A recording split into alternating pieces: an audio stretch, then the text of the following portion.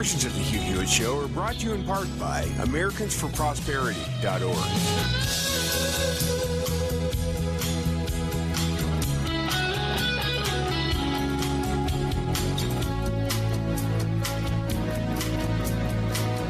When you absolutely, positively need the truth, this is where you turn. This is the Hugh Hewitt Show. Hi, Hugh Hewitt here for AmericanFederal.com. That's AmericanFederal.com. There are many good reasons to buy gold and silver. Bank failure is scary. A digital currency suggests we're just not sure about the money. Emerging market countries are trying to topple the dollar as a global reserve currency. Look, I'm Hugh Hewitt, and I use AmFed coin and bullion, my choice for precious metals. If you ask AmFed owner Nick Rovich, he'll tell you that when President Roosevelt recalled the gold in circulation and paid people with paper money, they received a $20 bill for a $20 gold piece. Today, that $20 bill won't even fill half of a gas tank, but the gold piece is worth about $2,000. Which would you rather own? Nick's been in this industry for over 42 years, and Nick is a proud provider of transparency, fair pricing, building trusted relationships. If you're interested in buying or selling, call Nick and his team at AmFed Coin and Bullion, 800-221-7694. That's 800-221-7694. AmericanFederal.com. That's AmericanFederal.com. This is the Hugh Hewitt Show. Hugh Hewitt here from my friends at BestHotGrill.com, who make hot, fast, Solaire infrared gas grills. Stop replacing your worn-out grill every couple of years. Buy a Solaire grill that's built to last. Try before you buy with the Solaire Demo Rental Program. Use coupon code HOTHUGH, that's all one word, for a discount on your demo. That's HOTHUGH, H-O-T-H-U-G-H at checkout for your 2-weekend trial. Learn more about these USA-made grills at BestHotGrill.com. That's BestHotGrill.com. Solaire Demo Rental Program at BestHotGrill.com. I'm going to let you in on a little wireless hack. This is House Call for Health. Some generations could be at greater risk for cancer. A study out this week shows Generation X and millennials have a higher risk for several cancers than older generations. The study finds 17 cancers, including colon, breast, and pancreatic, are more common among people in those two generations. Researchers say the findings back up previous studies that cancer rates are becoming more common among post-baby boomer generations. The study included 23 million people diagnosed with the 34 most common types of cancers and 7 million who died of cancer. Researchers say the study also shows people are being exposed to cancer-causing effects at an earlier age. The lead author writes, these findings add to growing evidence of increased cancer risk in post-baby boomer generations, expanding on previous findings of early onset colorectal cancer and a few obesity-associated cancers to encompass a broader range of cancer types. For more health news, go to foxnewshealth.com. House Call for Health on Lisa Brady, Fox News. The Point is KUSG, Hagåtña, Guam, 93.3 FM and 104.3 HD3. Two views, one city. I'm Lisa Lacera, Fox News. Vice President Harris on the first stop of a 2-day state swing today in Eau Claire, Wisconsin. Path to the White House runs right through this state. And with your help, we will win in November. We are going to win. We are going to win. It's her second appearance with running mate Minnesota Governor Tim Walz. Vice President Harris is on the side of the American people. She took on predators, fraudsters, transnational gang members. She stood up against powerful corporate interests, and she never hesitated, not once, to reach across the aisle if it improved people's lives. The two will be in Detroit later today. Today marks 90 days until Election Day. Republican vice presidential nominee J.D. Vance at a manufacturing plant in Eau Claire. He blasted Harris's votes as the tiebreaker in the Senate. She cast the deciding vote for the so-called Inflation Reduction Act that sent a lot of our resources to China and sent interest rates through the roof.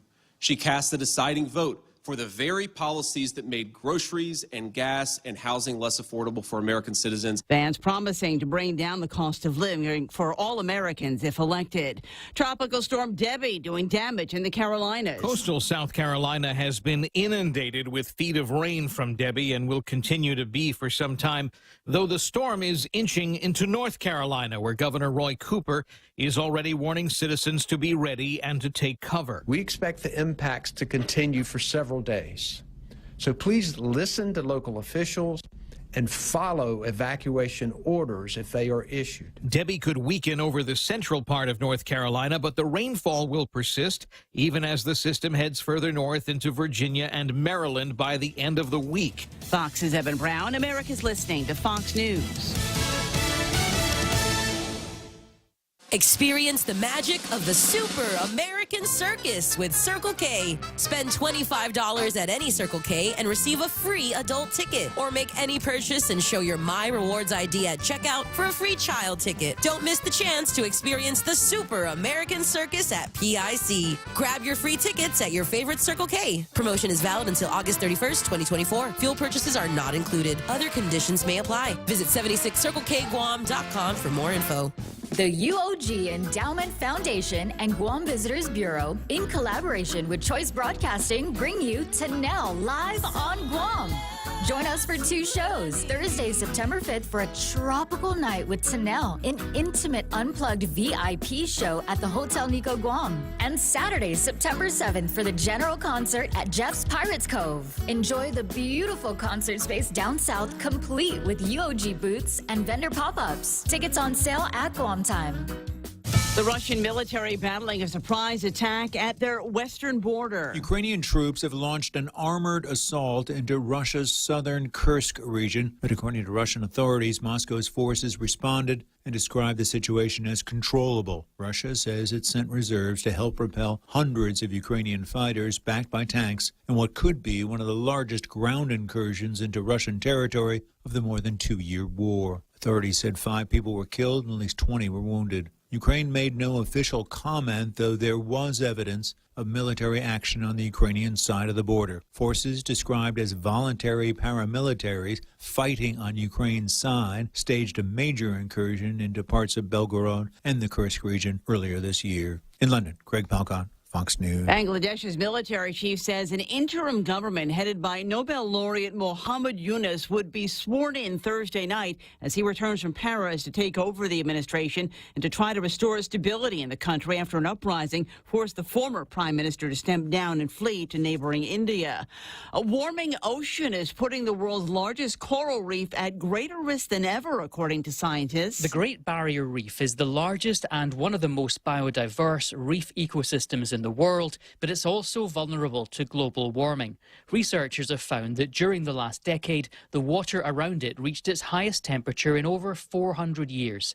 The reef has suffered mass bleachings when the water gets too hot and coral expel the sustaining algae that give it such vibrant colours. That sometimes leads to the coral dying away. Scientists at Australia's Melbourne University warn the reef likely won't survive unless global warming is stopped. Fox's Jonathan Savage. Just after the close, the Dow giving up some of yesterday's gains. I'm Lee Silasara. This is Fox News. This summer, don't miss out on a hot opportunity. Save big when you upgrade to Docomo Pacific's Business Unlimited Max. Say goodbye to hefty fees and enjoy free roaming in the U.S., Japan, South Korea, and the Philippines. But that's not all. From now until August 31st, save up to $20 a month on payments. A whopping $600 in overall savings. Plus, receive $150 towards mobile accessories. Some conditions apply. Call 688-2677 to upgrade and maximize your benefits this summer. At Guam Regional Medical City, world-class heart care is just a heartbeat away. GRMC is pleased to welcome board-certified interventional cardiologist Dr. Mahesh Gola and Dr. Bishoy Elbebawe, who specialize in advanced heart interventions to treat heart attacks, various heart and blood vessel conditions, arrhythmia, and more. For more information, visit grmc.gu or contact 671-633-GRMC, 671-633-4762. Boss, I got run over by a forklift. Boss, I crashed a company truck. What do we do? Our warehouse and inventory are gone. Hi, this is Dave Silva from AB Risk Solutions, and it's time for Risk 101. Everything you just heard are examples of risk your businesses can face. Our job is to ask the hard what-if questions and teach you how to reduce your exposures and help you recover if things go sideways. We've got decades of experience in Micronesia working with businesses big and small. Call AB Risk Solutions today at 777-2668 for a free inspection and quote. AB Risk Solutions, formerly known as Aon. A Alfred and Good Morning Guam at 6:06 on Thursday, August 8th. I'm Donna De Jesus with a look at your local news on The Point. 54-year-old Eugene Wayne Tudela Huffman is accused of beating, torturing, and raping a woman over 3 days in June. Court documents state Huffman hit her with a belt buckle, pulled out her tooth with pliers, and sexually assaulted her with a toilet plunger. The woman was treated for severe injuries at GRMC. Police arrested Huffman after he admitted to the beatings but denied the rape.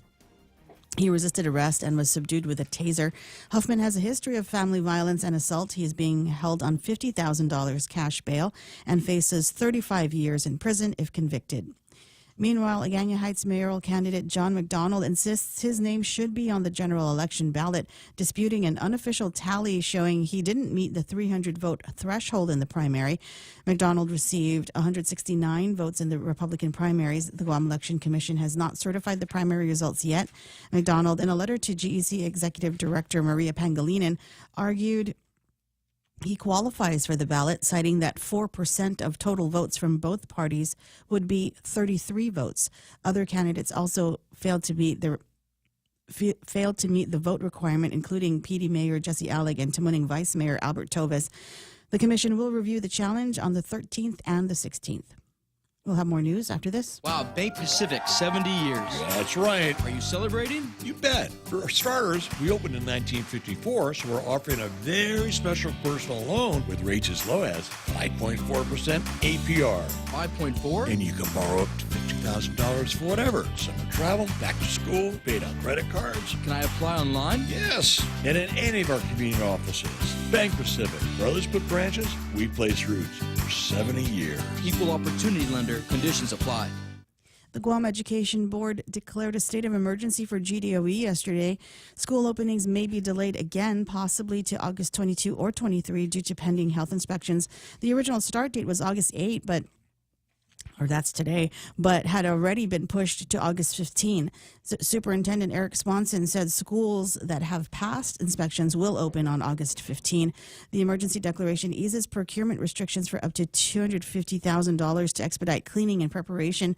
Senators again rejected a bill to allow uninspected schools to open, and the board called for government aid to start the school year for over 25,000 students.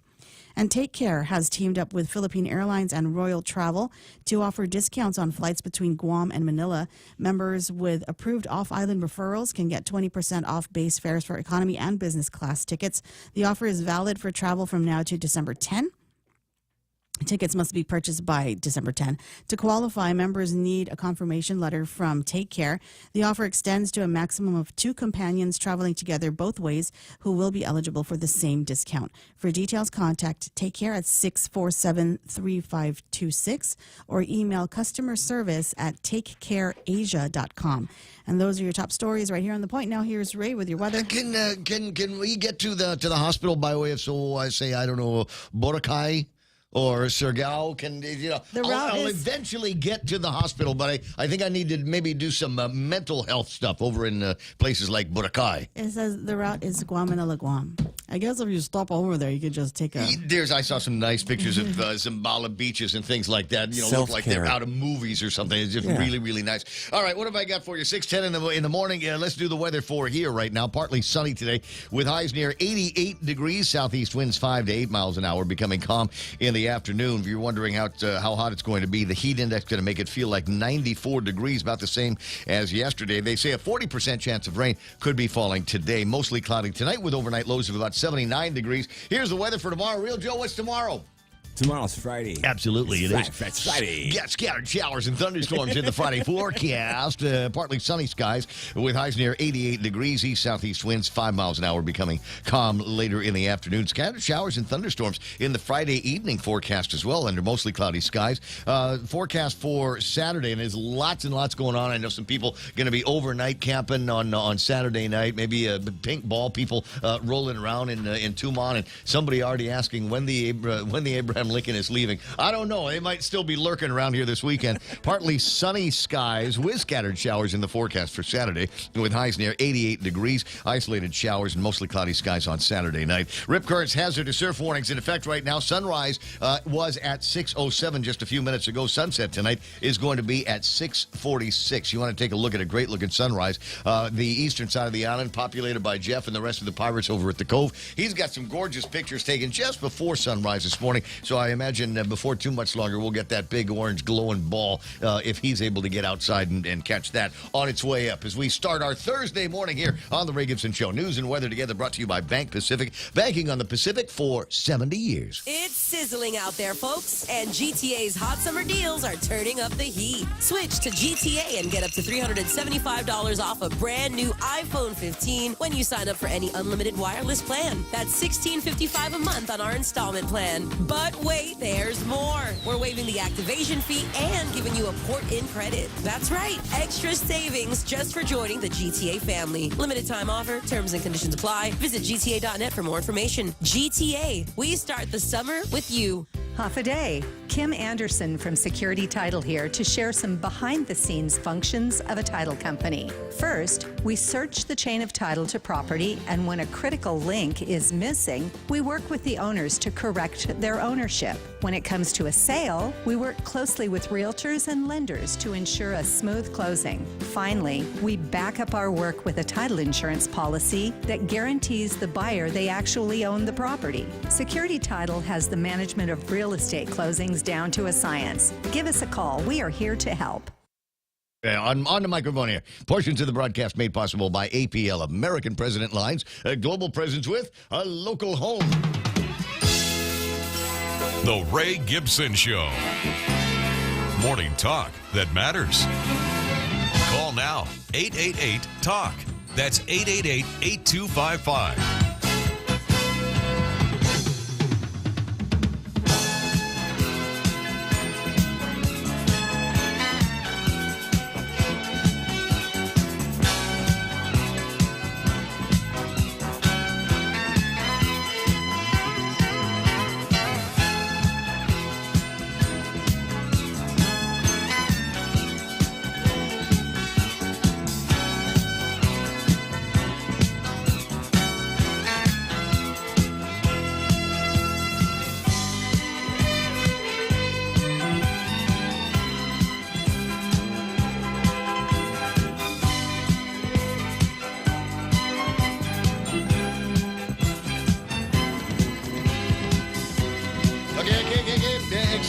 Excelsior, ladies and gentlemen. Hey, welcome to the program.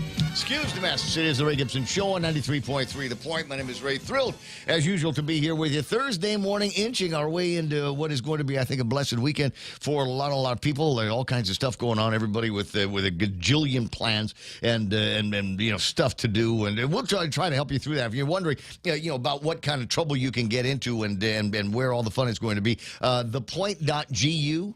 Right. I want you to go there because that's among the places where you can watch the visual version of our radio show. Bookmark. And right underneath that, just make it your homepage. Just make that start page every time you open up the internet. Bam, thepoint.gu.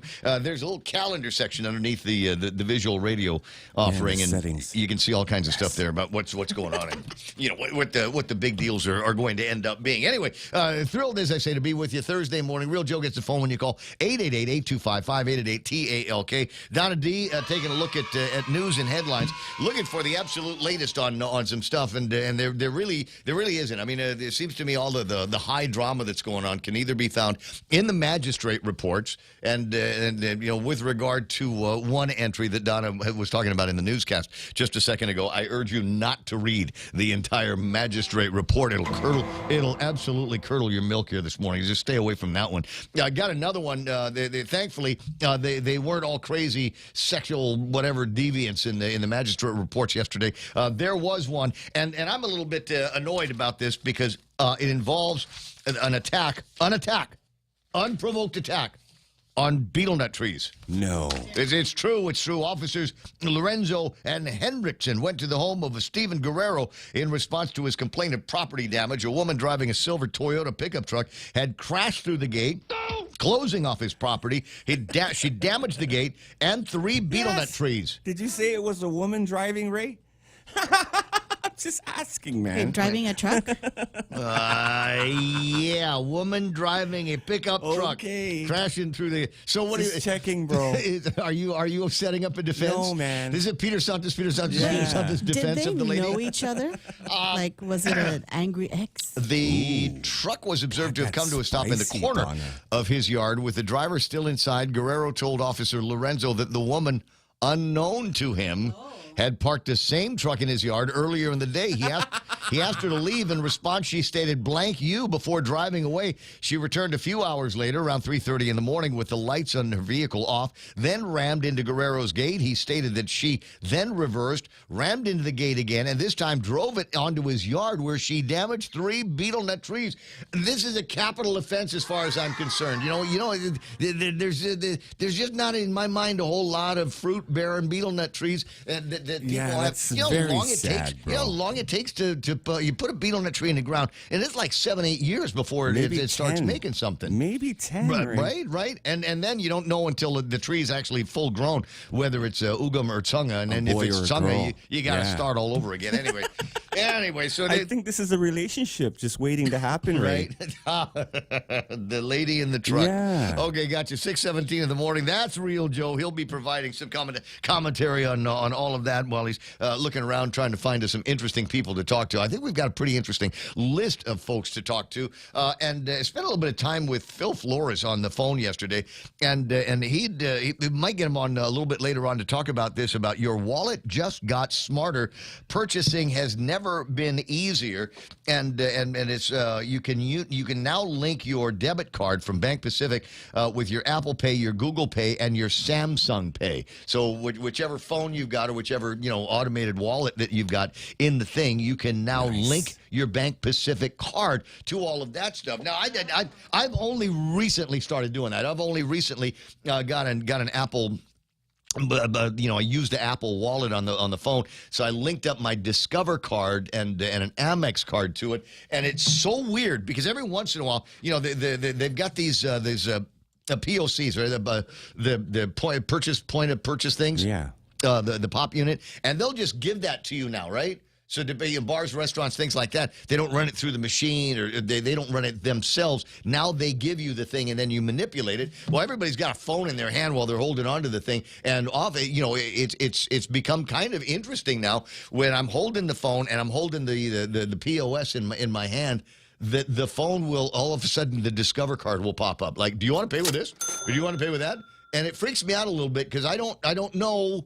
I guess you're supposed to look at it. Gimme. Or you got to squeeze the thing, and so I'm just like, I wonder how many transactions I paid for without knowing that paid twice for, because it's all in the system. Anyway, Phil's going to talk about that and all the cool technology a little bit later on in the broadcast. In the meantime, items in the table of contents. I guess the big one here, I don't know if anybody's surprised, has been a declared state of emergency for the Department of Education. Yeah, I guess the Ed Board got together and said, not them. We've got a place. Yes, welcome to the state of emergency. Please remove your shoes before you walk in. That's the theme for today's program. But how can something be an emergency if literally we've seen this coming forever?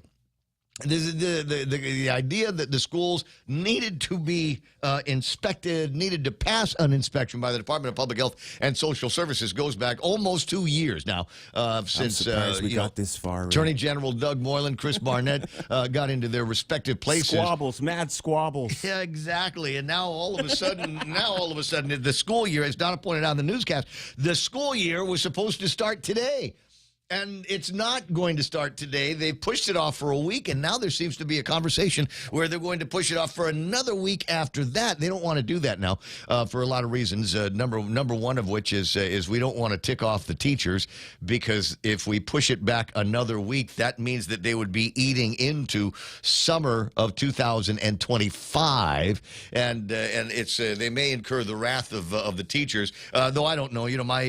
My observation has always been this. this is in case of emergency, the teachers always manage to get screwed. Somehow or another, it always comes down to the teachers. They're the ones that have to deal with all the decisions or the lack of decisions and the lack of resources and all of that stuff. You don't hear anything always from them comes right down now, to them. though, Ray. What's that? I haven't heard any teachers like yelling right now, right about now.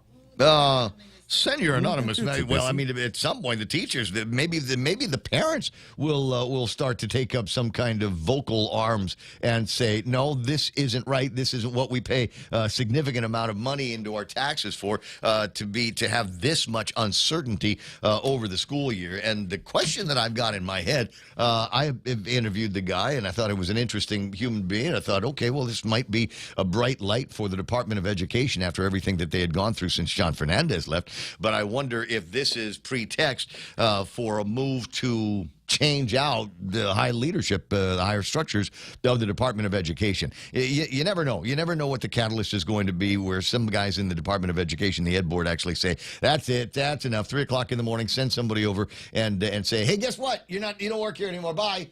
Which has actually happened in the history of the Ed Board and the Department of Education. We'll watch and see how all of that goes. One piece of good news here for you. I did not notice it this morning. Yesterday, as I was driving around, gasoline was still $5.19 a gallon, according to at least one of the newspapers. That price has gone down now to $5. Whoa, what? 9 cents a gallon. It went down a whole dime. What are you going to do with it? A whole dime. So I got a 16-gallon tank. I thought you were going to say 375 or something like that. No. You got to wait until Trump is elected. Trump gets reelected. Okay. And then it's going to be the corner. Drill, baby, drill. The greatest and largest deportation in the history of the United States. We'll seal up all of the borders and go and comfort our allies and return to a time where we got respect out of our enemies. All of those things are going to happen. On the other hand, it might come down to a couple of socialists that will guide the country into an interesting form of communism, starting with the ashes of Minneapolis and then spreading that all the way around the country. At least that's the sense that I get from reading some. I can only refer to it as Republican propaganda. Everybody got their propaganda machines, and I was taking a look at the Republicans. the Republican propaganda, and I'll share some of that with you a little bit later on. In the meantime, 6:23 in the morning. We've got to say good morning to all of these protesters here. Go. Sometimes you want to go where everybody knows your name, and they're always glad you came.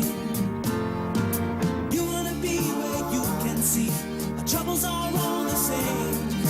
You want to be where everybody knows your name. You want to go where people know people are all the same.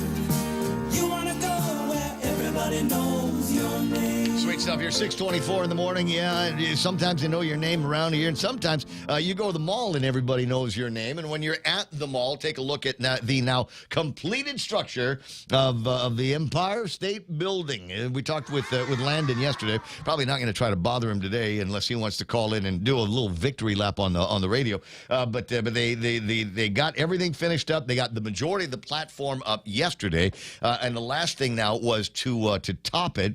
And I'd asked a question. I said, you guys gonna do a monkey thing? Because the Empire State Building, for many people, is known as the building that King Kong climbed in the movie King Kong.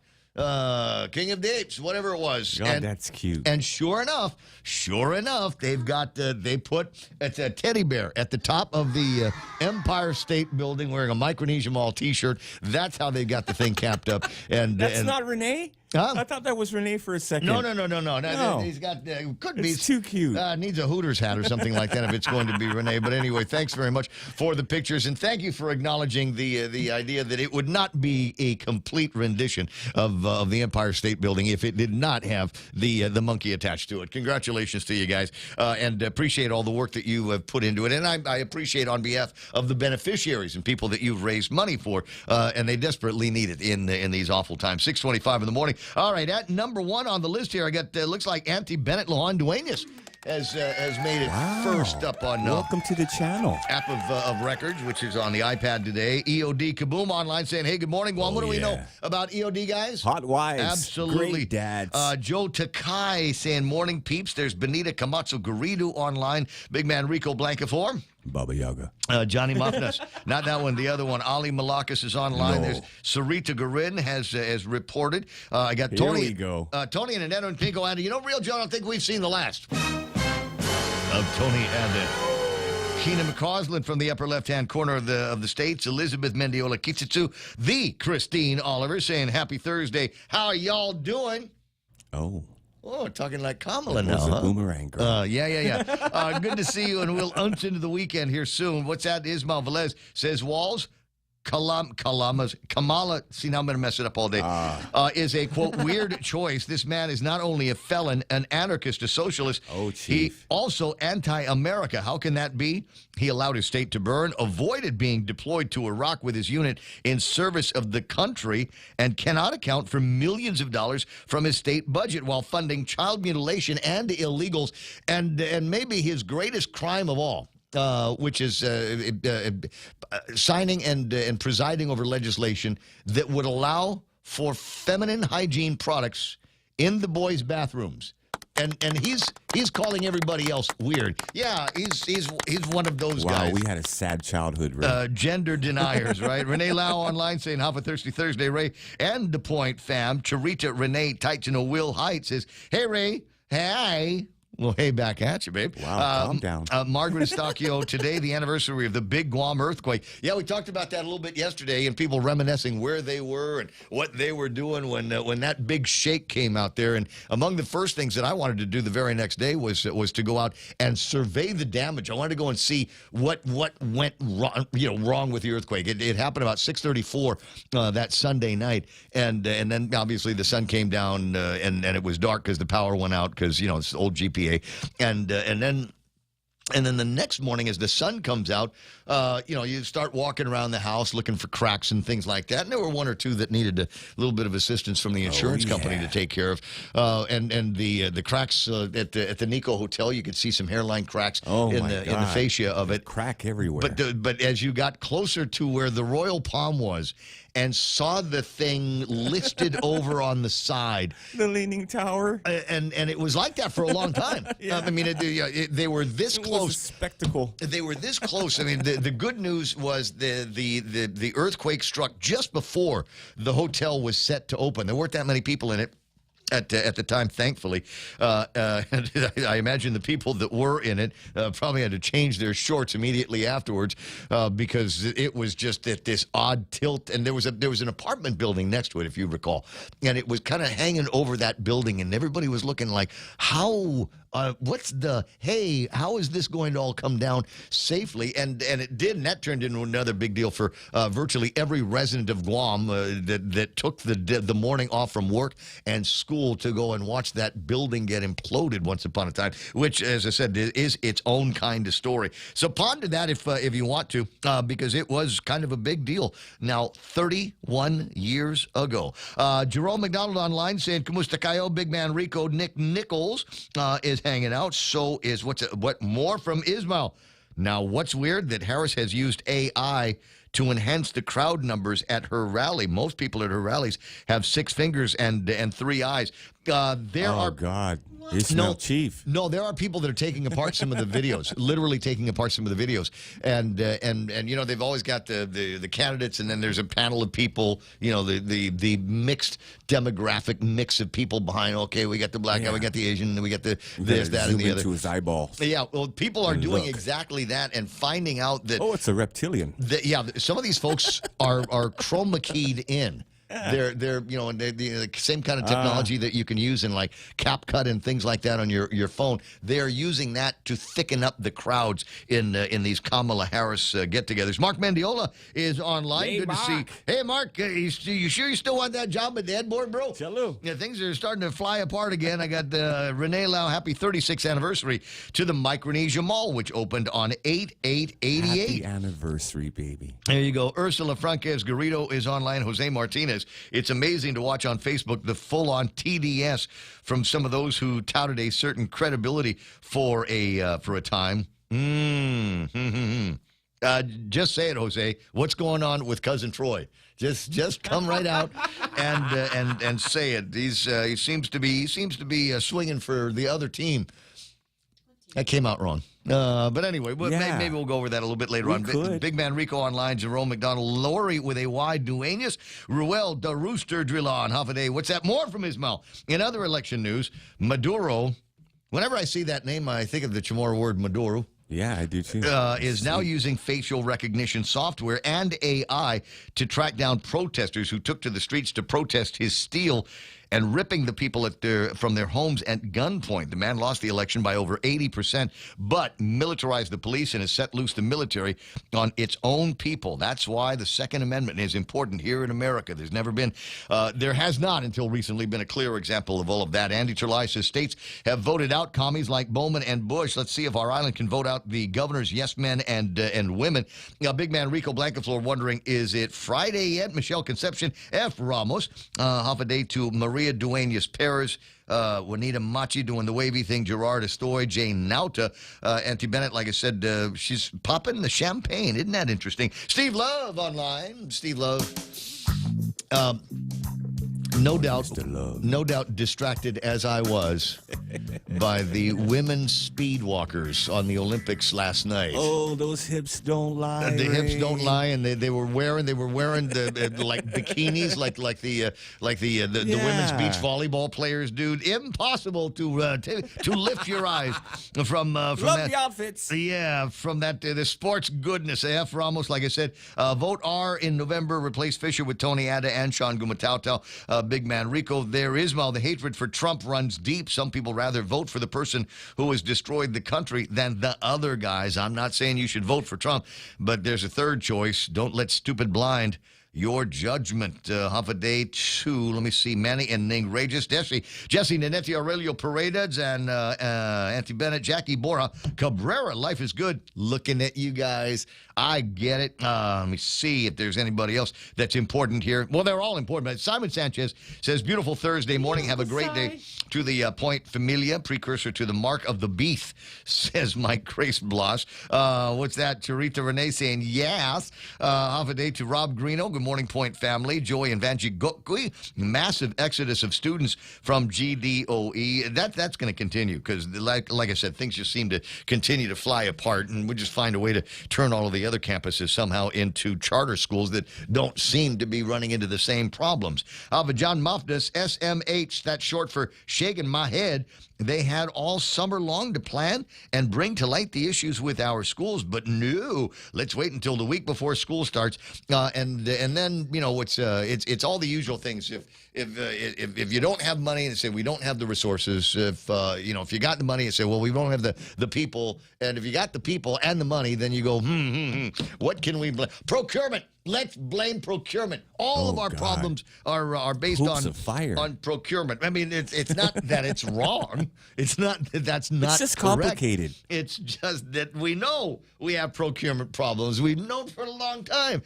Why don't we bake that into our plans? The new hospital eventually, wherever it's going to get built. We need to bake into the plans the idea that we're probably not going to be able to go through all of this as smoothly as we think we do, because the lousy way we do procurement, there's always a vendor that's going to feel probably rightfully that they've got a bone to pick with the process. Gerard Estoy online says, as long as the bright light in the tunnel isn't actually an incoming train. Have a day to Andy Terlai and Alpha Omegas, and Bandit is online. Mark your calendars. Trump to make a return to X on August the 12th. He will conduct an interview with Elon Musk. Something to look forward to. Elena Garcia, Jose Martinez, Donna D. Oh, Donna D is online. Wow, hey, Donna. Ask a question. Would you rather have a big typhoon or a big earthquake? Shut up. if this is one of those coyote ugly deals, right? Would you rather do this or would you rather do that? The beauty of an earthquake, though, is unless there's like significant damage, right? You know, buildings falling down on the side and people getting crushed in their homes by the rooftops. Yeah, that kind. You know, if it's not something like that, it's kind of okay because the lights eventually come back on. And we're not left with debris everywhere. It's not like a typhoon where everything gets blown all around God's green earth. Yep. We kind of return to normal a little bit faster after a big quake, or at least that's what I thought. That's how I thought we did it then. Dona Mila Martinez is online saying she'd rather have the typhoon. Who else is on? I got Johnny at Tulay Taitano, Chad, Nathan Sablana, Skura. Big Sister Shelley says, "Shh." Oh, no, wait. It's psst. It's almost Friday. Yes, and if you're trying to scare the cat, it's Stephen Blake. Real guy. Says we need more time. Very quickly, let's check out the YouTube side and see what these dangerous Dans are doing. Left Guam 99. There's an interesting handle. Says half a day Guam. When are you coming back, bro? Save yourself, man. Big man Rico Blankenfleur lurking on this side. Tattoo Sean Gumatauta saying good morning from Telefofo via a wave up in Jigo. Mr. Octo 13 listening from Fort Lauderdale, Florida. Buenos and half a day. Florida. Tanui Chamorro. The new land of the Chamorro is Fort Lauderdale, Florida. You know what? The flip-flops are all the same, aren't they, buddy? Tommy Napatsi saying good morning. There's MP Ogo reminding me it is almost Friday and another opportunity to remind you about the Queen of Hearts drawing that they do every Friday at 7. Did not get a winner last week, so watch as the jackpot climbs. SP Borja watching from the mountainous terrains of Oregon. Now, who is it? JP. God, they're everywhere. JP, yeah, because they got, I imagine they've got functioning school systems in Oregon and functioning hospitals, and I'm sure that there's crime there, but is it as bad and methed up and fentanyl like ours? I don't know. So it was JP, right, that chimed in from Forgotten Fork, Wyoming? Oh, yeah. And I'd asked, he answered. I didn't get to get around to reading the answer. Oh, like what's going on there? Yes. What do they have there in Wyoming? And the answer was cowgirls. Good answer. Cowgirls. I'm thinking line dancing. Hawk Tui chick with a nice cowboy hat and buckle belts and boots, doing boot scooting Wet dream booty. tomato. And everybody knows the dance from Footloose, all of those kinds of things. And you know, I the will, Bible Belt. I will admit to being somewhat tantalized by all that. Excuse me, but you look like you love me. I getting a chirp here from Nick Delgado. What's he got to say? Closing ceremonies? Oh, no, he heard. Apparently, there was a press release that went out yesterday that I did not receive from the governor's office, so he's filling me in on it. 5 facts on a state of emergency for Guam's public schools. So we'll go over. I have not yet read this, and trying to sort out where the governor's office is landing in this whole debate over. I don't even know how much of a debate it is, but the whole school not opening on time issue. I'll read that while the actual news is playing. 6:38 in the morning. Donna D with our first big look at news and headlines right around now. Avadana, what's missing? Gas prices dropped by 10 cents per gallon yesterday. Prices at gas stations decreased from $5.20 to $5.10 for regular unleaded. The last price change was an increase of 10 cents on June 28. The reduction in gas prices comes after more than a month of stable prices. And GWA has announced an 8-hour water outage in parts of Barrigada today. The outage will occur from 9 to 5 and will affect areas along Route 16 from Commercial Tire to Capitol Kitchen and nearby locations. For more information, contact GWA at 646-4211 or email alerts@guamwaterworks.org. And Viking Cruise Lines is hiring for their Mississippi shipboard team. They'll hold 3 job events on Guam starting tomorrow at the American Job Center, with additional events on the 10th and 12th. Applicants should bring resumes and be ready for interviews. The cruise line offers travel coverage and provides room, food, and uniforms.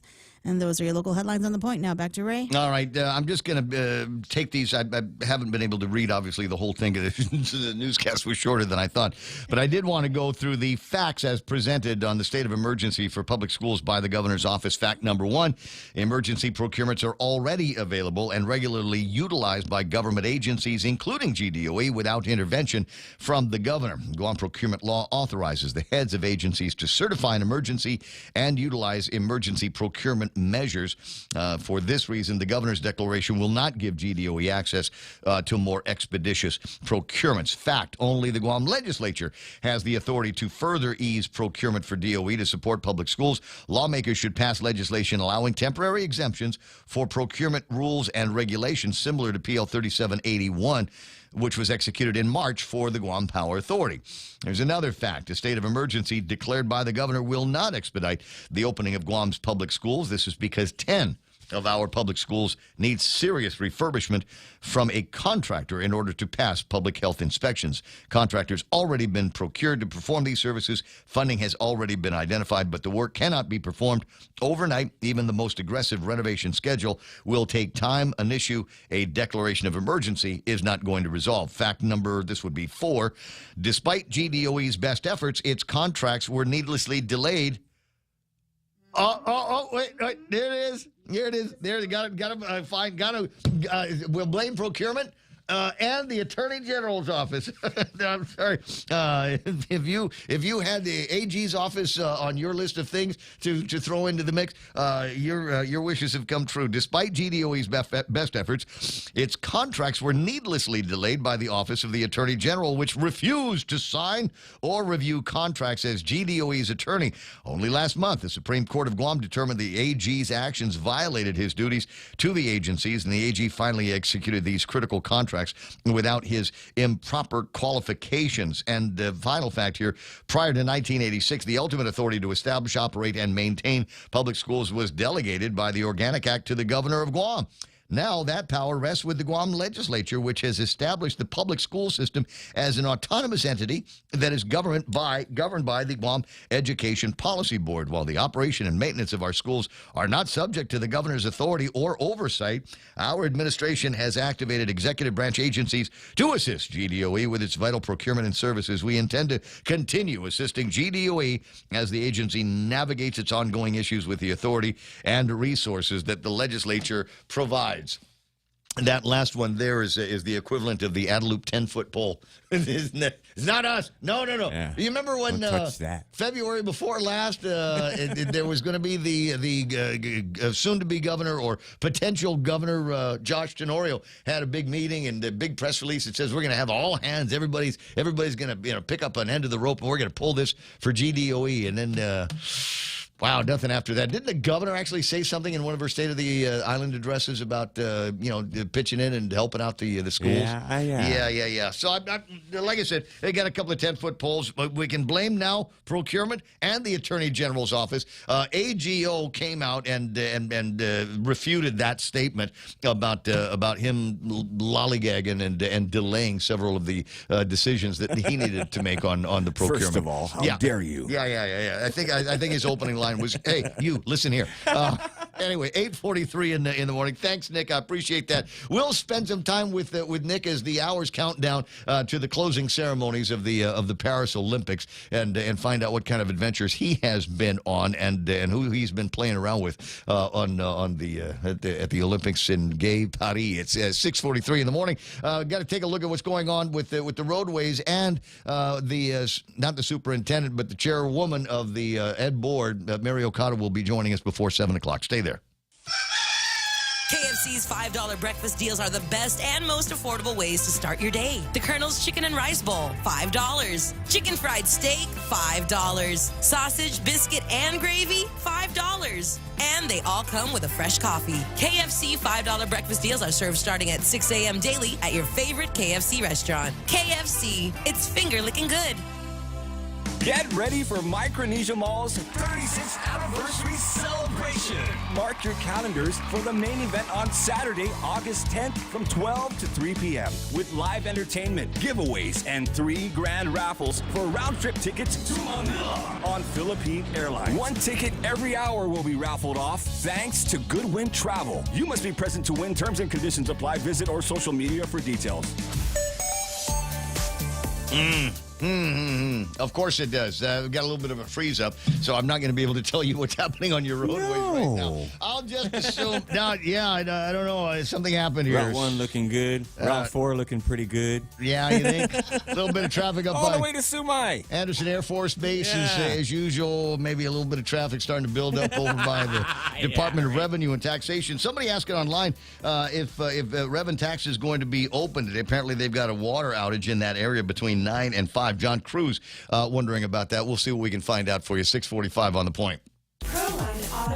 Are you looking for some eye-catching wheels? Need new tires? Maybe you'd like to spruce up the interior with accessories. Find what fits your ride at Proline. Call 646-5528. Follow them on Facebook at Proline Guam for all the juicy updates. At APL, their expertise and extensive network can help you grow your business and reach out to more global markets. As a responsible carrier, APL is also committed to a sustainable future, whether it's protecting the environment or investing their efforts in giving back to the community. APL's dedicated team in Guam and the U.S. mainland are here to support you. Call 671-588-4651 or visit apl.com. Portions of the broadcast made possible by Security Title. That's Kim and Ron over at Security Title. And what do they do there? It's kind of all in the name. It's a title. That's the most important word in there. Security is also another really important word, and their goal is to make sure that there are no blemishes, no karma on the title and deeds that will slow down your procurement of getting yourself into a house. Check them out whenever you're doing those real estate transactions. Oh, yeah, they're really good at escrow, too. And it's not just real estate escrow. There's a bunch of different ways that people will use that financial tool, and the guys over at Security Title know all of them. Rediscover Talk Radio here. Your FM News Talk Superstation. This is The Point.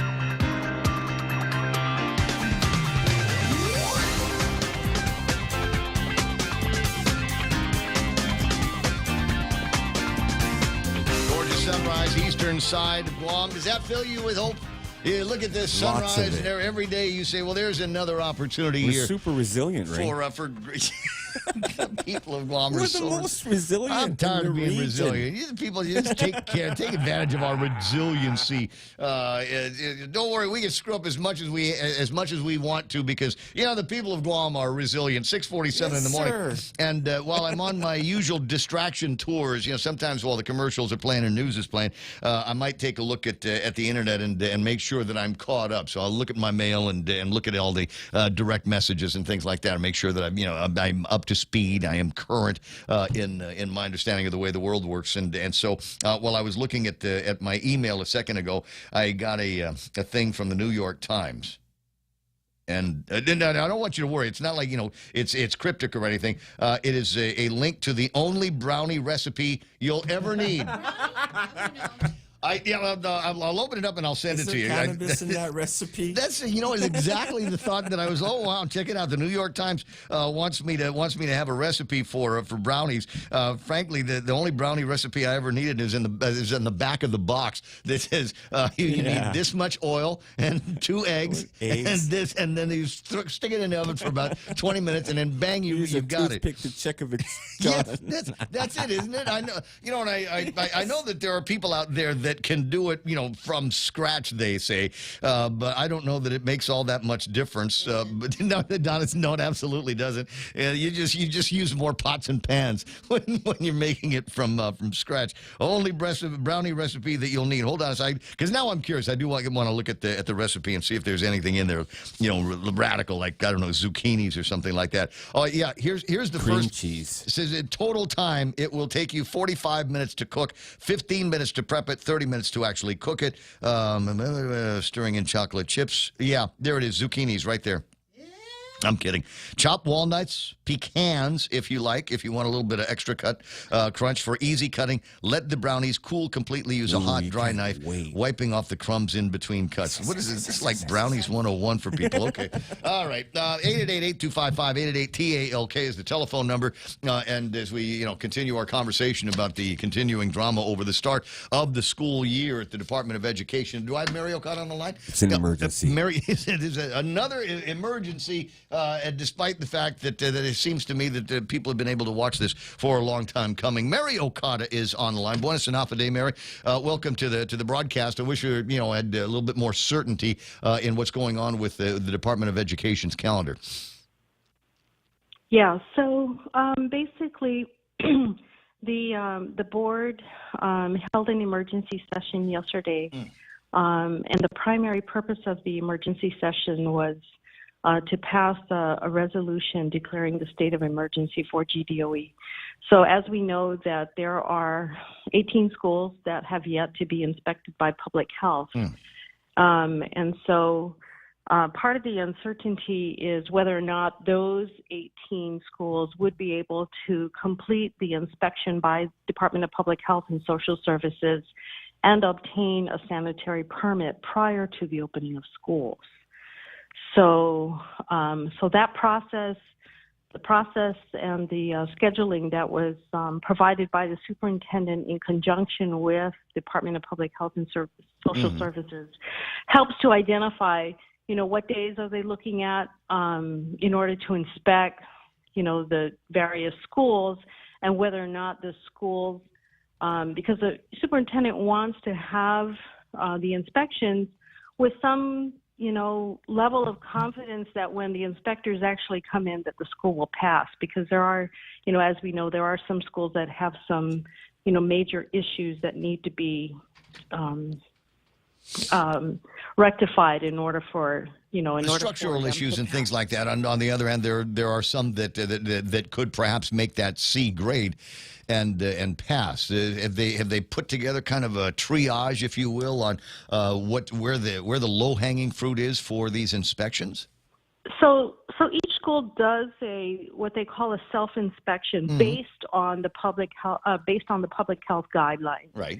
And so they've been trained by public health how to kind of do their own assessment and determine, what areas they need to focus on. But one key thing that I understand is that if you look at where the largest demerits are, if you're able to focus on those particular areas, even if they may be, they may be a combination of some low-hanging fruit, then that'll kind of help get you through, get you through that threshold above, the demerits that causes a school to close down. So, yes, they do have self-assessments that they look at, and if they're able to knock off some of those areas where the largest demerits would occur, then, it is the hope of the department that they're able to pass the inspection. Mary, what about the time motion of the inspections? And one of the things that came out from the most recent committee of the whole that I was listening to is a statement made by, I think it was the Department of Public Health and Social Services, that it took them an entire year to inspect 20 schools. And we're talking about trying to cram in 18 schools in a couple of weeks, in a fortnight. Can it even be done? Can they conduct these inspections in a timely manner?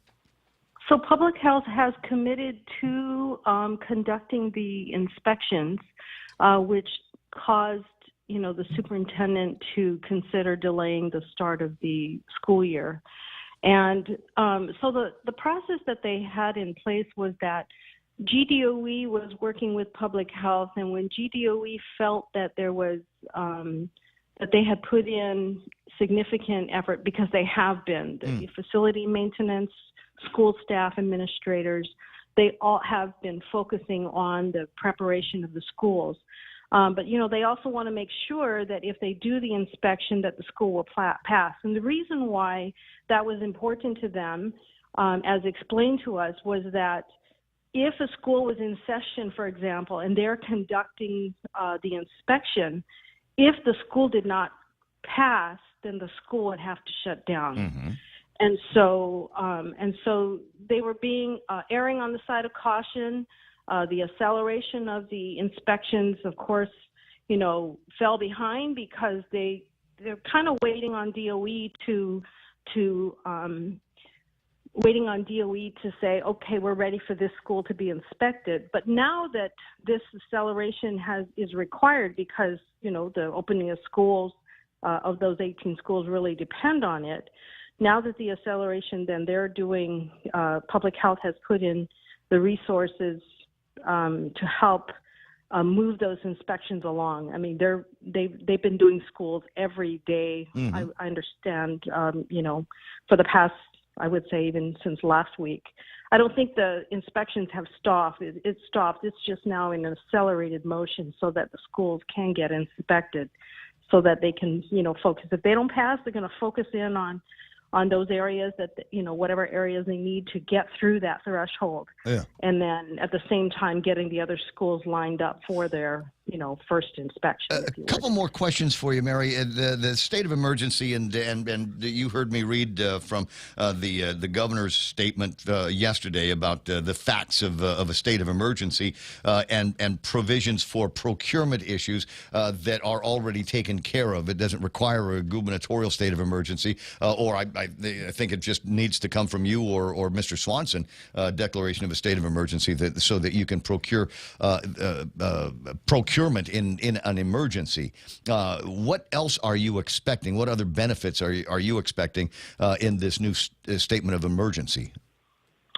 Basically, it was primarily for the procurement, being able to procure the necessary supplies. I mean, some of the stuff that we need to correct are, additional ceiling tiles, or there's things that can be procured, and everything that we purchase at DOE. I mean, we're talking about 41 schools. You start to add that all up, and it's above it's above a procurement threshold. So you got to go through bid processes and all of that. So the primary purpose of declaring the state of emergency is for procurement. Well, the governor's office seems to think that you guys already have that power. That's correct, and that's why the board took action to declare the state of emergency. So with this declaration from the board, at the request of the superintendent, now allows for that. Are any of the 18 schools, and kind of, excuse me for moving back and forth on this, are any of the 18 schools that have been listed for inspection, are any of them considered for closure? Are they on that list? Or is that list, does that even exist right now?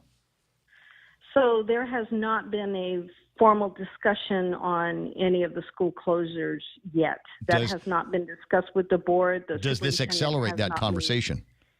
Well, does it accelerate the conversation? At this point, I will circle back with the superintendent so that we can, because, yes, I understand why the question is being asked, is because if it's on the closure list, then why are we going to go through this whole process of fixing it, right? But, there's a lot of other moving parts associated with closure. So does it accelerate it?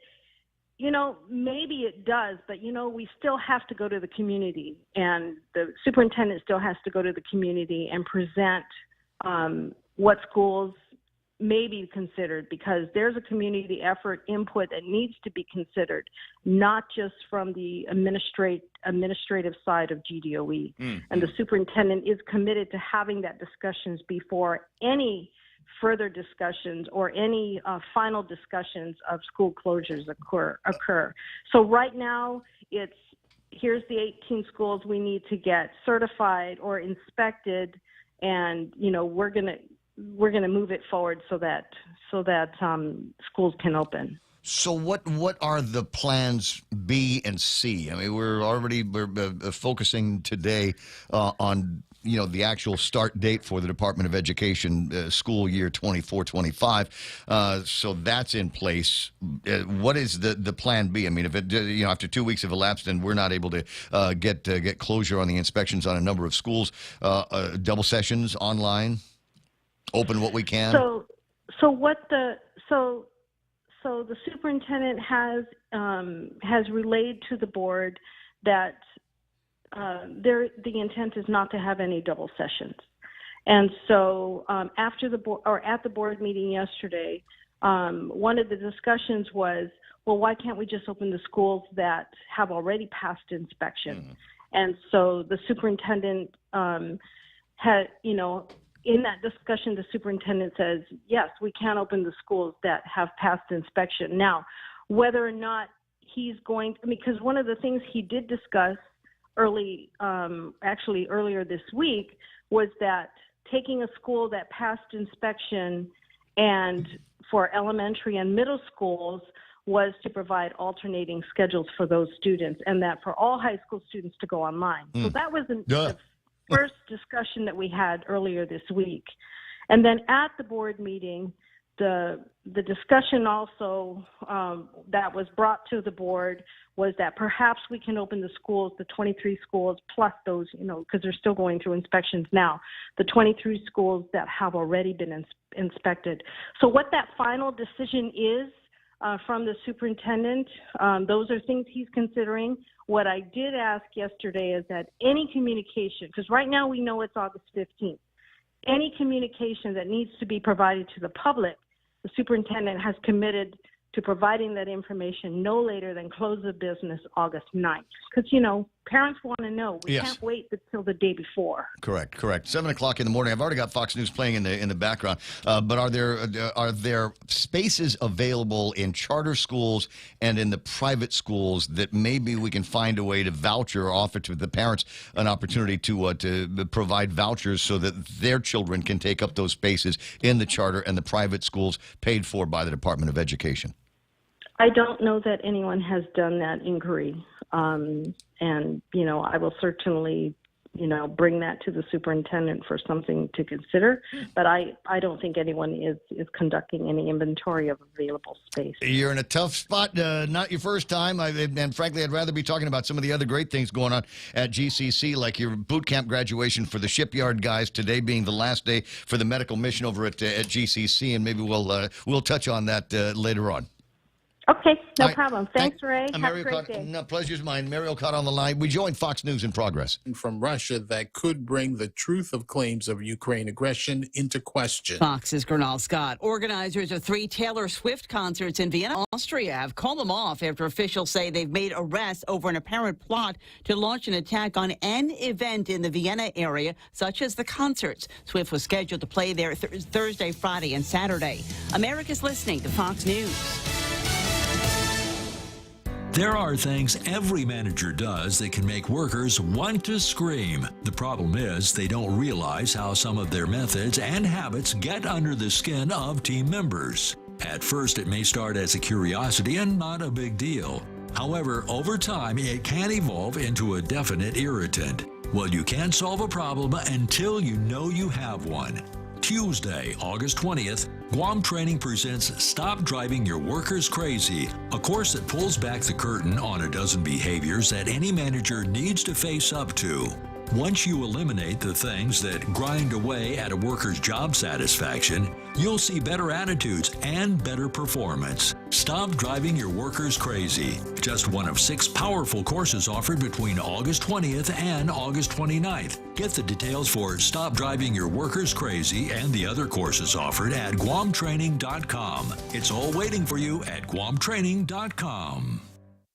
A wrongful death lawsuit is filed over last year's Titan submersible implosion. In the lawsuit, the family of late French explorer Paul-Henri Nargeolet accused Washington state-based sub-operator OceanGate of gross negligence. Paul was one of 5 people killed when the Titan submersible imploded in June of last year during an Atlantic voyage to the Titanic shipwreck. OceanGate's CEO and co-founder was operating the vessel at the time. The company has since suspended operations. The suit, which seeks $50 million in damages, alleges the Titan had a troubled history, that OceanGate failed to disclose key details about its durability, and that Paul, a veteran explorer, would not have participated in the expedition had the operator been more transparent. Kristen Goodwin, Fox News. The EPA has taken emergency action to ban a pesticide that's known to harm fetuses. The Environmental Protection Agency has issued an emergency order to stop the use of dimethyl tetrachloroterephthalate, also known as DCPA. It's the first time in 40 years that such an action has been taken by the EPA. DCPA is a pesticide used to kill weeds on crops like broccoli, Brussels sprouts, cabbage, and onions. It's been used in the U.S. since the late 50s and can linger in the soil, contaminating crops later grown in those fields. It can affect pregnant farm workers or others exposed to DCPA, changing fetal thyroid hormone levels linked to low birth weight, impaired brain development, and impaired motor skills later in life.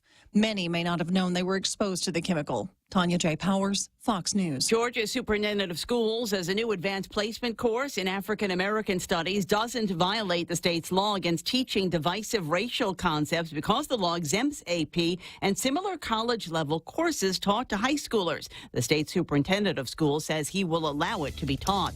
I'm Lisa Lacera. This is Fox News. Braces for a little while for a lifetime of confident smiles. Let Dr. Kaneshiro DDS MS kindly walk you through the process of orthodontics, straightening those crooked teeth and fixing that bite. You'll be even more confident to flash those pearly whites. Make your appointment with Dr. Kaneshiro today at 646-9890. Having a marvelous set of teeth is a confidence booster, so getting braces, always a great idea. Visit Dr. Kaneshiro today across St. John's and Upper Tumont, serving our island with his professional expertise in orthodontics for over 29 years. KFC's $5 breakfast deals are the best and most affordable ways to start your day. The Colonel's Chicken and Rice Bowl, $5. Chicken fried steak, $5. Sausage, biscuit, and gravy, $5. And they all come with a fresh coffee. KFC $5 breakfast deals are served starting at 6 a.m. daily at your favorite KFC restaurant. KFC, it's finger-licking good. At Guam Regional Medical City, we strive to care for our patients as we would our family members. With a team of interventional cardiologists, GRMC provides advanced care treatments for heart failure and heart attacks, coronary artery diseases, atrial fibrillation, and more. Let us care for your heart, one beat at a time. To make an appointment, contact GRMC's referral office at 671-633-GRMC. That's 633-4762. Your 7 o'clock local news is brought to you by AB Risk Solutions. Half a day at 7:06. I'm Donna DeJesus. Here's a look at your local news on The Point. The trial for John Hattig Jr., scheduled for August 14, has been vacated. Superior Court Judge Maria Senzon will review several motions related to the case. Hattig faces charges of drug possession and firearm violations from July 2021. The trial's postponement follows the withdrawal of a plea agreement secured by Hattig's attorney, Peter Santos, in October. Santos has filed motions to dismiss the indictment, disqualify key prosecutors, and request evidence preparation. The trial and jury selection will be rescheduled after these motions are reviewed. Meanwhile, in the recent primary election, 7 candidates did not meet the minimum vote requirements to advance. The voter turnout was just 31.16%. Under Guam law, candidates need a minimum number of votes, often 3 times the number of required petition signatures. Those who failed to meet these thresholds can consider write-in campaigns. The Guam Election Commission will meet on August 13 to address write-in candidates and administrative issues. A recount is also planned for the Dedido vice mayor race due to a close margin. More news after this. Boss, I got run over by a forklift. Boss, I crashed a company truck. What do we do? Our warehouse and inventory are gone. Hi, this is Dave Silva from AB Risk Solutions, and it's time for Risk 101. Everything you just heard are examples of risk your businesses can face. Our job is to ask the hard what-if questions and teach you how to reduce your exposures and help you recover if things go sideways. We've got decades of experience in Micronesia working with businesses big and small. Call AB Risk Solutions today at 777-2668 for a free inspection and quote. AB Risk Solutions, formerly known as Aon. Senators have again rejected Bill 317 to give 17 schools awaiting health inspections waivers to open. The bill failed in a 2-11 vote. Without waivers, school openings are delayed, impacting thousands of students. Another bill, 335, is being pushed to allow GDOE to spend up to $1 million per school on emergency preparations. A contractor will be hired to target lighting, air conditioning, and restroom issues which cause health inspection failures. Education Superintendent Eric Swanson stated he did not want the authority to open schools that failed health inspections. The failure of the bill means that schools may face further delays or closures. But UOG is making significant strides in its multi-million-dollar infrastructure expansion. 4 new buildings costing over $50 million are set to be completed by 2025 and 26. The new facilities include the Student Success Center, the School of Engineering, the Wary facility, and the School of Health Nursing Annex. UOG President Dr. Anita Borja Enriquez praised the UOG Endowment Foundation for its $3.9 million contribution. The Student Success Center, School of Engineering, and Wary are expected to be finished by mid-2025. The Nursing Annex is projected for completion in 2026 due to previous delays. And those were your top stories. Back to Ray with weather. Oh yeah, no, I'm just looking at the Facebook and checking out some of the interesting comments, like this one from my sister. Let's all enjoy the pole vaulter at the Olympics, and then she gives the link to the pole vaulter at the I was scared to click on it. Yeah, happy Zucchini Day. Let me see. It's Tom Shea's online saying hello to everybody. Hey, Dr. Shea. Going to be back here in just a little bit. That's good because I need to, there's a couple of stories that I want to run by you, including the news that came out the other day about how was it the U.S. News and World Reports says the GMH is not in the center of excellence, but they're like a really award-winning hospital now. So I want to spend some time with you on that. F. Ramos online says GDOE isn't a forward-thinking agency. They could start getting the schools ready the last month of the school term like their mainland counterparts, but no. Feckless and self-serving government agencies. You got to be careful about branding everybody with that same iron here, painting everybody with the same brush. We know that there are many committed and helpful and bright people in the Department of Education. It's just that they are matched with people that aren't very professional and aren't very bright, unfortunately. Alpha Omega Online, Brad Rosales says, I am now filled with hope. I'm not sure why, but I'm glad to hear that you are hopeful today. Stephen Liz Online, Elena Garcia, Bunker Menno, Wen Rowie, I got Mike Grace Bloss. Chris Frank said, good morning, everybody. Checking in from the back of a van with the B-Man. I don't know if you saw this while the news was playing, but yeah, I got to get this. That sounds like trouble, Ray. It does sound like trouble. It does sound like trouble. For those of you that are wondering who Chris Frank is and how he's doing, he looks like he's doing okay. They hijacked him from the hospital, took him out for a ride, get some fresh air. Escaped. You'll remember that he was in Guam Memorial Hospital for like 6 months, and it wasn't until Lakimoto said you can't get what you need here, and they hightailed it to Hawaii, and he's been kind of languishing there. But he wants everybody to know whenever you think about him, you say hi to him, you drop him a note in the DMs or online. He really super appreciates it. After 7 o'clock in the morning, and here's that weather that Donna was talking about. Great weather for Chris, and also great weather for us today. Partly sunny with highs near 88 degrees. There's southeast winds, 5 to 8 miles an hour, becoming calm later on today. Mostly cloudy in the forecast tonight. There's scattered showers, about a 40% chance of rain today. That could turn into scattered showers and thunderstorms for the Friday forecast. Partly sunny with highs near 88 degrees, mostly cloudy, and overnight lows of about 79 degrees for you Friday night. Saturday says scattered showers, otherwise partly sunny skies. So I got my fingers crossed that there could be some grill marks or maybe excuses to avoid yard work this weekend. Rip currents and hazardous surf warnings are in effect. Sunset tonight's going to be at 6:46. There it is, news and weather together on 93.3. This is The Point. For all your real estate needs, call the professionals at Hoffaday Realty. Jody, Saran, Libby, and Lolita, and they'll take care of you on every step of the real estate process. No worries. Just contact Hoffaday Realty at 588-4232 or 588-HOFFA or email them at hoffadayrealty@gmail.com. They're at 426 Challenge San Antonio, Suite 204 in Tamuning. Open Monday through Friday, 10 to 4. Hoffaday Realty for all your real estate needs. Are you planning a trip to the Philippines this summer? Why not come back feeling healthier and more rejuvenated? At the Medical City, we offer world-class healthcare services, including comprehensive executive checkups and top-tier aesthetic treatments for as low as $530. Imagine lounging on white sandy beaches, shopping at top-tier shopping centers, and indulging in premium healthcare all in one vacation. Book your summer getaway now and experience experience the best of both worlds. The Medical City, your trusted partner in health. It's 7:13. Ray Gibson Show brought to you by the guys over at NissanGuam.com and the World Wide Web.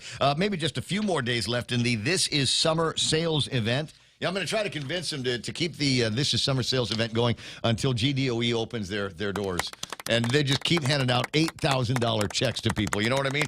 Versus as low as $143 a paycheck, $161 per paycheck for the Sentras and Kicks at $164. Plus, they all get great gas mileage. Plus, they just dropped the price of gasoline to $5.10 a gallon. So, something to look forward to. Plus, that $8,000 cash back. Recommendations: go ahead and splurge a little bit on a couple of things. Get yourself some Armor All, and maybe some of the other stuff that you need when you get a new car, and then put the rest of it in Bank Pacific. And I'll tell you why you want to put it in that bank here after these. It's the Ray Gibson Show. Call now, 888-TALK. That's 888-8255. 7:14, Ray Gibson Show, also brought to you by APL American President Lines, a global presence with a local home. Put this up on the screen a little bit earlier. It's a note I got from Phil about how my wallet just got smarter. And I tell you what, that's a good thing, because Phil knows anybody worse with money than Ray Gibson, then I've yet to meet them. And so a smart wallet could be a good thing for me, and a smart wallet in the phone at that. Good morning, Phil. How you doing? Pretty well. How about you, Ray? You sound great. Well, thank you very much. I'm actually doing pretty good here, although I will admit to a certain amount of confusion over what's happened in the national and international markets over the last 72 hours. Can you give me some kind of a thumbnail guidance on that? Last I heard, it started with lousy job reports, and then all of a sudden the Nikkei lost 3,000 points. What the heck is going on? I think what's going on is the Middle East. That's part of it, the lousy job report. But the world is really in turmoil right now, and rightfully so. Israel took out a couple of the top carriers last week, and aircraft carrier going over there to the Middle East again. And the crazy guy is Rocket Man up in North Korea, lining up missiles on his shore. If he shoots those, he'll probably tumble backwards onto his nation. And there's a lot of sword rattling going on. That, combined with the bad report, I think that led to some bad days on the market. Today wasn't so bad. One thing about it, Japan took some action, and I don't know where the yen is today, but as of yesterday, the day before, it was down to like 142, 144. A much improved yen value over the 156 almost. Yeah. Well, and 160 last month. It was 140, almost 145 yesterday. Today, about 146, almost 147. So a tiny bit of weakening, but that's it ebbs and flows, as you know, with narrow trading, and I think maybe that's what we're seeing with the Japanese yen. You take a look at the other units here. We got Philippine peso about 57.5, and South Korean won is flat at 13.75. So I'm not going to say that any of those numbers are unstable at this point. Then there was a long story that somebody tried to explain to me about how the carrying trade has changed in Japan. And I'm like, I need to sit down. This is cold beer conversation. At any rate, one of the things that we were talking about yesterday, there's a lot of noise in the background, Phil. See if you can turn something down. That would help out. But that would be the Olympics. The actual Olympics. I've been, like I said, speed walking yesterday, and then they got into some really, really cool track stuff, and watching people throw these javelins out. That was kind of exciting. All right, so tell me about how my phone's wallet just got smarter. What? You can't hear me either. 10 seconds, I was shutting the door. Will you? That's cool. Yeah, shut the door. How did my wallet get smarter with Bank Pacific? Okay, so now our Visa debit card, we've been working with our providers in the States for a year at least, and our main provider is a company called FIS, and they work with another provider called Fiserv, and they help us to be able to put our debit card into your Apple Wallet, or if you have a Samsung or you have a Google phone, you can use it in their wallets. and it's really easy to install. It takes 10 seconds. I mean, I can do it. And if you go to your paying, you don't even have to take your credit card out. Most terminals will allow you to pay with Apple Pay, and you just take your phone, double-click the right side, and your card pops up. You put it over the merchant machine, and it reads it, and you're off and running. It's quick. I got the idea that we had to hurry because when my daughter was still living in Boston, one day I was trying to get some lunch, and I paid. It was at a Starbucks, and I went up there and I paid $100. We don't have change. What? And we don't have change for $100. They're all young people, 20s, 30s, and they're just tapping their phone. And I say, I got to do that. And because then I went to another store with a $100 bill. We don't have change. Both those places I paid with credit cards. But now this way you can pay with your credit card or you can pay with your debit card by your phone. Using the now, you simple. could not do that with a debit card before. I mean, my phone has got my Discover card and an Amex in it. That I can use for through the Apple Wallet. I could not do that with my debit card before. Well, no, at least not with our Visa debit card. You couldn't do it until you envision this person somewhere in the Midwest with a light switch going, switch on, switch off, switch on, switch off. But they have switched us on. We've been experimenting, just making sure it's work. For the last week, 10 days, and this week they turned the switch on. So if you have your Visa debit card from Bank Pacific, you load it the same way you did your Amex and your Discover, and it's really simple, and it's really convenient. When I go to Payless, which is like every day it seems, I pay with my phone. For the past, I've been paying with American Express. Now I can pay with my my Visa debit card from Bank Pacific. That's terrific. All of the information is right there in the phone. Now that means I can use it if I'm doing some online ordering. If I'm buying something from B&H or something like that, I should be able to if on my phone I should be able to pay using Apple Pay on some of those kinds of services, and that would be linked to my Bank Pacific Visa card, right? Yes, it would. Very cool. Love the technology. Love what you guys are up to over at Bank Pacific. Thank you. Talk to you pretty soon, and maybe then you can explain to me what this carrying trade nonsense is and how Japan changed the game on the carrying trade, and that was one of the contributing factors to the meltdown the other day. Okay, one thing too, when you're talking about a Nissan and Vans sales and cash back, we are still at the bank. We've extended our anniversary loan at 5.4% as low as APR for personal loans. So if you do need to get some money to go out there and shop for school, pay off credit cards, we're open, and you can apply online. You don't have to come in the office for that. Yeah, but it's always nice to go in and see you. Phil, I'll talk to you pretty soon. You have an outrageous day. That's the 888-8255. Not a problem. 722 on the Ray Gibson Show. We moved through a couple of the other things. I missed the chance to talk about traffic last hour. I'll get some in the mix for you this hour. On the other hand, we'll take a look at what's going on in the markets. They are all down again today, but not down crazy. We got the S&P 500 off by about 40 points. NASDAQ lost 171, and the Dow Jones Industrial Average ticked down by 234 points. That's a whole lot less than the 1,000 that it was down the other day. FTSE is up by 140. The Nikkei, it was banging yesterday, but also looking good today. They picked up another 414 points. Hang Seng Index up by 230. Even the Shanghai is up, but not a whole lot, just under 3 points. I got the VIX up by a little bit, and the DAX up by 260 points. A big winner today, we'll say that was the NASDAQ here. Fortinet, Illumina, Grail Inc., Mercado Libre, and Datadog rounding out the top five for the NASDAQ.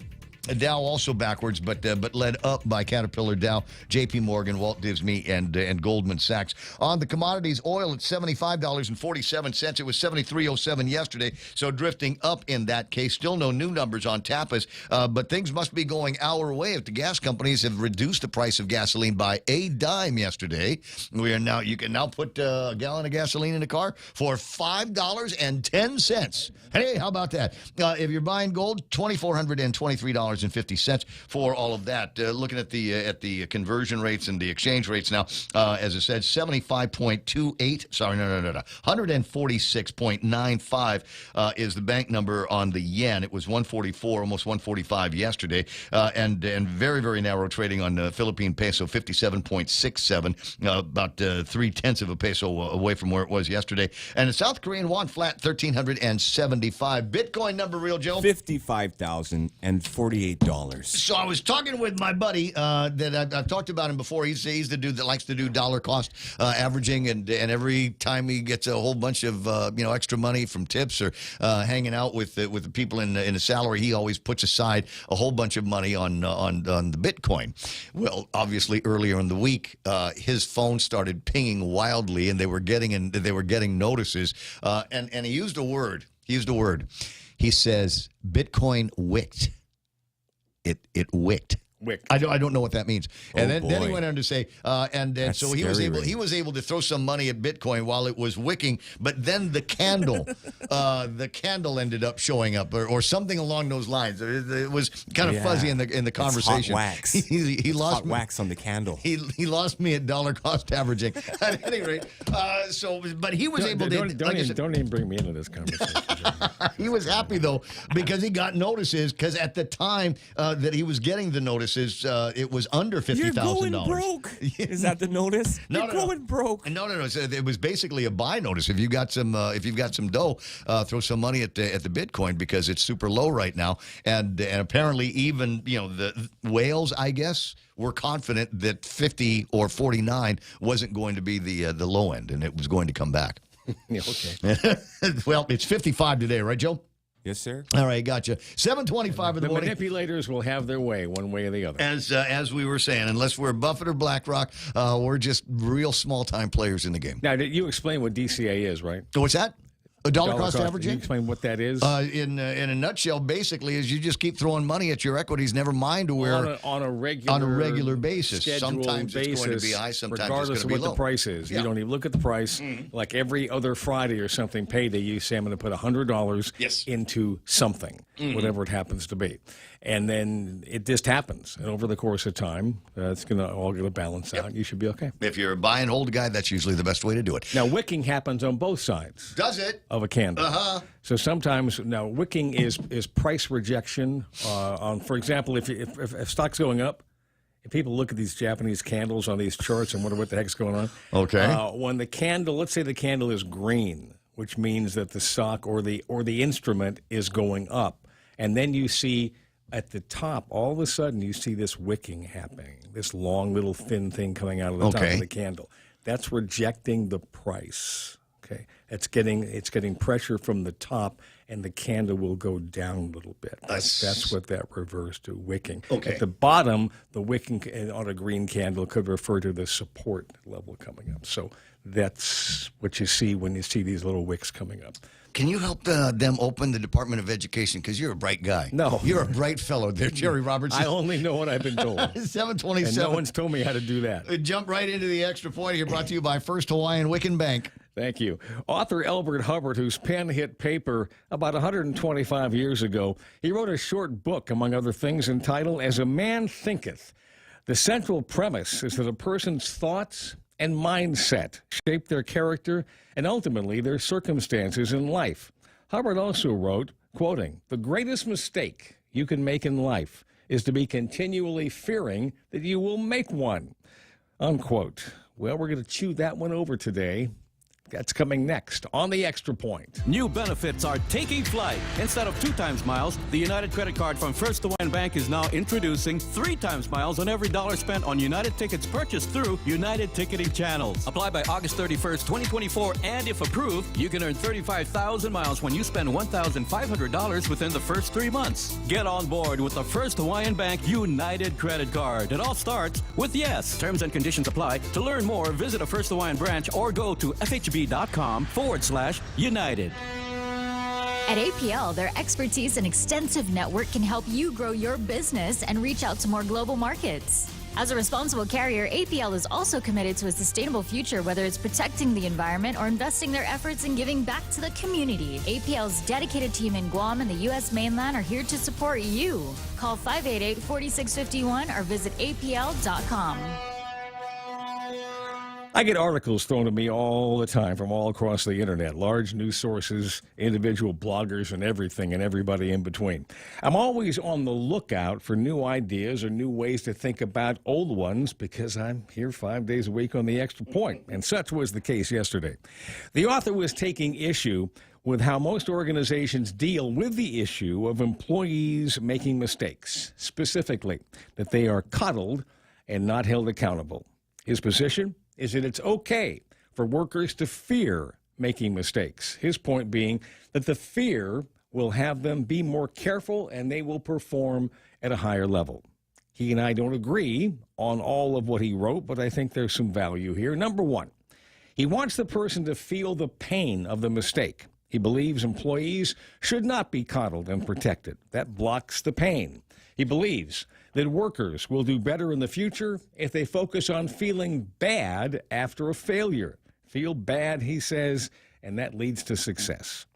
My general feeling here is that I'll explain the outcome from the mistake, who may have suffered as a result of the error, and what can be done to avoid it from happening again. I'll let the person's natural human tendencies take over. In most cases, once someone understands how their action or inaction caused trouble for somebody else, they'll feel responsible and they will look to make amends if possible while seeking a better solution for down the road. Number two, he blames insufficient feedback on the problem, that workers don't receive timely correction for their mistakes. Now, I hear managers complain that today's youth can't accept any form of criticism. If you point out a problem, it's seen as some sort of indictment against them, and they're ready to quit on you.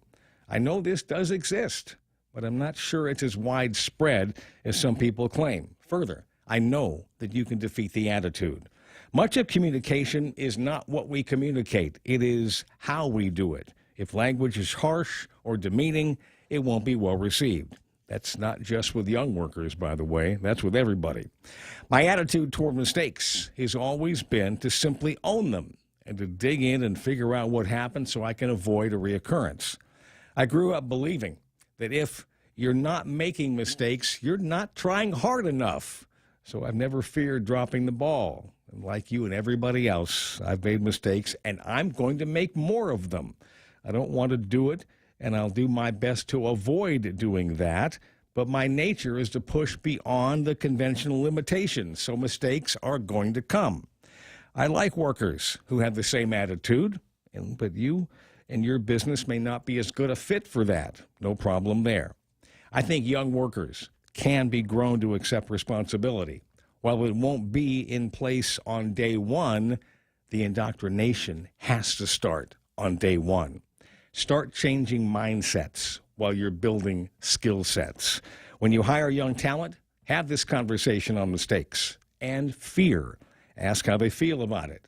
It's likely nobody ever has. So you might expect a pause before you get your answer. Early on, correct their mistakes and the attitude that they don't have to fear, that they're not in trouble, but that you're investing in their education. That's the extra point. Be responsible and make something good happen today for 93.3 FM, The Ray Gibson Show, and First Hawaiian Bank. I'm Jerry Roberts. And every once in a while, the conversation that needs to start off with, listen here, young man or young lady, listen, when I'm critical, nothing personal, just business. Not going to take anything out on you. And try to avoid back in the day when men were men. Come on. Don't do that. Come on. Did I take away the key line? I'm so sorry. I don't know. You know, I looked into becoming a supervisor / manager just as these millennials started to come up, and it just occurred to me that most of them just have no concept of what it means to go to work and have a job and be accountable to the bosses. You know, I came across something. You know, the Generations course is coming up on the 22nd of August. I came across something that I'm going to include. I won't give it away. When millennials, when all these generations first started having children. Mm-hmm. Oh. You'd be blown away. Oh. When Gen Z, when they began having children, when millennials began having children, okay, I mean, you start looking at that and you realize, you know, time has gone by. I mean, we talked about millennials like they had tails for a long time. Correct. Right? I mean, you know, they're horrible. And then you know, they turned out, they're getting better all the time. And then you get into Gen Z, and they've been given the same treatment by everybody. And now they're having kids, right? And, you know, waiting on the alpha generation, which is the one that they say will blow up the world. And they're coming next, right? And so, I mean, and literally or figuratively, one way or the other. But the point is that every generation seems to pass when the world's still intact. And we think, oh, no, this is the worst one ever. Well, I remember, I don't know if you do, but I remember when my generation was about that age, just coming up, we were going to destroy the world. It was it. This was it. This was the last one. Yep. It was all over at that point. And now you look back and you say, well, I guess it wasn't. Not so bad, because when you start spitting out kids, and all of a sudden there's real responsibilities. You got a mortgage that you got to pay for, and car loans and insurance. Isn't it strange how life will grow you? 7:34 Generations on the 22nd, Admin Magic on the 21st, and August the 20th. Stop driving your workers crazy. Those and other courses available for your perusal and signing up over at GuamTraining.com. Yes, sir. Time for Jerry. No, that's Jerry Roberts. Time for news and headlines with Donna D. She's going to take care of all that. Brought to you by Pika's Best Realty. That's Half a Day Realty. They're going to bug you about voting for them in the next round in just a little bit on the 23rd. Also being brought to you by Burger King, waiting for the go signal on their fiery menu. Check them out today at the drive-thru, because they might start without me. Donna D. with the news and the headlines. What's going on? Juanita Martinez will plead guilty to jury tampering next week. She and her husband Raymond Martinez attempted to influence a juror during their 2018 trial. The plea deal was updated from misprision of a felony to aiding and abetting obstruction of justice with a maximum 10-year sentence. The trial, set for August 12, is now postponed. Martinez will plead on August 15. And Adelup states that an emergency declaration from the governor will not speed up school openings due to refurbishment delays. The AG's office has been blamed for procurement delays, which AG Doug Moylan disputes. Senator Chris Barnett criticized Adelup for not providing faster support to GDOE. He noted that Lieutenant Governor Josh Tenorio promised a whole-of-government approach last February, which has not yet materialized. And GCC is still accepting fall registrations and free college applications until August 16. New and returning students can register online or at the campus administration building. The free college program covers first-year tuition. The deadline to add or drop classes or arrange payments is tomorrow. For more info, contact GCC Admissions at 735-5531. And those are your local headlines. Back to Ray. All right, got you. 7:36 in the morning. Just sent off a note to Michael Phillips, who is my primary contact over at Mount Carmel School, to find out if they have any openings for middle school kids. Because if you're a mom or and a dad sitting around going, well, I don't know when GDOE and the middle schools in that system are going to open, I'm wondering if there might be any options to go and plunk your kid down in that new charter school that is Mount Carmel. The other idea that I had is maybe somebody over at Central can start making phone calls to all the other private schools on Guam, find out if there are any openings, if they've got space available for some students there, and go find some parents and say, hey, listen, you can wait it out if you want to, but if you absolutely positively got to get your kid in school, here's a voucher. Here's a voucher, and you can take this voucher over to this private school and use that to get your kid educated. What's that, Jerry Roberts?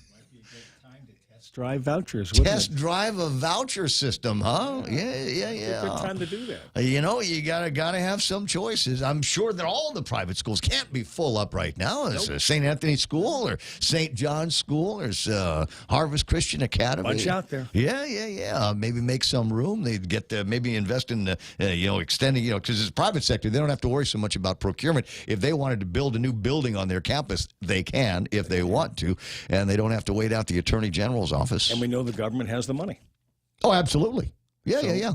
Considering what the average spend is for a kid, yeah. 7:38 in the morning on the Ray Gibson Show, and standing by for all the voucher program haters to chime in and say, you can't do that. What about special needs? Blah blah blah blah blah. Yeah, I got you. Well, then maybe we ought to fight about it. 7:38. I'll be right back. It's sizzling out there, folks, and GTA's hot summer deals are turning up the heat. Switch to GTA and get up to $375 off a brand new iPhone 15 when you sign up for any unlimited wireless plan. That's $16.55 a month on our installment plan. But wait, there's more. We're waiving the activation fee and giving you a port-in credit. That's right, extra savings just for joining the GTA family. Limited time offer, terms and conditions apply. Visit GTA.net for more information. GTA, we start the summer with you. Imagine a place where Guam's homeless find comfort for a night. From the AG who brought you the Protect Yourself and Deport Air initiatives, now comes Project Dignity. A solid meal, a hot shower, a clean bed, a chance to rejoin society. Project Dignity. Work restores dignity. Coming soon to Guam. Portions of the broadcast made possible by Beyond the Box. BTB, you can find them first floor of the Micronesia Mall, right over by where they got that big tower that looks like the Empire State Building with a teddy bear on the top, made to look like King Kong. Yes, that's where you'll find them. And what do they got in there? Everything that you need. Everybody got something that needs to get charged. iPad, iPhone, a Google thing, earbuds, whatever. You need to get the charging done efficiently without spending a whole lot of money on the tech. Ask them about their Anchor chargers. And if you're looking for something new that needs a charge, ask them about the Beats in-ear monitors that they've got out there. Absolutely sound great, and absolutely ain't going to cost you a whole lot of money. Now, before we get into the traffic here for this hour, Mike Phillips wrote back. I asked him, is Mount Carmel full? He says, we have middle school openings. The elementary part of MCS is full, though. And just a few, but they have some, especially 8th grade. So if that's about where your kid is, and maybe even if he's like a 9th or a 10th grader, you just need to get him out of the house. Consider Mount Carmel's 8th grade program. That's a good idea. Yeah, right. 7:40 on the Ray Gibson Show. What's that? Traffic? Let's go find some. As usual, Ipow into Waiseng Song. A little bit busy. We got some traffic over at the intersection of 1 and 3. Micronesia Mall running clear at 7:40 in the morning. And if you're going on Route 16, southbound to 8, 10, and 16, the only thing that's going to slow you down is a little bit of construction over by the Department of Revenue and Taxation. Marine Corps Drive into Upper Tumon and the Tamuning area, mostly intersection traffic right now. And you shouldn't see anything that's going to slow you down getting into the downtown Hagutnya area. Route 8, not so bad. And I'm looking at the usual slowdowns on Route 4. Route 10 is looking pretty busy over at the intersection of 4 and 10, and maybe a little bit over at 10 and 15, but otherwise everything seems to be running fairly smooth. Route Marine Corps Drive from downtown Hagutnya all the way to Big Navy and Sumai. You will run into some issues out there, noting that I'm seeing some traffic at Polaris Point, also at the intersection that brings you into Big Navy and Sumai. But what is this? This is so weird. There's actually traffic showing up near Lockwood Terrace. Oh, yeah. You see that, Real Joe? Yeah, RJ, straight out of Lockwood. That's it. All my homies into Lockwood. That's on the way to the dock, right? I think so. I don't know what it is, but it is showing there's a little bit of congestion in that area. Is somebody leaving? Is it time? I don't want to make jokes about it because it's serious. They're sending the Abraham Lincoln out to the Middle East to join the Roosevelt and a whole bunch of other military assets out in that area. Keep your heads down and call me if you need anything from the president or ammunition or whatever. I'll see what I can do to hook you up with our admirals. It's 7:42 on the Ray Gibson Show. Be right back. The UOG Endowment Foundation and Guam Visitors Bureau, in collaboration with Choice Broadcasting, bring you Now, live on Guam. Join us for 2 shows. Thursday, September 5th, for a tropical night with Tanao, an intimate, unplugged, VIP show at the Hotel Nico Guam with Marmar making and local vendor pop-ups. And Saturday, September 7th for a family-friendly Triton Festival at Jeff's Pirates Cove. Enjoy the cultural performances, UOG outreach booths, and a vendor pop-up of UOG alumni by the beautiful beachside. Tickets now on sale at Guam time. Special thanks to our sponsors, United Airlines, KUAM, J&G Enterprise, Heineken, ASC Trust, GTA, Matson, Docomo, Raymond James, Trivision Media, The Dugout, and Alter Ego. Hosted by me, Shanzi B from Star 101, and Drew Arcee from The Dugout. Support college affordability by attending these two shows.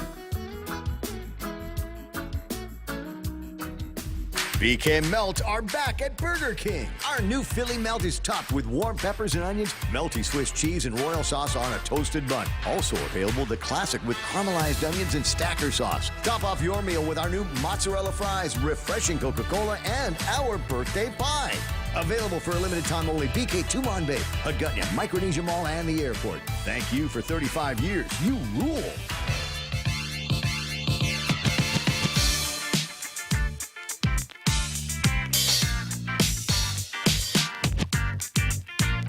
Options, baby. Options. Send your kid to go live with your cousin in the States until they open the schools here on Guam. Oh, that's cool. Right? Yeah, that's happened, right? Yes. Just send the kids away. You go live with your auntie boy in Beverly Hills. Yeah. Isn't that the story of... yeah, it could be. Fresh Prince. Fresh Prince of Bel-Air, I don't know, man. I grew up in a weird time. I don't want... it's the hood. You're gonna... They send everyone away. They're like, oh, you're a troubled person, man. We're sending you to your uncle's out in Virginia or something, man. Yeah, lives in Wyoming where there's cowgirls. I'm sorry, just trying to put everything together. I've been exposed now. I think I've learned a new thing from the internet. I was cruising around, and one of the guys I follow on Twitter is DC_Drano. Maybe you've seen him too. And he says J.D. Vance just pulled a Chad move. Now, when I saw that, naturally I read that Chad. J.D. Vance. Chad. John pulled a pair of this millennial talk here. To church. He's in Wisconsin on the tarmac where Kamala's Air Force Two plane is parked. Some kind of coincidence, right? He's on the same. He's at the same airport as Air Force Two. She's got the handicap placard in her plane. So he goes. He goes to hang out with the journalists, all the reporters that are in the pool with Kamala Harris. And the first thing he says is, "That'll be my plane in a few months." That was the first of a couple of mic drops. That seat warm. Then he says, "I figured you guys might be lonely because Kamala doesn't take any questions." and then went back over to his airplane. But there's videos literally of J.D. Vance, his security detail, and a bunch of other guys, and it looks like those scenes from the science fiction movies where the Harry Stamper movie where you get all these guys, they're walking that slow walk. They're doing down the hall. That's exactly what it looked like. Kamala administration will escalate the Middle East turmoil. It may be stirring things up in the United States of America. There are people that are wondering why that Shapiro guy wasn't picked as the vice president. Why did she go with a guy version basically of herself? Why did she go with this guy out in Minneapolis? There's still kind of a lot of question marks on why him and not Shapiro, and what's starting to bubble up in some of the pundit circles is she did not go for Shapiro because he is Jewish.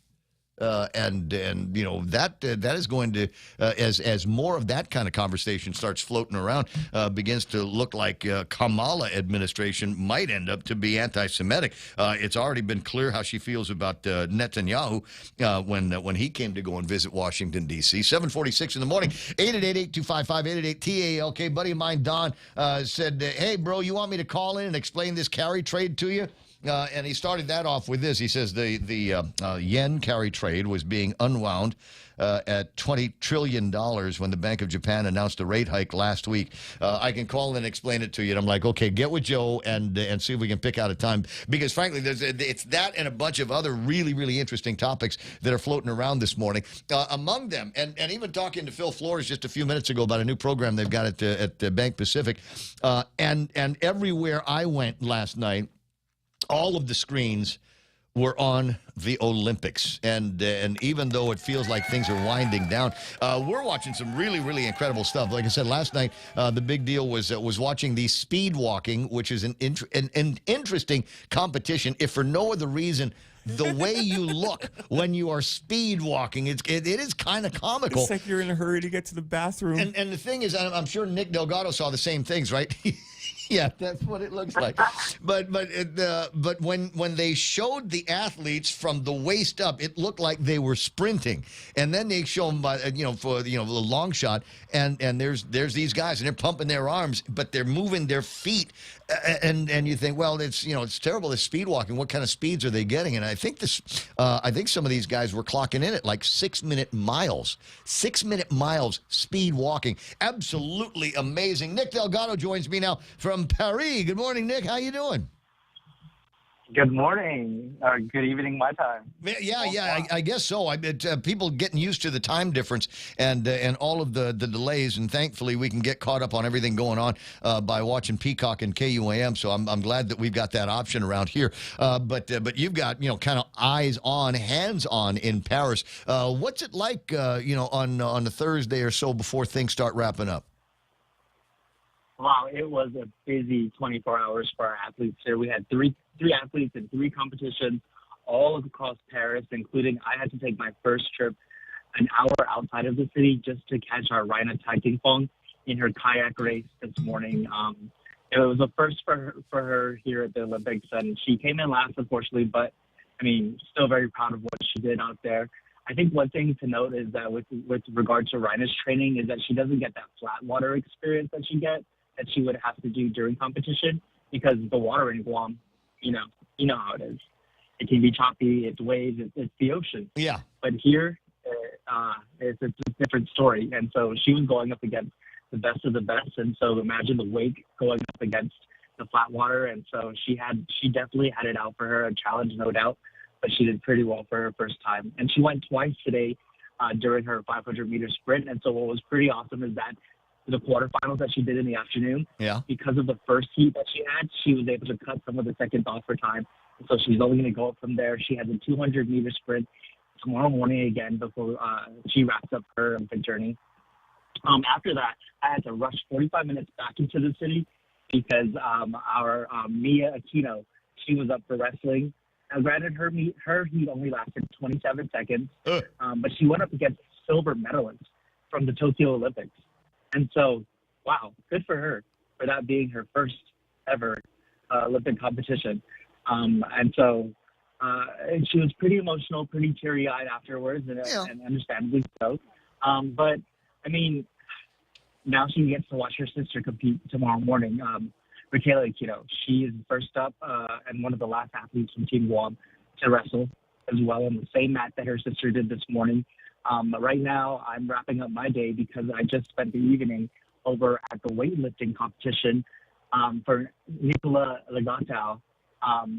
Her scores, this was also an Olympic debut for Nicola. She's 33 years old, first time here in the Olympics. And she's going up against she was going up against youngins pretty much. And I want to send you the video after this because it was the athlete. It was a 22-year-old from Romaine. Oh, she was a beast.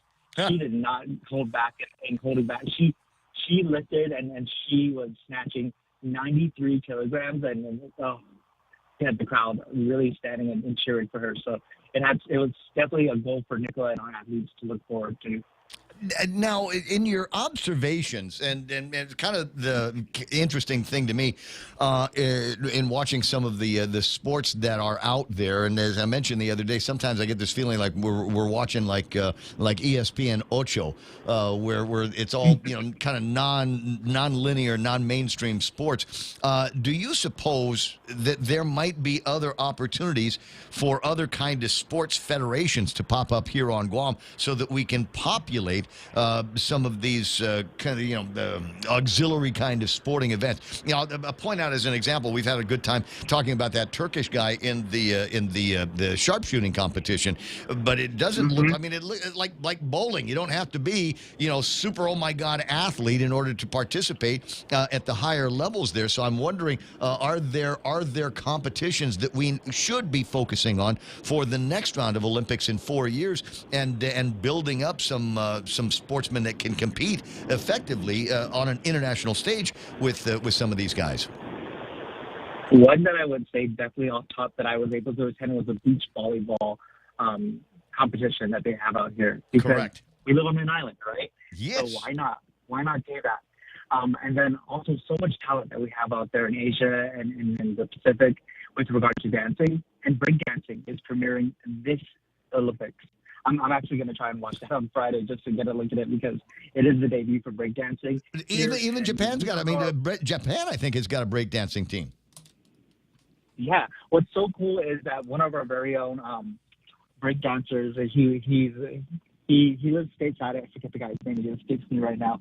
But he's known for being a part of a group that was nationally recognized in breakdancing. He's actually been picked up by NBC to moderate the event from Connecticut. Oh, get out of here. So, yeah. It's incredible. Well, Guam Roots, who's going to be moderating the first ever breakdancing competition. You got to be proud. Absolutely. Well, you know what? And one of the guys that we could actually start taking advantage of him right now is the new colonel that's in charge of the Marine Corps base, Blas, Ernie G, the break dancing. Yeah. What's it? The break dancing Marine. Had you heard about this? Got to send him out then. Yeah. The guy's he's totally hooked up. We did one of those throwback things over at Zoe a couple of weeks ago, and we started playing some breakdancing tunes, and he got up and showed his stuff on the dance floor over at the place. Big fan of the radio stations that we've got, a big fan of the music, and maybe working with him, we can strike a federation to create a breakdancing team to show up at the next Olympics. It's not all that far fetched.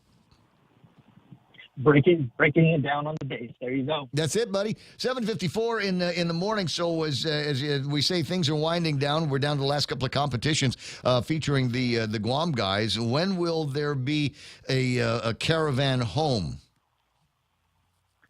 So the closing ceremony is on Sunday, and so once that all wraps up, it will only be a matter of time from Monday, Tuesday, Wednesday that everyone else will start to make their way home. I will be home before then. I'm pretty excited to get into my own bed, but I'll be there I'll be leaving on Saturday, the day before the closing ceremony, and our athletes will be leaving right after the closing ceremony on Sunday. Okay, gotcha. Now, Rico Blancafor online talking about the incredible performance by Carlos Yulo, lucratively rewarded for his gold medals. Does Guam have something similar for our Olympic athletes should they get gold?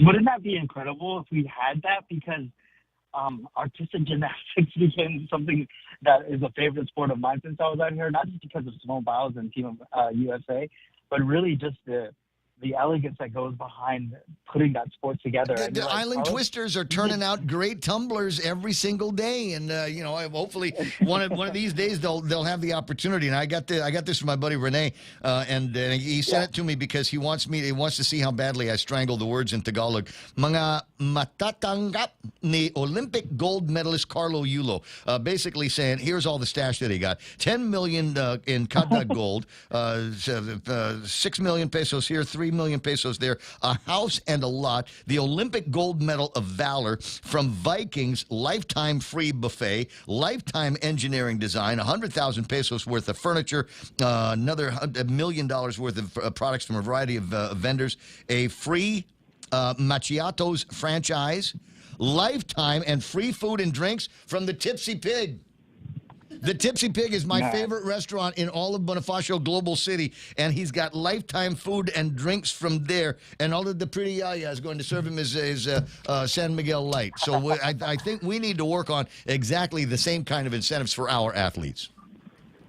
I agree completely, because when I did ask our GNOC members, what is the incentive? What would happen if we start to medal? And right now, at this point, we're still at the point where it's just the honor of being on the global stage. And while that is pretty great, I mean, the incentives that everyone else gets, it's also going to just draw more talent, as it should, to this.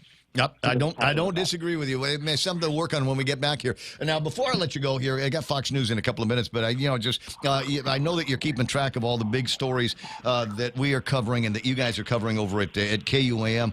What do you suppose are big three stories that people need to be thinking about right now? Top three stories, of course, education. When are kids going to go back to school? Is it going to be next week? It could be 2 more weeks, and only time will tell if they're actually going to get to school this month at all. Yeah, it doesn't sound like they're going to get a whole lot of help from Adeloop. You sent me the 5 facts about the emergency declaration, and if the last 2 facts are blame the Attorney General's office, and oh, by the way, we haven't been in charge of education since the 1990s, it kind of dims a little bit of hope for some action from Adeloop.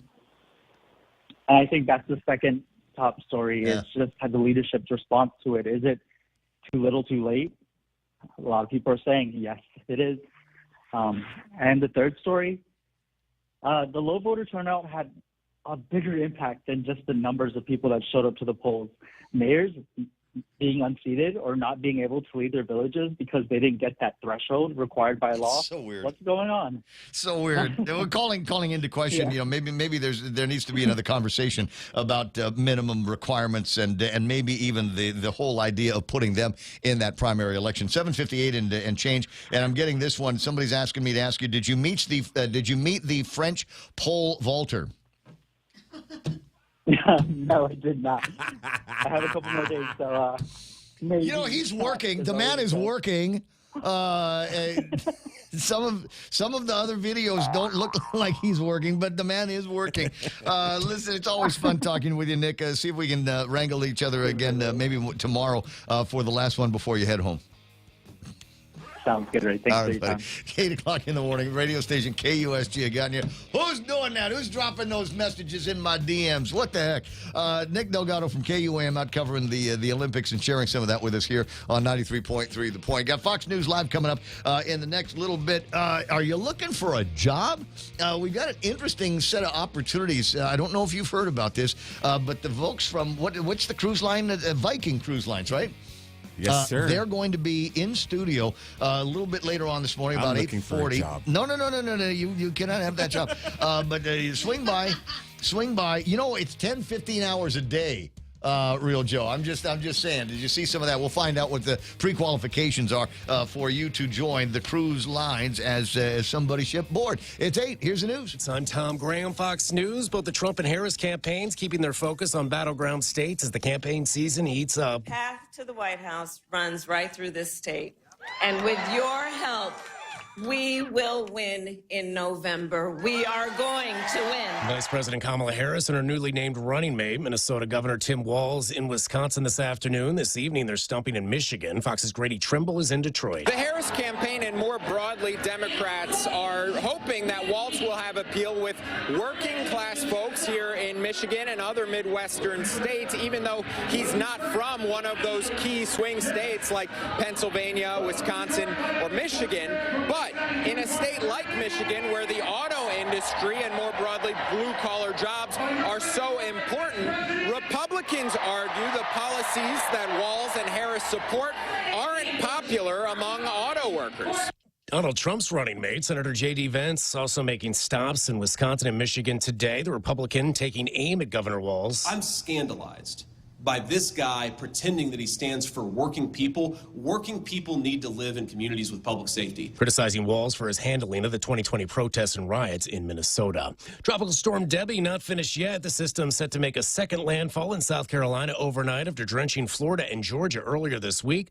Fox Weather's Nicole Valdez is on Myrtle Beach. Definitely feels like Tropical Storm Debbie is inching closer to the coastal area of the Palmetto State here as we are getting drenched. Debbie is expected to lumber up the East Coast, drenching millions. 3 Taylor Swift concerts in Austria have now been canceled. Authorities say 2 suspects were arrested in connection with planned attacks in the Vienna region.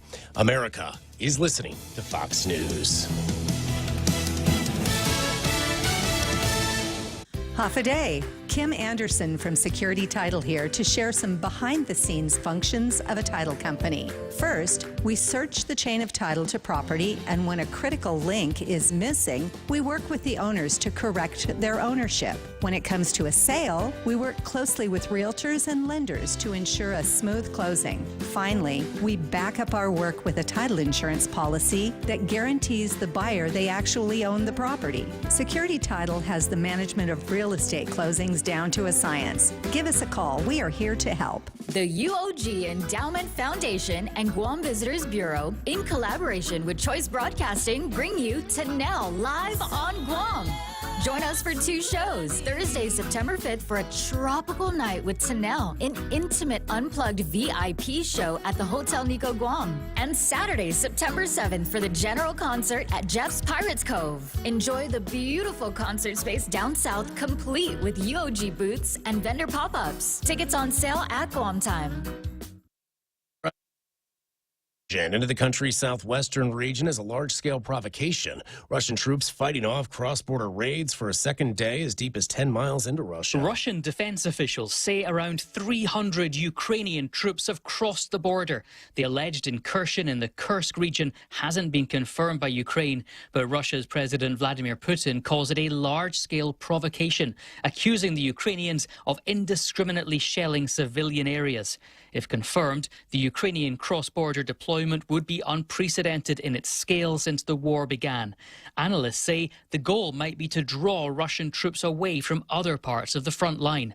Jonathan Savage, Fox News. The U.S. ambassador to Japan will not be attending this year's atomic bomb memorial service. Ambassador to Japan Rahm Emanuel says the event was politicized by the city of Nagasaki's decision to not invite Israel to a ceremony commemorating the 79th anniversary of the atomic bomb drop on the city. Emanuel will still attend a service honoring the victims of the bombing during World War II at a Buddhist temple in Tokyo. Nagasaki's mayor says its decision to not invite Israel was over concern for possible unforeseen situations, and that the city hoped to conduct the ceremony, quote, in a peaceful and solemn atmosphere. Hiroshima did invite Israel's ambassador to Japan to a ceremony Tuesday, which marked the anniversary of the bombing. At the White House, Ryan Schmelz, Fox News. Texas planning to carry out its 3rd execution of the year tonight. Arthur Lee Burton confessing to fatally strangling a jogger back in 1997. On Wall Street, oil stocks finishing in the red. The Dow fell 234 points. The Nasdaq dropped 177. The S&P 500 giving up 41. I'm Tom Graham, and this is Fox News. KFC's $5 breakfast deals are the best and most affordable ways to start your day. The Colonel's Chicken and Rice Bowl, $5. Chicken fried steak, $5. Sausage, biscuit, and gravy, $5. And they all come with a fresh coffee. KFC $5 breakfast deals are served starting at 6 a.m. daily at your favorite KFC restaurant. KFC, it's finger-licking good. Get ready for Micronesia Mall's 36th anniversary celebration. Mark your calendars for the main event on Saturday, August 10th from 12 to 3 p.m. with live entertainment, giveaways, and 3 grand raffles for round-trip tickets to Manila on Philippine Airlines. 1 ticket every hour will be raffled off thanks to Goodwin Travel. You must be present to win. Terms and conditions apply. Visit our social media for details. Proline Automotive. Are you looking for some eye-catching wheels? Need new tires? Maybe you'd like to spruce up the interior with accessories. Find what fits your ride at Proline. Call 646-5528. Follow them on Facebook at Proline Guam for all the juicy updates. Alpha Day, it's 8:06. I'm Donna DeJesus with a look at your local news on The Point. The Missile Defense Agency plans to release a draft environmental impact statement in October for Guam's missile defense system. While the MDA will use military-owned land, it will need agreements with nearby property owners to prevent new developments near defense sites. This is to ensure that structures do not interfere with defense operations. A compensation plan for affected landowners is pending. The MDA will conduct flight tests starting in December, requiring property owners around the test sites to avoid their lands during tests. Protests from local activists are ongoing, citing concerns over land use and environmental impacts. And Reverend Tax is reminding the public to report social media scams claiming to issue or renew driver's licenses. The department says these pages falsely promise to bypass legal requirements like driving school and tests. Only the Division of Motor Vehicles, or DMV, can issue or renew licenses. The department does not use third-party organizations for these services. Report suspicious claims by calling 635-1840 or emailing pinadmin@revtax.guam.gov.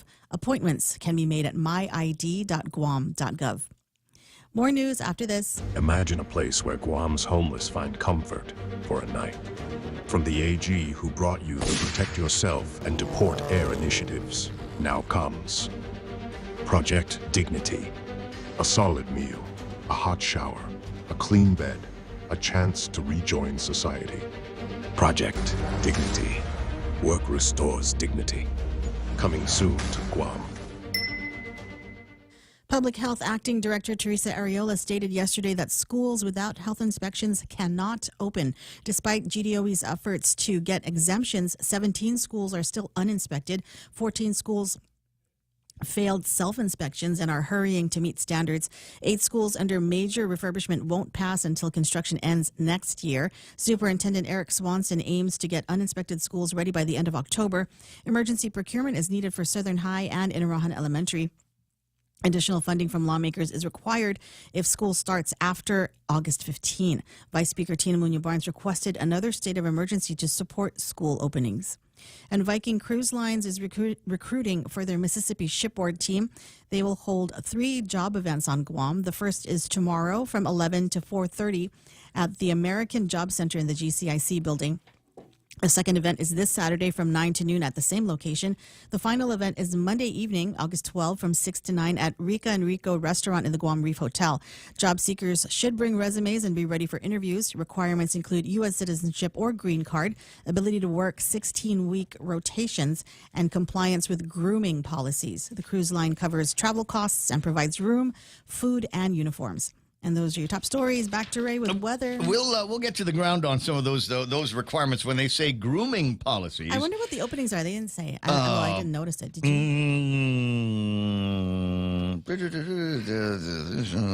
Has to bring a resident. Okay, no, it doesn't look like. It doesn't look like. But I mean, we'll find out. They're coming in a little bit later on in the morning. So I mean, obviously the U.S. citizen or green card holder. I mean, people already know what that is. Your ability to work 7 days a week while on board for 10 to 12 hours per day. Whoa, no way. 12. That's sweet.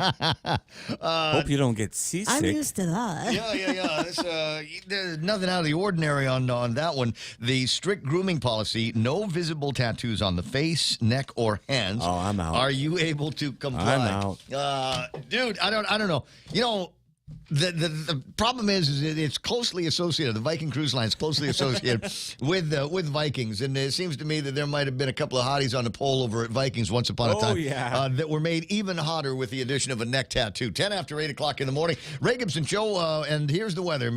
Scattered showers, mainly afternoon, it says. Partly sunny with highs near 88 degrees. There's southeast winds up to about 8 miles an hour, becoming a little bit lighter later on. Mostly cloudy in the forecast tonight with those same scattered showers. Possible scattered showers and thunderstorms in the forecast for tomorrow. Partly sunny with highs near 88 degrees. Scattered showers and thunderstorms Friday night as well. They say Saturday we might see some scattered showers, but otherwise partly sunny with highs near 88 degrees. Sounds perfect for an anniversary party at the mall or Cowerbow or wherever. Heat index going to feel like 94, 40% chance of rain. We've got rip currents and hazardous surf warnings in effect right now, and sunset scheduled for 6:46 tonight. Hashtag tell the others. There it is. News and weather together on The Point. Wow, Bank Pacific, 70 years. That's right. Are you celebrating? You bet. For starters, we opened in 1954, so we're offering a very special personal loan with rates as low as 5.4% APR. 5.4? And you can borrow up to $50,000 for whatever. Summer travel, back to school, paid on credit cards. Can I apply online? Yes, and in any of our convenient offices. Bank Pacific, where let's put branches, we place roots for 70 years. Equal opportunity lender. Conditions apply. Whoever said no risk, no reward has never been sued. Hi, I'm Dave Silva from AB Risk Solutions, and our job for over 70 years has been to help businesses just like yours manage risk. Manage risk? We will never be able to totally eliminate the myriad of risks every business faces, but we can help you manage them and recover when disaster strikes. From mom and pop operations to high-rise hotels, we're the experts businesses have counted on for many years. Call me today at 777-2668 for a free risk review and consultation. AB Risk Solutions, formerly known as Aon. 812 Ray Gibson Show portion is brought to you by APL, American President Lines, a global presence with a local home. Also being brought to you by the team over at Guam Regional Medical City. They are your healthcare partners. Rediscover talk radio here. It's the Ray Gibson Show. Call now, 888-TALK. That's 888-8255. I got to take a look at, all of the events in the Olympics. We might not be able to compete with, world class. Oh, my God. They've got doctors looking at them, athletes. We got guys that go in there. They know scientifically and surgically what their VO2 maxes are, down to the, a tenth of a nothing, what their body fat index is. And they've got all the tools and the training, techniques and technology that they can deal with in a state. I don't know that we'll ever be able to compete with. I mean, hell, we can't even open up a lab to test marijuana. We've got chiropractor. Right? I got a guy. We got a chiropractor I here. got a back cracker. That's what I got. That's how I got to talk to him. But my point is maybe there are other events, and I don't want to be too direct about it. But we need to find all of these Olympic events that chubby people can compete in. Word. Right? Yeah. And you take a look at that 50-some-odd-year-old guy. Weightlifting. That I know women that are referring to that sharpshooter in Turkey. There are women that said, "Yeah, I could totally call him daddy." But you take a look at the guy, and he's not one of these chiseled athletes, right? He's like a regular middle-aged guy out there with a cool hobby that involves shooting guns. Yes, and he's Donna? a cat guy. And he's a cat guy. And he's a cat guy. Flag. And Red flag, Don. I'm telling you. There's a meme on the internet that says, if anything happens to that cat, there's at least 4 movies. There will be 4 movies involving this guy. But he's cool, and he's a dad, that kind of thing. I'm just saying there's got to be something in there, in the athlete lineup here, in the Olympic lineup, where people with a body mass index of about 27 would be comfortable participating in. And the other cool thing, you figure your venue probably going to be air conditioned. You're probably going to be, all your events are going to be inside someplace. These are perfect Olympic sports for folks from around here. Just saying. It's got to be one of those things. We just kind of embrace it. Online, I got Bill Fritton hanging out. Rico Blancaflor referring to Cackling Camilla and Weird Walls. That is a strange ticket that we're going to be looking at. There's at least one write-up that I saw. How come everyone's using the word weird? Both sides. So calling each other weird. So J.D. Vance apparently had a statement about women in particular that don't want to have babies and families, and then the left looked at that and said, "Oh my God, what a weird concept." I think there might have been something else. There's something involving accounts that I haven't looked into either. And so everybody on the right now is looking at that, going, "Wait a second, this is the guy." Have you seen all of the people in the cabinet in Washington D.C.? Did you remember what their Christmas video looked like? Do you remember when they had that gay day all over the backyard at the White House? Yeah. And just all of the strange. Lipstick. Yeah. The weird Hunger Games people that seem to be attracted to this administration, and they're calling J.D. Vance weird. They're calling us weird. But this guy is weird. I told you I'd spend a minute or two talking about the nature of the Republican propaganda. Shelley's going to get mad at me because these things come under the label of RNC Media Affairs Talking Points. But the same way that the Democrats have propaganda, the right has propaganda as well. Tim Walz is radical and extreme. He is the most radical far-left vice presidential nominee in the history of the United States of America. He will be a rubber stamp for Harris's agenda that includes open borders and a weak economy.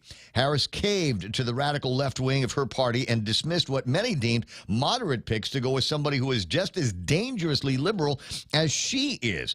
Walz believes that one person's socialism is another person's neighborliness, and that he is more than happy to be labeled a big government liberal, weak on border security, supporting sanctuary cities and sanctuary states. He believes that American taxpayers' hard-earned dollars should pay for illegal immigrants, health care, and college tuition. He's repeatedly called for universal health care, wants to raise Americans' taxes, proposing to do so multiple times as governor. He believes in abortion on demand until the moment of birth. I think he'd also took care of some legislation there that would provide, what do you call it, immunity for if there was a botched abortion and the baby managed to live, that they could just kind of leave it there to die on its own without any criminal penalties. Yeah, there's people that they think that's a legitimate weird solution. That's weird. He's a climate radical who wants to phase out fossil fuels. He forced Minnesota to adopt stricter emission standards for cars and trucks and SUVs, just like California, despite objections from auto dealers. Under his leadership, Minnesota's quality of education has steadily dropped. He takes his marching orders from teacher union bosses like Randy Weingarten and was a member of the teachers union himself. He had his own deplorable moments and attacked rural Minnesota as mostly rocks and cows. What village is like that here? And never mind. Soft on crime, hesitated to commit the Minnesota National Guard for 3 days while the Twin Cities burned during the riots that followed St. George Floyd's death in May of 2020. And there's a whole lot more. This is where it becomes concerning. He loves China and has spent his entire career cozying up to the communist nation. From 89 to 90, he taught a Chinese Communist Party-approved course in China through a program affiliated with Harvard. He said that he had never been treated better in his life than he was in China, and going there. He's the plan. It was one of the best things I have ever done. Dude. Yeah, from 92 to 2003, Walz traveled to China nearly every summer, even got married and honeymooned there in 1994. I like China, too. I've been to Shanghai, city of the future. Just absolutely incredible what they have been able to do in China with the great center of commerce, huge population area, and I mean, clean bathrooms, just all kinds of other stuff. Who doesn't like walnut shrimp? But it's a communist country, and all of that could change overnight, and might still in my lifetime.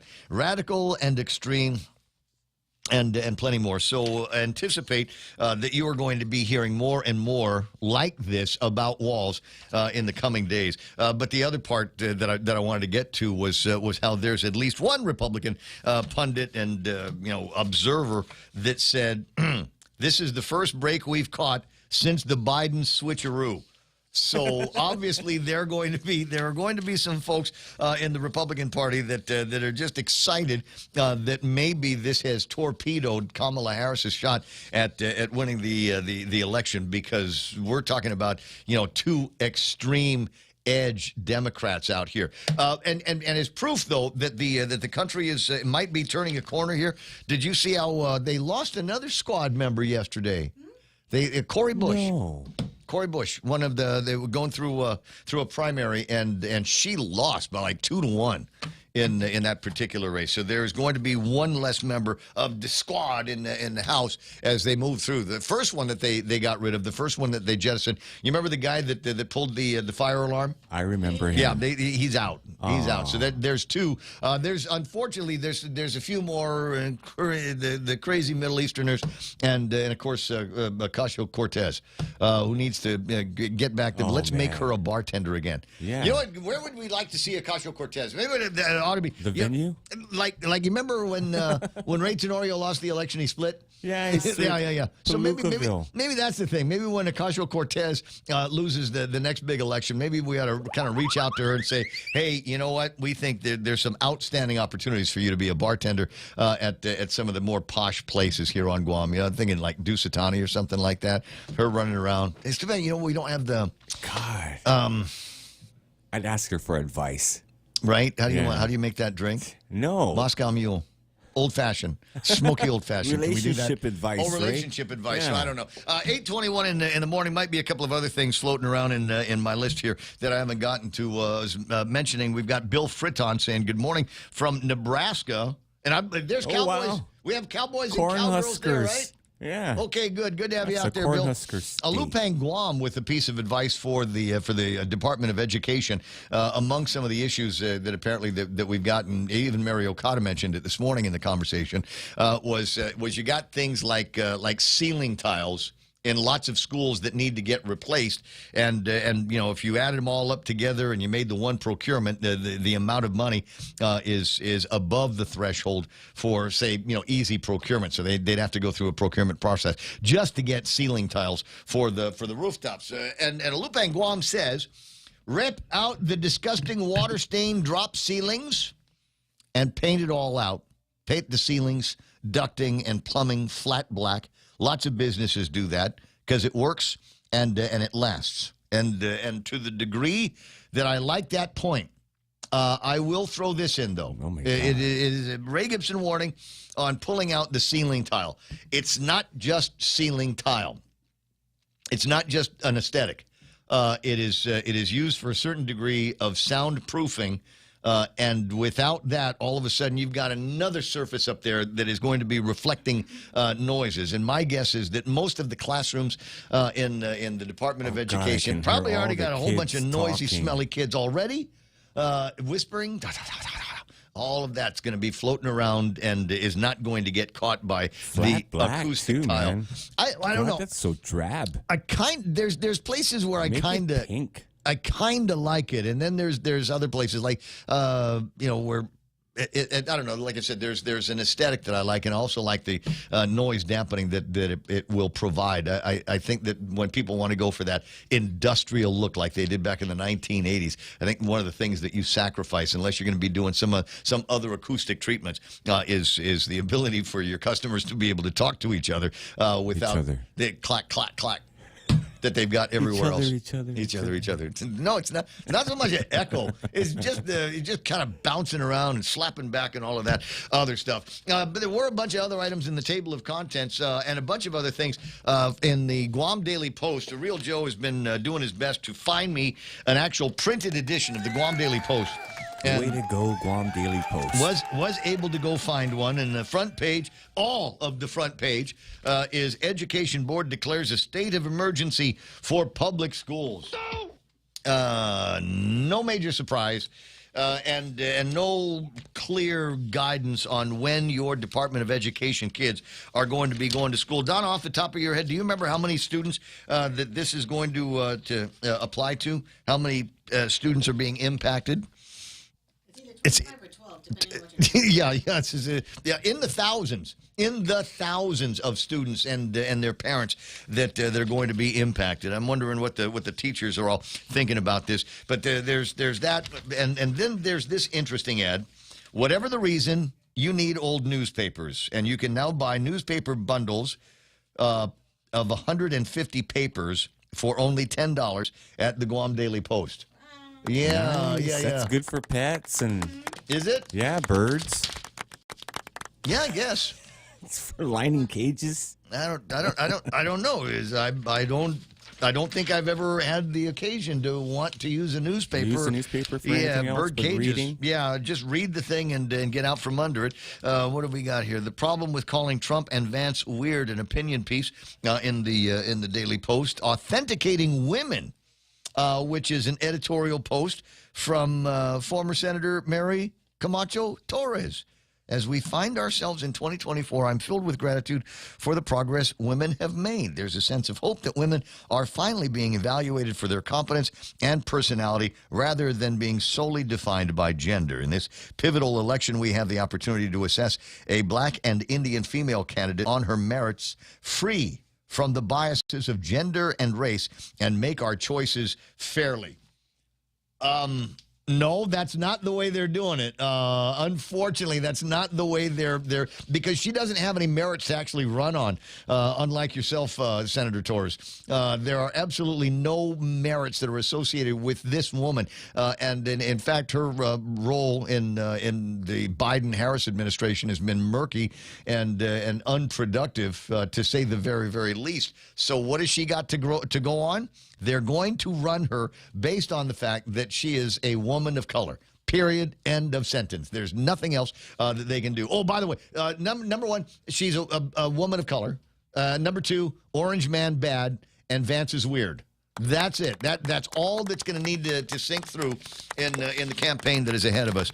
I don't disagree. I think it's fantastic that there are so many opportunities for women these days, but also recognizing that there needs to be more strong women standing up for women and sanctity of their private spaces and the sanctity of the careers and the goals that they have had that unfortunately seem to be slipping by the wayside because there's so many men, confused men, that think that they're women that are more than happy to try to compete with them in those spaces. Oh, they know they're women, Ray. Yeah, I get it. You know, we all want to be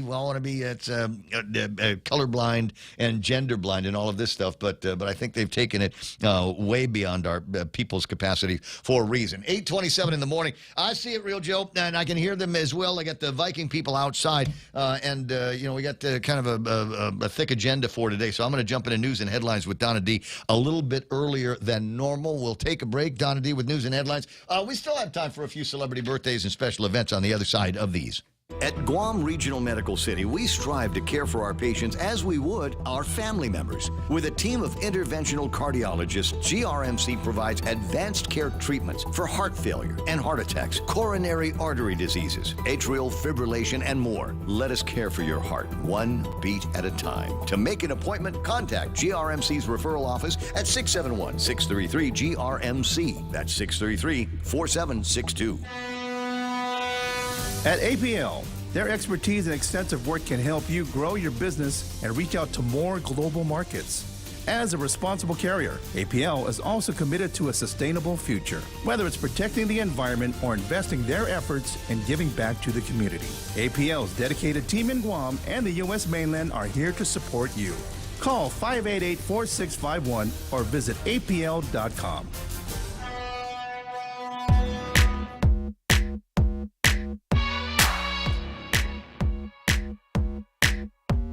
I'm digging some of these thank you messages. Politicians that have managed to get some attention here in the last little bit. Ginger, they get the thank you message on Facebook, and Therese Terlai, the Speaker of the 37th Guam Legislature, likewise thanking all of her voters. And the picture, it's a picture of her riding a carabao. Nice. Yeah, God, good stuff there. Send that to me, Ray. It's on the Facebook. You'll find it yourself. Sorry. Donna D with her last big look at news and headlines. Alpha Girl, what's going on? Guam-based company Fargo Pacific has secured a $21.4 million contract to repair Andersen Air Force Base's passenger terminal damaged by Typhoon Mawar last year. The project will renovate the terminal's interior and is expected to be completed by July 2026. A temporary terminal will be set up during repairs. Mawar caused severe damage, with northern Guam, including Andersen Air Force Base, hit hardest, totaling $10 billion in damages.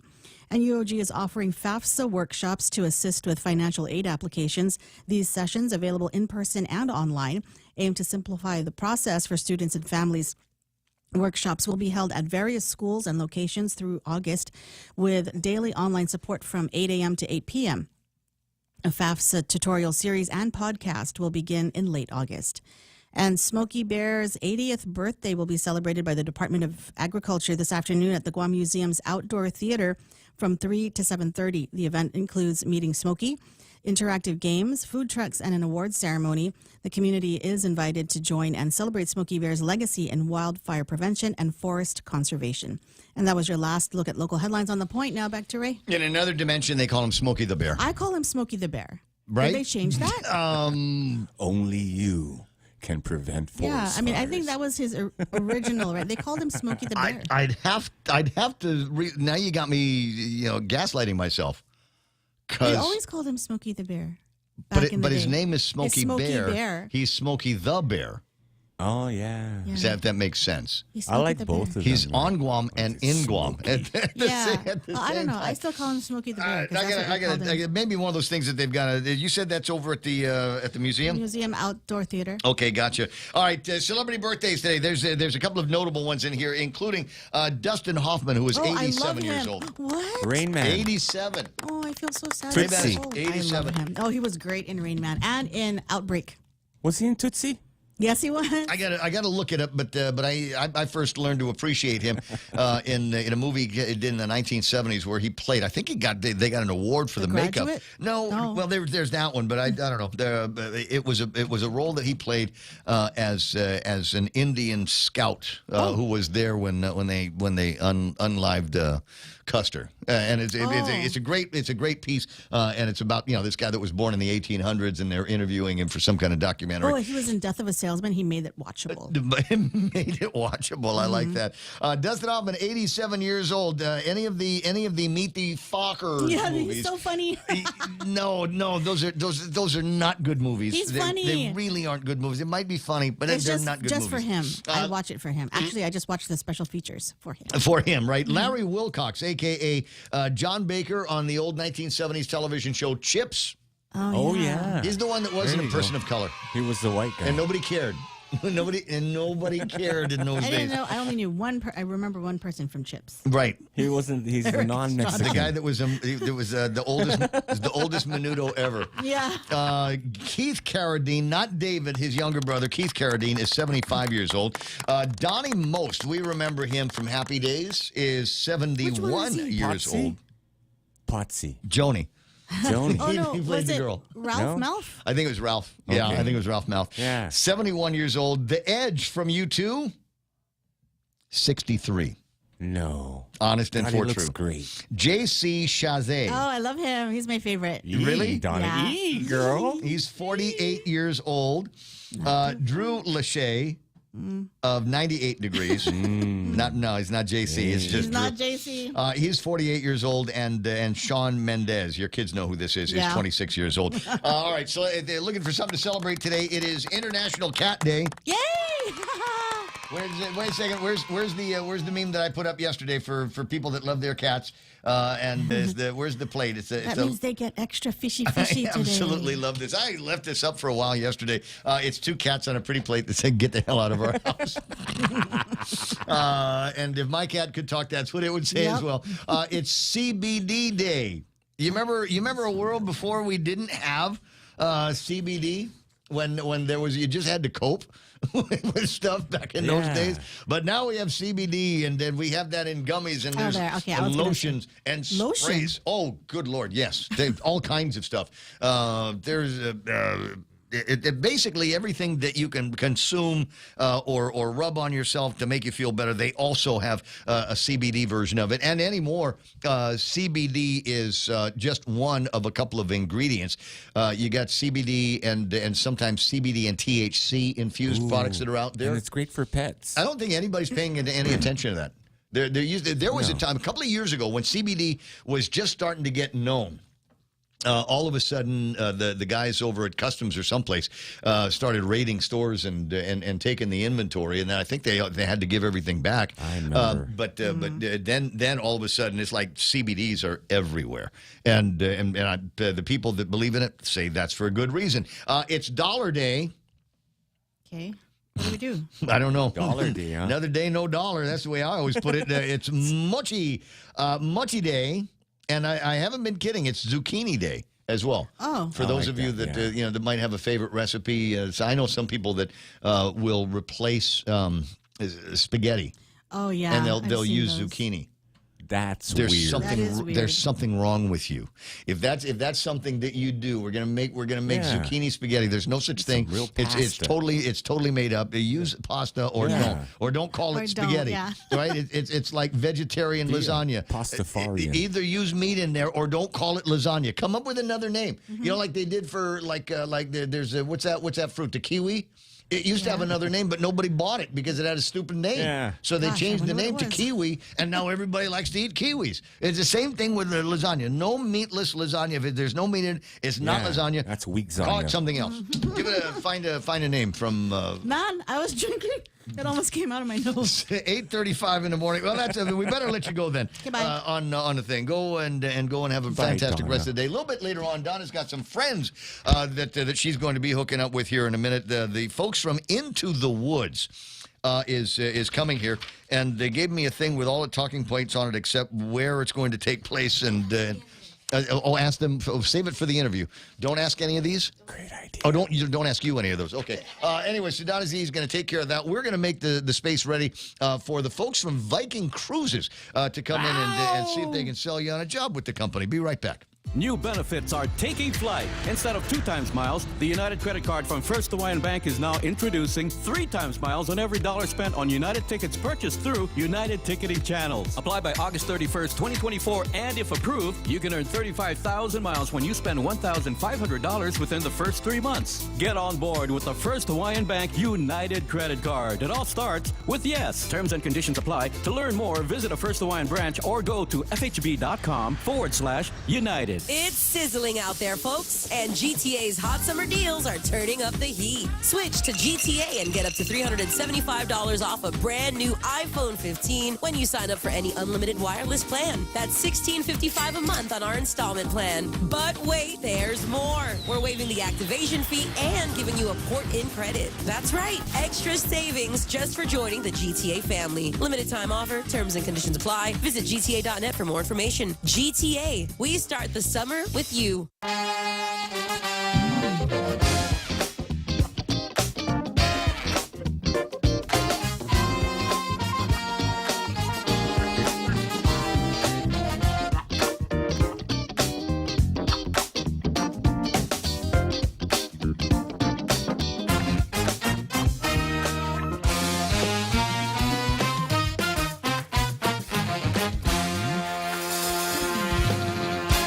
8:37, Ray Gibson Show, and quickly shuffling things around here in the studio. Jerome McDonald says, I use zucchini in my beef shank soup. Rico says grilled zucchini is sarap.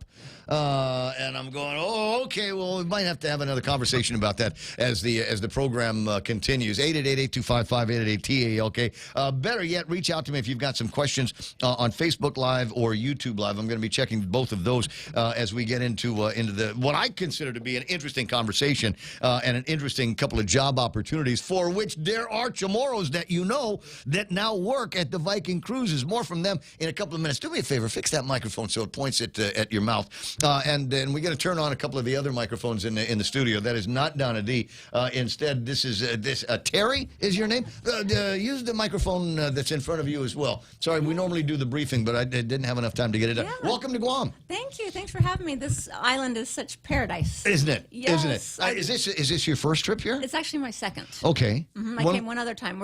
We're trying to build the market. We've had such great luck with the Guamanian residents. They're such hard workers, and they live up to their reputation. So we would love to fill up the entire ship, actually, with Guamanian employees. Yes. So tell me a little bit about the Viking Cruise Lines. How many ships you got? What waters do you generally find yourselves in? Great question. We've got 100 vessels sailing globally. We've got 4 products. We've got river vessels, ocean vessels, and expedition vessels. The Mississippi is kind of the baby of the family, the first one in the U.S., and we're the group that hires U.S. employees. Expedition? That sounds adventurous. Yeah, the expedition cruises, they've got scientists on board, so they take people down and show them different things in submarines. Really? But I don't work on those, so I don't have a lot of information, but I can certainly gather more information. Yeah, but it's still kind of an interesting concept. It is interesting. It's fascinating. Because you think about cruise lines, I've got it in my head. I had the opportunity to go on a cruise line up to Alaska a few years ago and absolutely enjoyed it, and was overwhelmed with the offerings, the activities, the hospitality, the cleanliness, the service ethic that is shipboard, and it's one of those things you go, okay, I want to do that again. I want to line up something like that again sometime very soon. But it occurred to me while I was shipboard, it was just a handful of days with a couple of stops.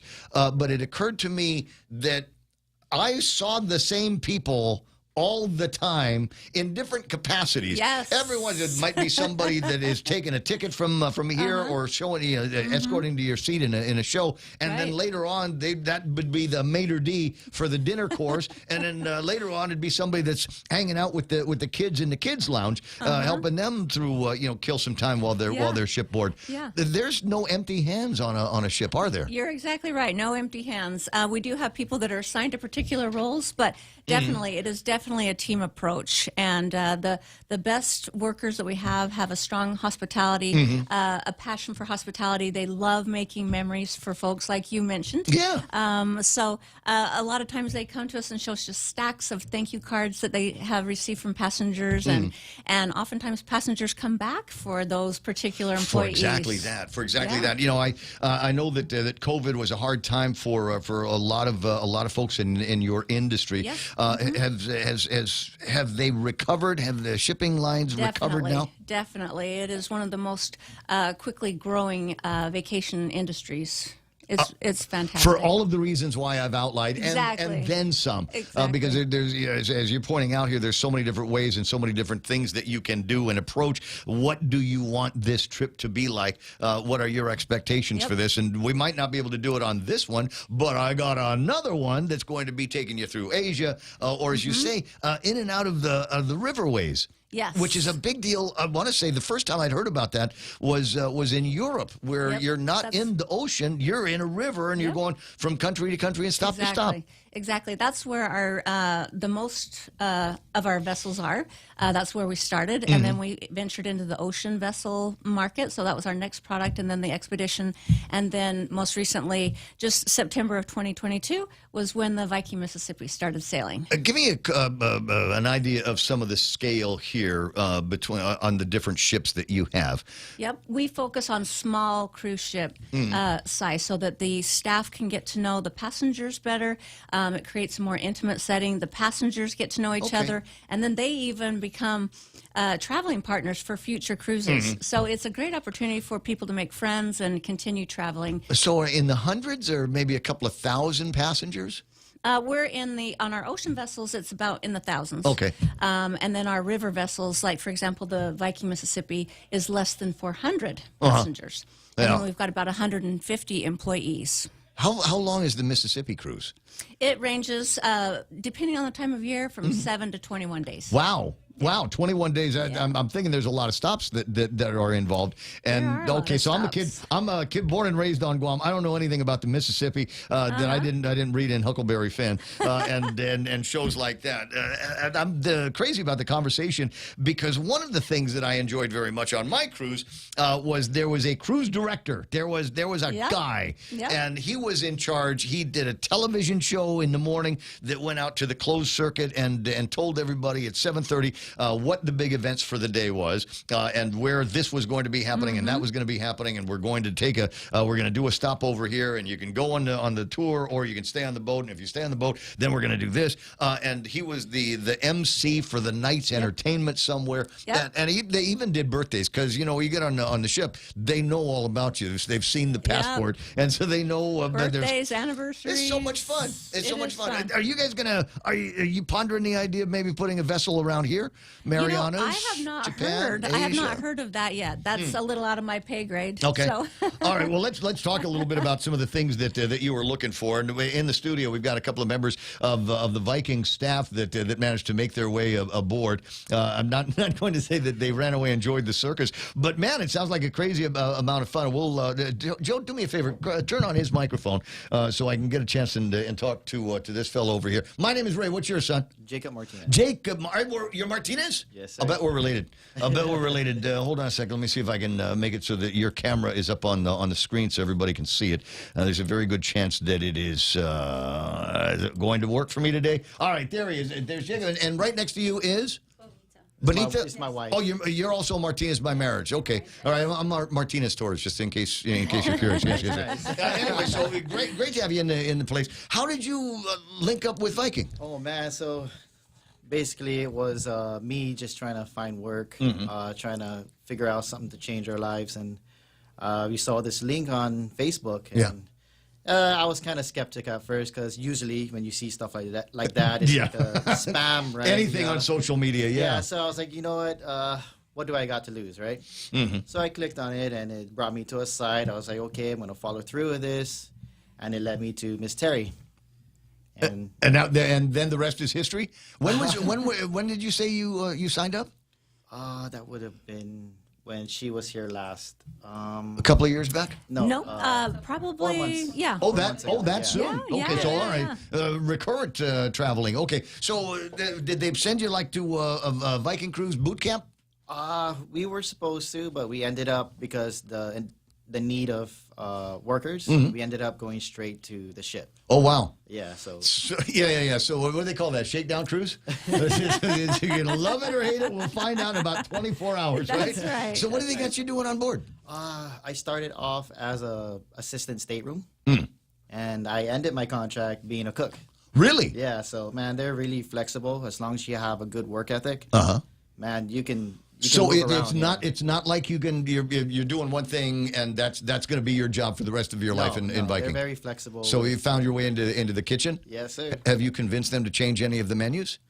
Do you ever slip in some donny every once in a while? Maybe for my food, yes. This needs soy sauce. Everything here needs soy sauce and more salt and more pepper and rice. Well, it's a Guam thing.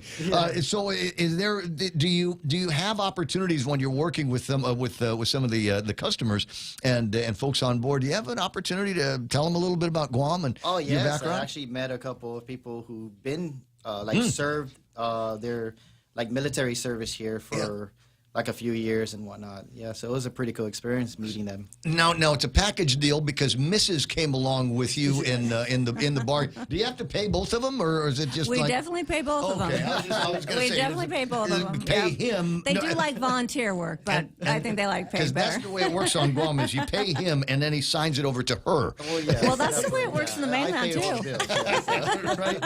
So do me a favor, if you could just approach the microphone on your side as well, because I kind of want to get a sense of what it was like for you and just how much of a sell job your husband had to do to get you inclined to join him in the cruise business. He didn't have to do much, honestly. We both wanted to travel together, and one of it was to sell together. So that was pretty much a sign already for me to go. Well, yeah. It was already something that you wanted to do. Yeah, we wanted to do. Now, what about you? What did you end up doing? What did you start doing, and where are you now? Okay, so I started off as a dishwasher utility galley, and now when I go back, I'll be entering pastries. So the both of you are ending up in a galley. Yeah, I'm and the grill guy, so I buy barbecue. Rice, soy sauce, a lot more salt and pepper. MSG, because the sprinkle, there's some MSG and everything. We'll teach you all the good things that you need to know about fried rice and all of that. So in terms of careers and career options for you, I mean, you started one place. Obviously, we're finding you in the galley. Are there other career opportunities? And do they do a good job telling you where there might be an opening next for you? Oh, definitely, yes. They do. So it's like a newsletter or something like that that comes out? There's a post.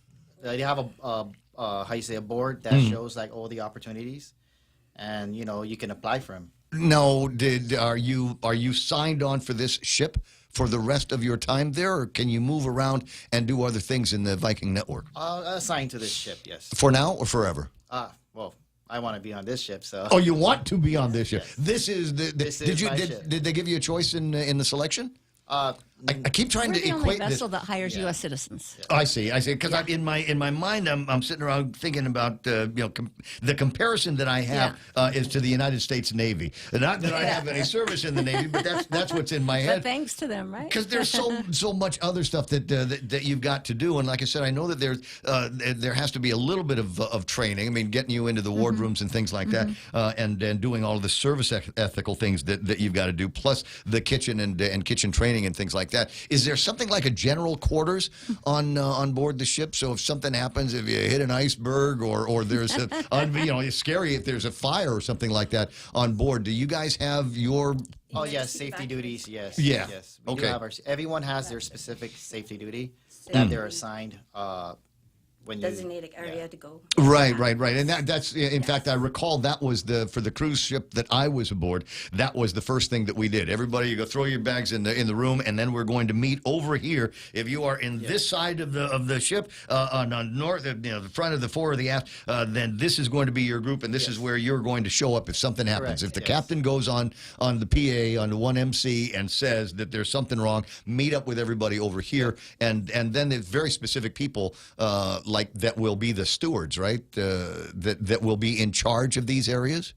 Yes, of course. There's you have leadership and you have management roles, duties. Yeah. Yes. Cool. What about the lodging? Do you guys stay in the same? Yes, You have the same stateroom? Viking is really awesome with that. They accommodate like Husband and wives. Husband and wife. Wow. So we were able to stay together for the whole 4 months. Real Joe's making a noise.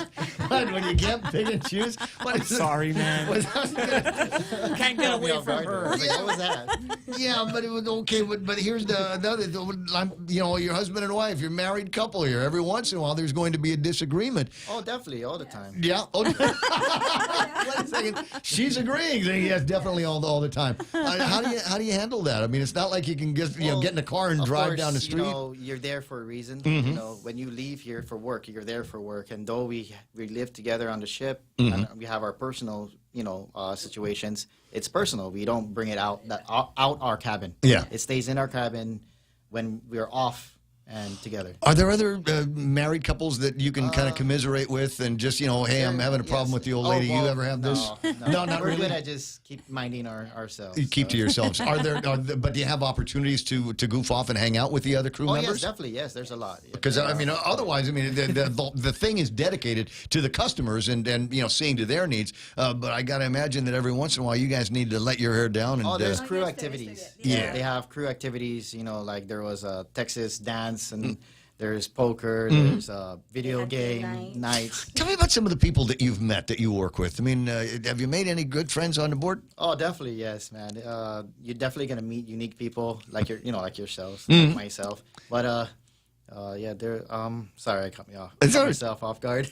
It's okay. Well, yeah, there's a lot of fun people. Because out people, there. what I'm trying to sell here is not so much the job. I mean, a job is a job is a job. But I mean, what a great adventure to go on. You're, at this point in your life, and you still got a lot of years in front of you, and now you've got an opportunity, literally, to see the world, to shake hands with, and serve people that you would not necessarily have a chance to do here on Guam. And I think that's got to be something. And you get to do it with your wife. Yeah. What a great adventure that kind of thing is. So I'm all about maybe selling a little bit more of that adventure as opposed to, hey, it's a job and there's pay and we're going to put you in a room and you get 3 meals a day and all for the privilege of working up to 12 hours a day. So I'm going to shift back over and spend a little bit of time with Terry on this side. Go ahead and Joe. Go ahead and kill these 2 mics over here, so it's just me and Terry on the screen. The other question that I've got is all about the recruitment. So tell me, what is it that people need to do? Where do they need to go? What do they need to bring with them if they want to explore this possibility? Yeah, so we have 3 events coming up. We've got one tomorrow at the Department of Labor from 11 to 4:30, Saturday, again at the Department of Labor, 9 to 12, and Monday over at Guam Reef. Okay. We've got a VIP room there from 6 to 9. If they can bring their resume and be able to discuss their skill set, and then we can find some roles that where they'll be able to soar. And once they do become acclimated on the ship, they need to give themselves a little time because it is hard work. I did it myself. I can speak to this. Once they become acclimated, life, we were talking about this earlier, life actually becomes a little bit easier. You're not driving to work. You're not filling up your car with gas, paying insurance. We pay for everything. So it's a great savings opportunity for folks. Healthcare? Yes, we do have Got healthcare somebody on benefits. board that'll take care of you? We do have a medical professional, but we stop every single day in a port, too, if there was anything major that needed to, get you offloaded or anything like that. What kind of definitely. age range are you looking at? I mean, these are everybody's young to me, so I'm looking at these guys. They're it looks like in the perfect age range to go and try something like this out. Is there a specific age group that you're looking at, or do you hire millennials? 21? What about Gen Z? No one in the Gen Zs, right? 21 and older is who we're looking for, but no, we don't have any restrictions on top age. It's just those that can work hard. It is bunk bed style living, so it's something to consider. But like they were talking about, it's a great opportunity for people when they do have off time. They can get off on port and check things out. A lot of times they go jog and walk or shop and look at the different sites. We've also got an employee deck, which is, I think, the best view of the whole ship. I didn't know that. On deck 6, they'll go exercise up there, read, socialize. So it's really, and then we've also got an exercise room where they've got some. It's like living in a hotel. It is compact. It is a floating hotel. Exactly. Okay, all right. Exactly. And as you say, there's ample opportunities. So how would somebody like this guy here go from basically I want to say taking care of the hotel, the room. And seeing to cleaning towels and making beds and stuff like that. What's the process of going from there? Promotions? Yeah, for promotions or at least lateral transfers. Yeah, a lot of times it's based on what they've already done in the past, their skill set, and then they watch the job board that we have on in the ship and see what's open, and then we do prefer to promote from within whenever possible. They've already acclimated the ship. They build family ties, truly. When it works out well, they come away with a second family, lifetime friends, typically. That was my experience. It changed my life, yeah. So what's the deployment situation? Are there seasons that you guys in the shipping industry go through? Are there times where, normally we're on this side of the ocean, but it's lousy this time of year, so we're going to be over on the Atlantic side or something? Yeah, it is seasonal. The Viking Mississippi, the one that I'm most knowledgeable about and can speak to, we do sail all year long, which there are a few other competitors that they do take off the winters. So what we do is we just gravitate more south during the colder seasons. But we sail all year round. Is there gambling? We do not have gambling on the ship. We call ourselves a destination-focused cruise where we take them to the destination, and then there's casinos where they go, sightseeing, historical. Our demographic of the passengers that sail with us are 55 to 85 typically. Wow, okay. So they really like the ease of a cruise. They can stay on if they want, if they've got mobility issues, and we've got some really great, every stateroom has a veranda, so if they needed to, they could even stay in their room and have their cruise experience. We also have an explorer's lounge where, again, if they've got mobility issues or if it's inclement weather, they can stay in and see. It's the front of the ship. They can see exactly where we're headed. So this pair here, the Martinez, if they decided that, this is fun. I like being in the Mississippi cruise. That's fun. But I want to go on another cruise somewhere. Do they get like fantastic monumental discounts to ride aboard a Viking ship somewhere else in the network? They haven't asked I'm that asking yet. for you. No, because look, if I got a sister as a flight attendant, so she's got all kinds of discounts and privileges on virtually every other airline that exists. I mean, there's I do know that's with the professional airlines. courtesy. We do not currently have a discount program. I'm going to talk to for crew HR. members. We'll talk to Okay. HR about that to see if I can get that squared away, because that would be a great perk. Oh, by the way, your shipboard here, and if you haven't had enough and you want to go on another cruise in another part of our network, then we give this to you on a fantastic deal or break. Yeah, one thing that people that love working on a cruise ship do enjoy is that chunk time off as well. So a lot of times, if they're not a married couple with children to come home to, they travel all over. They take flights on their own. We fly them back home, and then they take long vacations somewhere else. Now, So- there were a couple of things that, do I have time? Just a little bit of time, unfortunately. So hiring U.S. citizens or green card holders. Yes. Okay, check there. Yep. Are you able to live and work on a cruise ship for continuous rotation, 16 weeks at a time with 4 weeks off?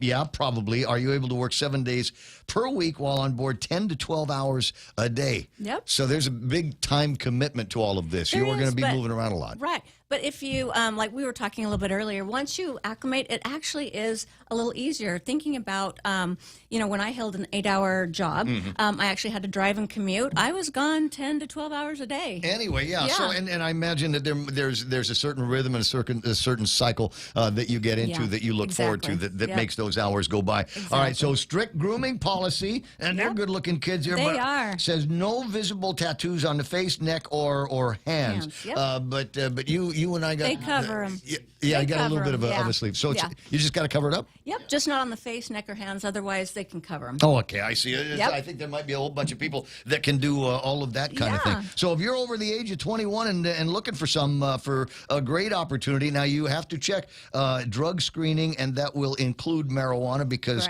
it's not recreational everywhere. That's right, exactly. And it's something that they need to maintain while they're an employee, that drug-free lifestyle while they're an employee. Right.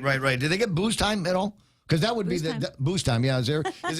You guys got a happy hour? We don't drink alcohol. Oh, you don't drink alcohol ever? Just you, or just like everybody? Both. But that's you. Some people do. They can do it responsibly off the ship, and then occasionally they do have some socials, but they limit it to just a couple of drink cards, so they have to stay below a certain alcohol limit, Right. 0.04. And listen, that's easy to do on a ship because my recollection is there's no cheap beer or wine on a ship. You got to buy the package, and I remember thinking about buying the package, and I thought, no, that's really not much of a discount. Yeah. One of the ways that they make their money on the That's shipping right. business, Yeah. and laundry, I think, is the other one, right? Well, for passengers, we actually have free wine and beer at lunch and dinner, which not a lot of cruise lines have that. Wow, okay. And then our excursions are all included each day, which that's not often offered with cruise lines. Right, you got to buy the special package. Right. And then back to the employee drinking requirement, we do that so that it's a safety measure because if anything happens, they need to be alert and be able to take good care of those passengers. Yes. No It's just matter like the how exit much row. they've been Terry, drinking. this is really exciting. There are a couple of opportunities tomorrow and day after over at the Department of Labor office, and then Yes. Monday you said At Guam Reef. at the Reef Hotel. Mhm. Okay, Yep. fantastic. Pleasure meeting you guys. for Congratulations having on a us. great journey with Viking, and Terry, it's a pleasure meeting you. Pleasure. Thank so, you. are you going to come back every 4 months? Definitely once per year. We've got RV De La Cruz. He's our new local Guam recruiter. So he'll be here year-round and helping us out. I'll hand out some business cards while the news is playing. In the meantime, we do have to break away just after 9 o'clock in the morning. KUSG, I got you. It's time for Fox News. Wall Street, Fox Business is invested in you. Listen to the Fox Business Rundown every Monday and Friday at foxbusinesspodcasts.com or wherever you download your favorite podcasts. Are you planning a trip to the Philippines this summer? Why not come back feeling healthier and more rejuvenated? At the Medical City, we offer world-class healthcare services, including comprehensive executive checkups and top-tier aesthetic treatments for as low as $530. Imagine lounging on white sandy beaches, shopping at top-tier shopping centers, and indulging in premium healthcare all in one vacation. Book your summer getaway now and experience the best of both worlds. The Medical City, your trusted partner in health.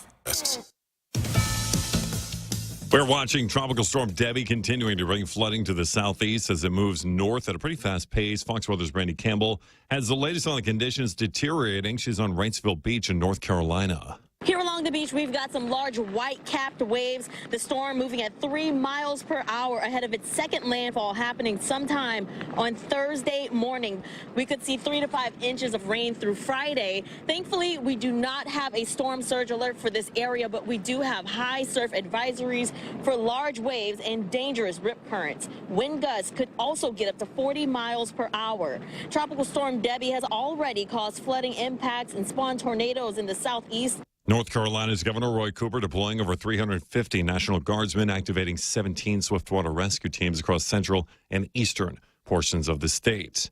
Pretty bold move by Ukrainian troops. Russian President Vladimir Putin describing a Ukrainian incursion into the country's southwestern Kursk region as large-scale provocation.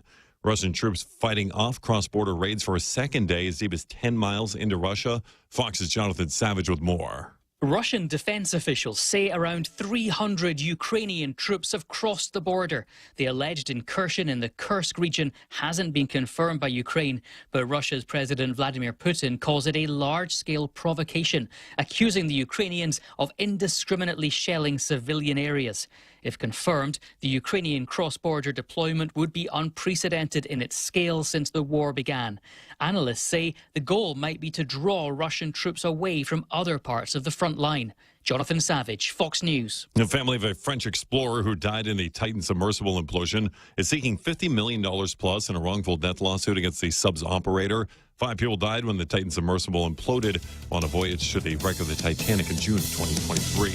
I'm John Saucier, and this is Fox News. Half a day. Kim Anderson from Security Title here to share some behind-the-scenes functions of a title company. First, we search the chain of title to property, and when a critical link is missing, we work with the owners to correct their ownership. When it comes to a sale, we work closely with realtors and lenders to ensure a smooth closing. Finally, we back up our work with a title insurance policy that guarantees the buyer they actually own the property. Security Title has the management of real estate closings down to a science. Give us a call. We are here to help. I want my children to be healthy for the school year, so I made an appointment at the FHB Health Center for their annual physical, sports physical, immunizations, dental exam, and eye exam. FHB pediatricians, dentists, and optometrists deliver the highest quality of care. I trust them. So can you. For an appointment, call 671-646-5825, option 1. Most private insurance plans accepted, including Take Care and GovGuam self-funded. FHB Health Center, our island, your clinic. Wow, Bank Pacific, 70 years. That's right. Are you celebrating? You bet. For starters, we opened in 1954, so we're offering a very special personal loan with rates as low as 5.4% APR. 5.4? And you can borrow up to $50,000 for whatever. Summer travel, back to school, paid on credit cards. Can I apply online? Yes. And in any of our convenient offices. Bank Pacific. For other split branches, we place routes for 70 years. Equal opportunity lender. Conditions apply. Portions of the program made possible by APL American President Lines, a global presence with a local home, and the team at NissanGuam.com and the World Wide Web. All kinds of things going on for you over there. The This Is Summer Sales event, and I'm trying to convince them to hold on to the incredible deals going on until the Department of Education opens for the school year. Unfortunately, the deal comes with $8,000 in cash. I don't know if they'll be able to wait it out as long as DOE is going to be able to do it. We'll see. It's going on now. $8,000 cash back on incredible rides like the Versa, the Sentras, the Kicks, and the Frontiers. Your approved credit gets you in. Oh, don't have credit right now? Maybe you've never earned any credit yet? Well, the guys over at Nissan can resolve that for you right away. They've got an exclusive first-time buyer program. So if you don't have any credit, this is how you build it. You apply, they approve, you drive away. And all you got to do is make the payments on the cars on a regular basis and don't make collections chase you down all the time. And that's how you build up your credit and get to drive a cool car from NissanGuam.com. The Ray Gibson Show. Any speaker, anytime. Morning talk that matters. Oh, my God, everybody's here. We got the Viking Cruise people in, and I'm loving the comments about cruise life in general and Viking boats in particular. Jerome McDonald says, Viking boat cruise. I enjoyed the 8-day cruise on the Rhine River. I highly suggest going on the Viking cruises. Jose says one of the Viking cruise packages includes, with every port call, an option to pillage the town. They'll hand out, they get the horned helmet and the fur tunic and all of that stuff, and tribal the Viking tattoos for absolutely free. Suggest the Rhine Riverboat cruise over there. Jerome says the Filipino cooks on the Viking cruise I was on personally prepared the meals for me and my wife. Lechon, crispy patas, pancit, and did I give them a hefty tip? I just assume if there's rice in there, it's going to have garlic. I asked her what the best ship was, and she said Viking. So I told her the truth. The best ship is friendship. Aw, that's real. Joe Cruz put that in there. Stephen Blake says ahoy, mates, etc. cetera, et cetera. So we got great opportunities for folks from Guam. They want to hire U.S. citizens, and they like the work ethic that our people can put in. Of course, the concept of hospitality is not missed on the Holiday Spirit, right? 8 after 9. Now, we're going to extend a little bit of Holiday Spirit into the studios right now. There is a new production coming up called Into the Woods, and I think I've got the entire cast here at the radio station, led by a couple of people who are no strangers to the mic, even though I had to ask their names. I've got Mirren, Sophia, Jordana in the studio. Buenas noches. Good morning, Guam. Good to have you. Good to have you hanging out here. There's also Troy McVeigh, and he has been a part of our broadcasts in the past. Good morning. And I must say that was a fun conversation because it involved an opportunity for me to shine my nephew's shoes and say what a great job RD does whenever he's involved. That might come up again today. Yeah, he's in this show. Could actually come up in the broadcast today. We've Paris Phoebe. That's you? Yes, that is me. You have interesting stickers on your face. Oh, these are my pimple patches. Oh, got it. All right. This is kind of a new technology for me. I thought maybe you went out with your friends last night and just haven't had a chance to wash up yet. Which will happen. And then there's, who's it? Donna De Jesus. Oh, man. Who plays the witch. She's out of the range of her. She's out of the range of the camera right now, so I don't know if you're going to be able to. No, you're not. No, I'm staying this way. I'm keeping. What? I'm keeping that. She got the microphone on, There, but got the just no camera on her at all. But so Into the Woods, and I'm not sure. Do I want to call this an origin story on all of the other great fairy tales that we were raised with as kids? Well, it's definitely a different take on the story. I wouldn't call it an origin story, but it's like taking all of your favorite fairy tales, Marvel Universe. That's what it is. Pretty That's much. what I'm looking at. We call it the Avengers of musicals. Yes. So that's basically what it is. It takes all of the fairy tales that we've come to know and love, but putting them in very real, true to life situations. Okay, we're going to have to delve a little bit more into the plot of Into the Woods. I mean, I'm assuming the object of the game at this point is to start selling tickets.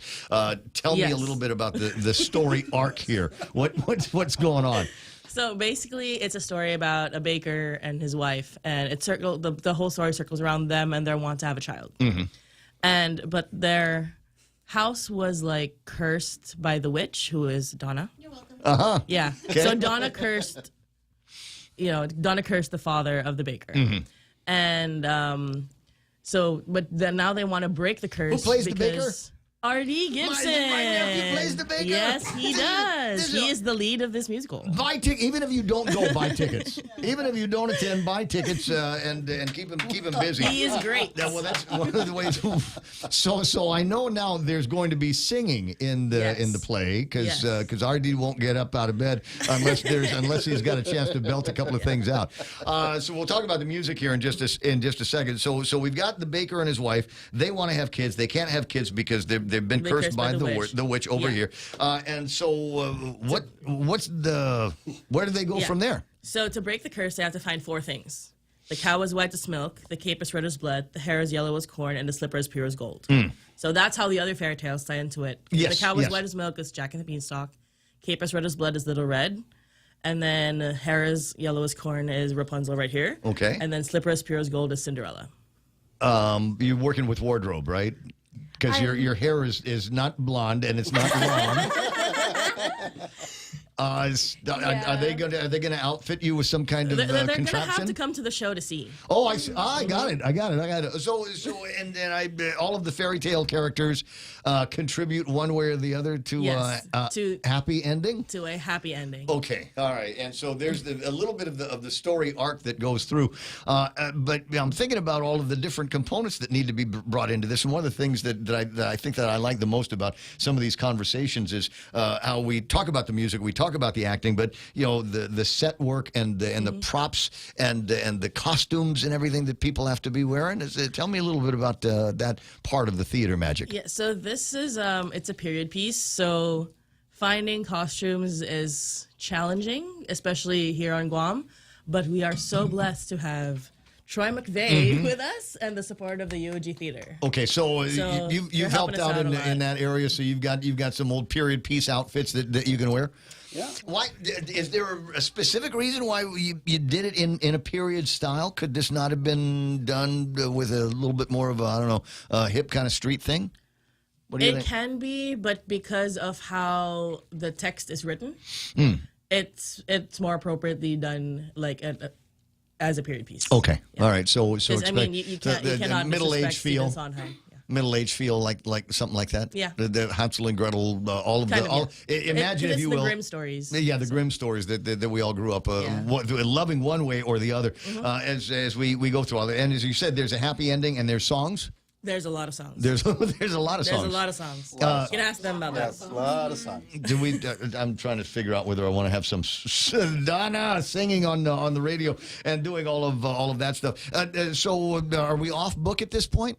Not yet. We'll be off book by the 25th of August. Okay, so I was going to say we might as well work on actually selling some tickets. My buddy Bojo is in the studio, and I'm going to assume that that's his job. Yeah, he's in charge of moving the tickets and taking care of making sure that the inventory is all worked out. Buenas and Avade, good to see you there. Good morning, Ray, and thank you for having us here. And I'm meeting again the original Ray Gibson, right? Yes.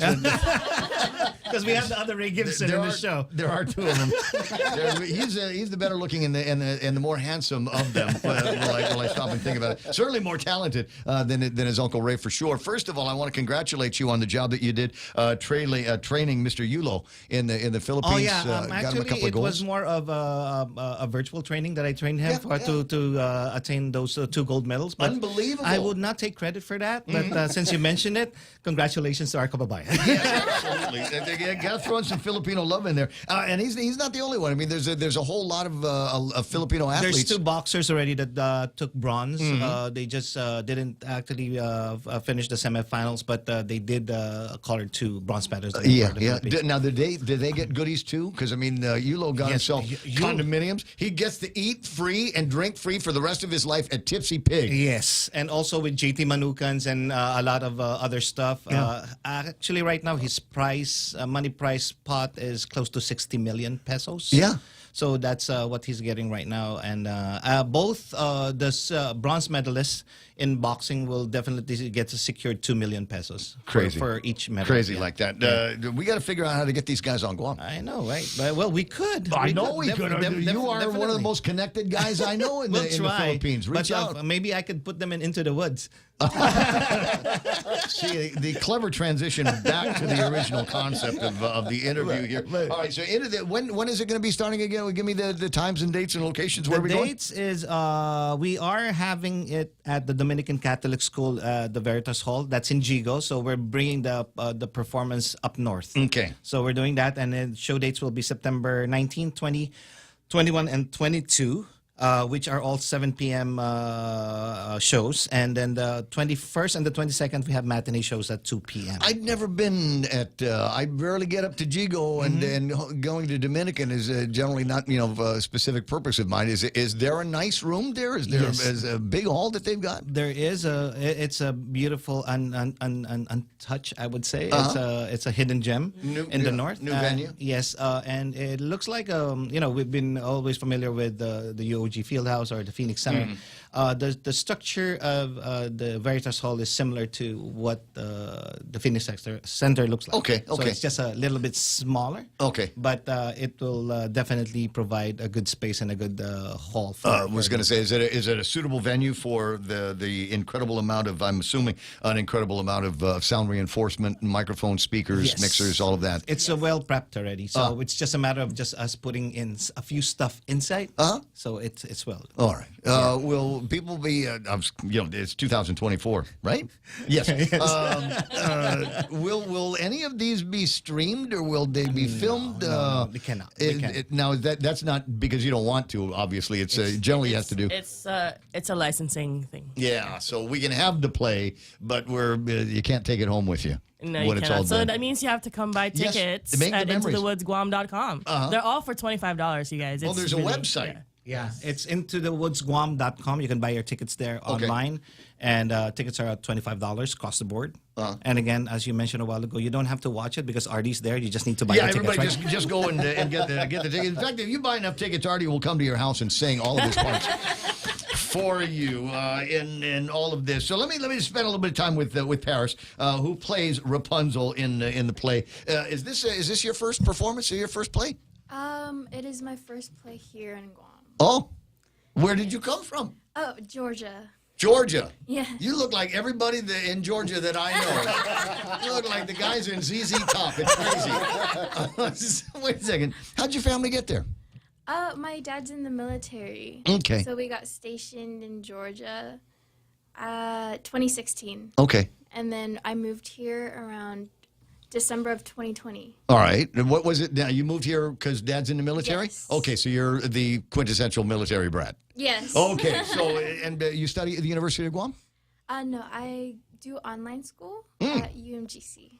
UMGC. Okay, that might come in handy for certain parents listening, wondering when the Department of Education is going to open. And the answer is they don't even know. So UMGC is the name of this homeschool deal that you get? Yes. I gotta ask, is that crazy? I mean, what's the difference between homeschooling and regular schooling for you? For me, I like online school a lot because I get to manage my own time, just as long as I turn in all my work before the due date. Do you have a teacher? It's all self-learning. Yes. Wow. Yeah, I don't know if I could do that. I mean, that requires a certain amount of discipline and self-control. Before you do the assignment, they have a video for you to watch. It's basically like a tutorial. Everything's being learned on YouTube nowadays. Do you have classmates? Yes. So the online classmates? Yes. Okay, so basically it's a Zoom meeting all the time. There's some people that say that online learning isn't any good, and we went through COVID and all of that stuff, and it just turned out dumber kids. So is there a difference in the way that you guys are doing it with UMGC, so that you've got competition, you've got peer pressure, that kind of thing? No, not really. No, you don't fight with the other Asians? What? Hey, look, I got Asian kids. She went to school at Harvest Christian. That's what it's all about. Is you get the Japanese, and they compete with the Korean kids, and they compete with the Chinese kids, and all of them trying to come out with the summa cum laudes and all of that. So I think a little bit of competition is good. Do you get a chance? I mean, I know. Speaking of Harvest, there are a number of kids that are in their athletic programs that come from a homeschooling environment. Do you have anything like that, or if you wanted to get into some kind of athletic, track and field or ball or something like that? I don't like working out. She likes coming to rehearsal for Into the Woods. Not even. So the reason why I chose to do online college is because I'm actually an artist myself, and I write songs and I produce my own music. What are you using for your production? My phone. Yeah, I would. Yes, I know. I'm wondering if we're using the same thing. There's a piece of software that I found online, and everybody seems to be using it. It's called BandLab. Are you a BandLabber? I use GarageBand. Just on the phone? Yes. Yeah, just on the thing. Yes. Oh, that's really, really cool. Do you have any of your songs? Yes. Because I have a radio station over there that we can play them if they're any good. Oh, yes, I do. Okay, I'll give you a card before we go. All right. So her name is Paris Phoebe, and she is playing Rapunzel in the play. And I'd embarrass you by asking for a little bit of your singing. And do you sing on your own? Are you solo, or do you sing with my nephew? I sing with Donna. Oh, you sing? Oh, you sing with Donna. Donna sings? I'm learning something new about her all the time. This is great. Troy McVeigh is in the studio, and as it turns out, the last time I had you in here, it was just a rollicking interview, and I learned so much about what you do and the productions that you are in and all of the steps that are required to take it. And in this case, you are actually acting? Yes. I am the narrator, and I helped. Weren't you the narrator in the last piece that we did? Yes, and actually that's how I got this role. Apparently I did a good job as a narrator last time, so they asked me to come back, and I kind of stand in for the audience, right? Right. Once upon a time, faraway kingdom, right? So I'm that familiar part of the story. And then, since all the stories are sort of twisted up in different ways, I help the audience understand those contexts and make some commentary. And that leads me to believe there might be parts of the program that could go over your head if you're not paying solid attention. Well, I think it's a well-crafted story, so I don't think it's like it'll go over your head. But since it's mixed up, right? So my comments help, right? The witch comes in, and it's very well crafted.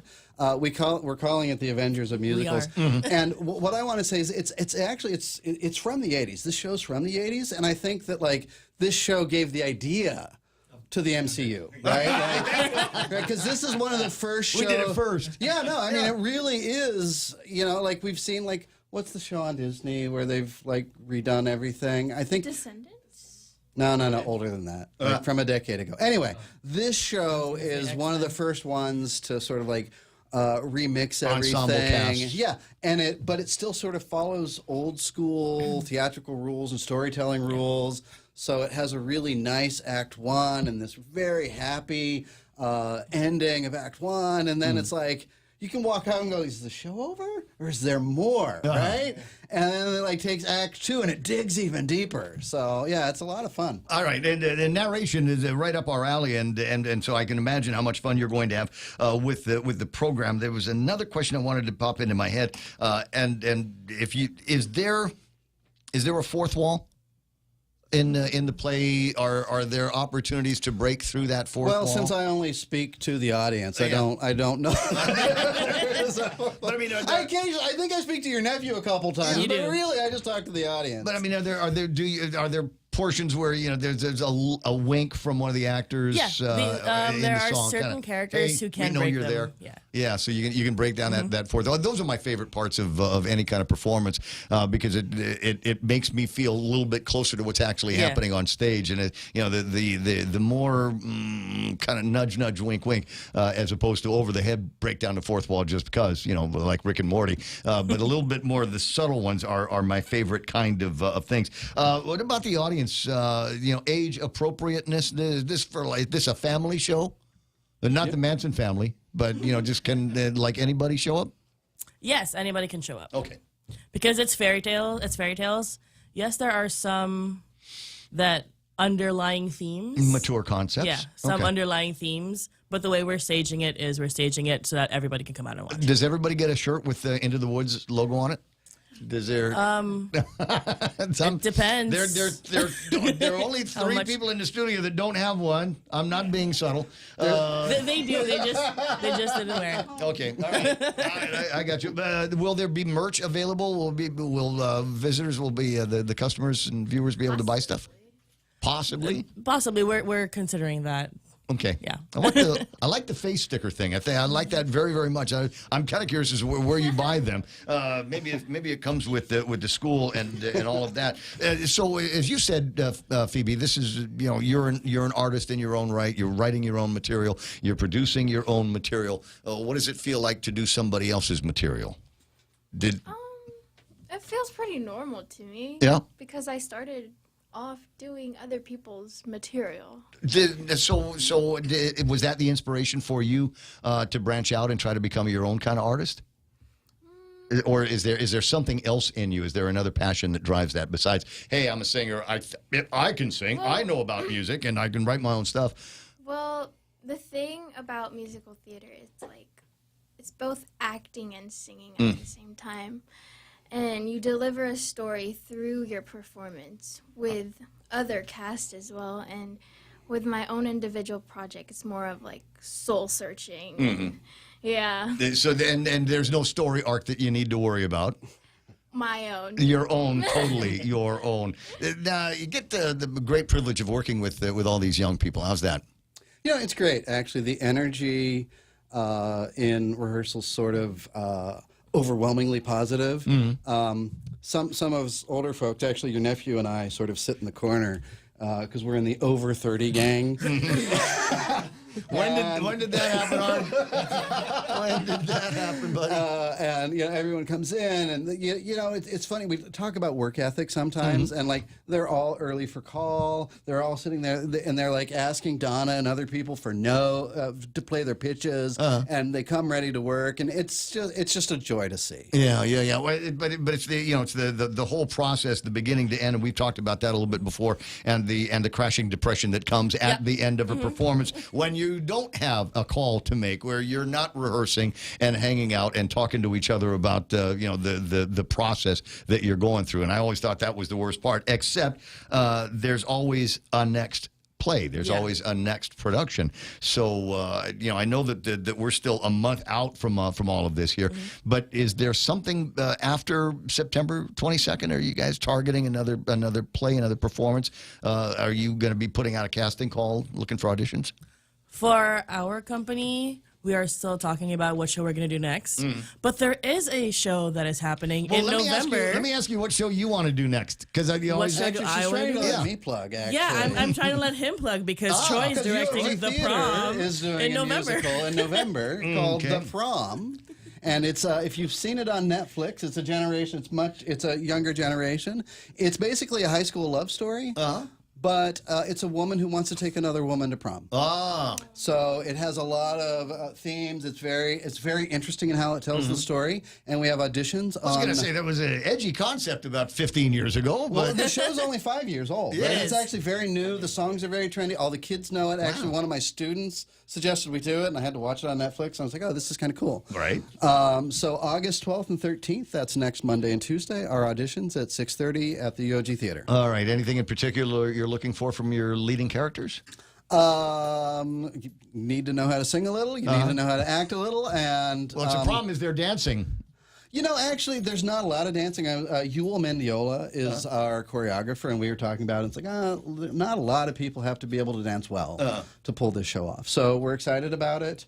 UOG Theater Instagram page has all the information, and I will stop talking about UOG Theater. I know we're here to talk about Into the Woods, intotherwoods.com. It's synonymous as far as I'm concerned. It always feels like we help each other out, man. Yeah, We're it's a the community. same people. Yeah, it's the same people. Doing different plays and different things like that. But getting back to the prom thing. I mean, how much do you get to embellish? Once the lyrics, once the script hits your desk, at which points do you? Are you allowed to? So we've mentioned the word licensing before. Yeah. When you buy the license to do these things, you sign the document saying you will do everything exactly as written. Oh. Right? And in musicals, it's because they're usually well crafted. Yeah. You really much more do have to follow everything because everything's there for a reason. In straight plays and older plays, you have a little bit more liberty. Okay. But for the prom, it's a little different than the Netflix, but again, the musical's only 5 or 6 years old. Yeah. So we're very much going to do it as written. We might do a couple of references, like the name of the high school. We might change the name of the high school so that it's symbolically different. Academy of Our Lady of Guam. No, actually, I want to choose like Lincoln High because there's scholarship that Abraham Lincoln may have been the first gay president of the United States. Right? There's not conclusive. I don't want to say anything. I don't want to upset anybody. But I like that mystery in the background, right? Your conspiracy theories are almost as bad as my conspiracy theories. That's brilliant. 9:30. So you said he's the first. Who was the most recent? There is an answer to that. I know there's an answer to that. But there's also Eleanor Roosevelt's so much fun. references in this show, and she was largely regarded as the first philanthropic lesbian in the world, right? So there are references sort of built into this, and it's kind of coded. We're breaking barriers on this program today, that's for sure. That's how I thought the Into the Woods interview would go. No. But they all kind of should. Then people should sometimes be afraid of listening to the radio. But anyway, the point that I want to get to, and I'll ask you this question is, Troy, when are you going to do your play? My play. I know there's a play. Like I'm not brave enough to write down my own story and do all that. Yeah, I'm not making that insinuation, but I'm sure that there's a play going around in your head. There's a script that you play around with from time to time. Sure. I might retire in the next 6 to 10 years. So maybe the next 5 to 9 years we'll start working on that. I wonder how groundbreaking and edgy that one will end up being. It's so much fun. 9:32 in the morning. So where's Mojo again? Where's the website that I go to? Yeah, it's intothewoodsguam.com, and you could also follow us on our IG page, Three Blind Mice, which is the... .gu. threeblindmice.gu. And yes, Three Blind Mice is a new player in the stage production right now. So thank you very much for having us here. Well, I was going to say that there's an opportunity to meet some more of the cast down the road. Oh yeah, definitely. Because we've only got Rapunzel and the narrator in the studio, but there's what's that? The Witch. And the Witch. But we've got to get my nephew in here if he's not too busy trying to educate kids out there somewhere in the world. Plus we've got Jack from Jack in the Box, Little Red Riding Hood. So that's a good thing. Maybe we'll get Jack in the Box to actually sponsor us. Yeah, that's what I meant. and then there's the Wolf, and there are all kinds of other characters that we get a chance to meet. So Donna's going to take care of scheduling up another get together between now and September. Because if I've had as much fun with this crew as I will with that one, then we're on for a crazy good time. All right, get your tickets, get them all lined up. They are going to be going fast. If just based on the parts that you have heard here on the program, I think this is going to be a whole lot of fun. Yes, and go ahead. And also, we'd like to thank the Guam Territorial Band and the Guam Symphony. Yes, so we have an amazing conductor, Miss Amanda Bateman. She is, I believe, second chair for the Guam Territorial Band right now. And so we have members from the band. We have some students from Harvest, actually. And then we also have some members from the Guam Symphony that are in our orchestra. How excellent is... Yes. Yeah, that is excellent. There's a lot of talent sitting in those chairs. Any other... You mentioned Jack in the Box as a sponsor here. Are there any other businesses or organizations we guys... We're still looking for a lot right now. If the businesses are listening right now, it's an amazing show. But we would like to thank our home for our rehearsals. It didn't bug the guys at Medical City. These are being sponsored by Medical City. I was going to say, there we go. It's part of Medical City. That's the reason why we're here in your show right now. Thank you very much to Medical City. And also would like to thank our rehearsal area or hall. It's at the Guam Premier Outlet, stall 101A, which is actually just across the ABC store. So so we're there. And also would like to thank, of course, the UOG Theater for actually collaborating with us. Thank you so much. And also would like to thank Mayor Robert Hoffman of the Sinanhanya Mayor's Office. Right. Because we'll be having... For allowing this play to be in Jigo. No, we will be having a gala night on September 7. It's per invitation. It's a formal music engagement. It's going to be held at the Sinanhanya Mayor's Office Theater. Sinanhanya Mayor's Office Theater? There's a theater. There's a 132-seater theater, fully equipped with LEDs and everything. So some people call it the community center. Oh, okay. The community center. There you go. Okay. It's marketing. It's marketing. It's sales, and it's got to get done. Cool. So we'll be having a performance of the whole cast there with the symphony at the same time. So it will be. We'll be inviting you. Will there be any opportunity taking the show on the road a little bit? Every once in a while, they'll do that where you do a promotion. A little promotion. We are planning to do. We reach out to the private schools and public schools. Yeah, because they're the only ones that are during their sports events. Yeah, so we might go in between the games. Even though Phoebe doesn't like to work out. Yes. So at least we know we're going to bring. She only has to sing in this. At least she has the experience of going to the gym by singing. There we go. 9:36 in the morning. No. Pleasure to have you guys back in the studio. I like the way the radio station sounds when there's so many happy people in it. So you know where to go, you know what to do, and we'll get that all lined up. I'm going to grab some selfies while the news is playing here on 93.3 The Point. Buenas Guam, I'm Jonagan Charfris. Here's a look at 3 stories you need to know for Thursday, August 8th. The Guam Department of Education is in a state of emergency. That's what GDOE Superintendent Dr. Kenneth Swanson had to say during another round of emergency session on Bill 317 with lawmakers. Senators, alongside a panel of government officials, put a pin in the meeting as the Guam Education Board swiftly met for an emergency meeting of their own. The board officially passed a resolution to declare a state of emergency for GDOE Wednesday afternoon. 54-year-old Eugene Wayne Huffman is accused of torturing and sexually assaulting a woman known to him. He was charged with first-degree criminal sexual conduct, aggravated assault, family violence, and felonious restraint. According to court documents, police received a complaint from a woman who was at the hospital. Based upon a doctor's assessment and review, the woman had been badly beaten and may have been sexually assaulted. The victim told officers she could recall being hit in the head with a belt buckle, having her front tooth pulled out with pliers, and being sexually assaulted over the course of 3 days. Officers observed visible injuries to include bruising on her face, cuts to her forehead and top of her head,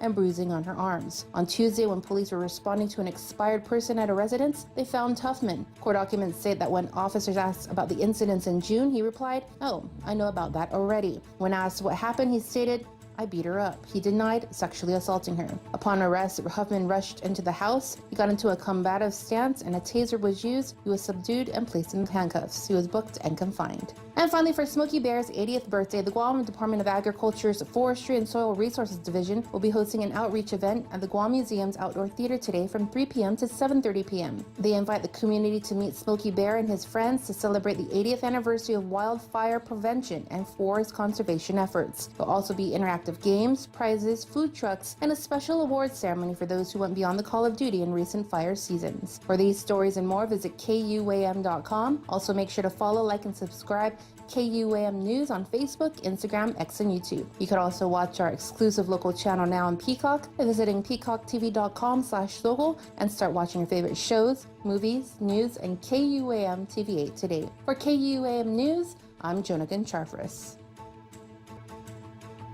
For all your real estate needs, call the professionals at Hoffaday Realty. Jody, Saran, Libby, and Lolita, and they'll take care of you on every step of the real estate process. No worries. Just contact Hoffaday Realty at 588-4232 or 588-HOFFA or email them at hoffadayrealty@gmail.com. They're at 426 Challenge San Antonio, Suite 204 in Tamuning. Open Monday through Friday, 10 to 4. Hoffaday Realty for all your real estate needs. New benefits are taking flight. Instead of 2 times miles, the United credit card from First Hawaiian Bank is now introducing 3 times miles on every dollar spent on United tickets purchased through United ticketing channels. Apply by August 31st, 2024, and if approved, you can earn 35,000 miles when you spend $1,500 within the first 3 months. Get on board with the First Hawaiian Bank United credit card. It all starts with yes. Terms and conditions apply. To learn more, visit a First Hawaiian branch or go to fhb.com/United. Looking for a way to unwind after a long day? The Hilton Tree Bar has Budweiser Happy Hour every day from 5 p.m. to 7 p.m. Enjoy 50% off on all Bud family beers, wines by the glass, and single mixed drinks. Half off on your favorites like Budweiser, Michelob Ultra, Grey Goose, and so much more.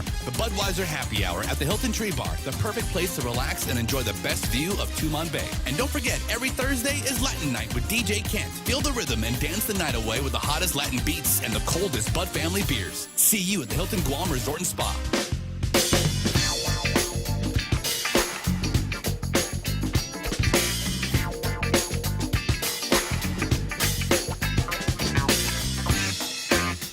Abraham Lincoln, the first gay president of the United States of No way.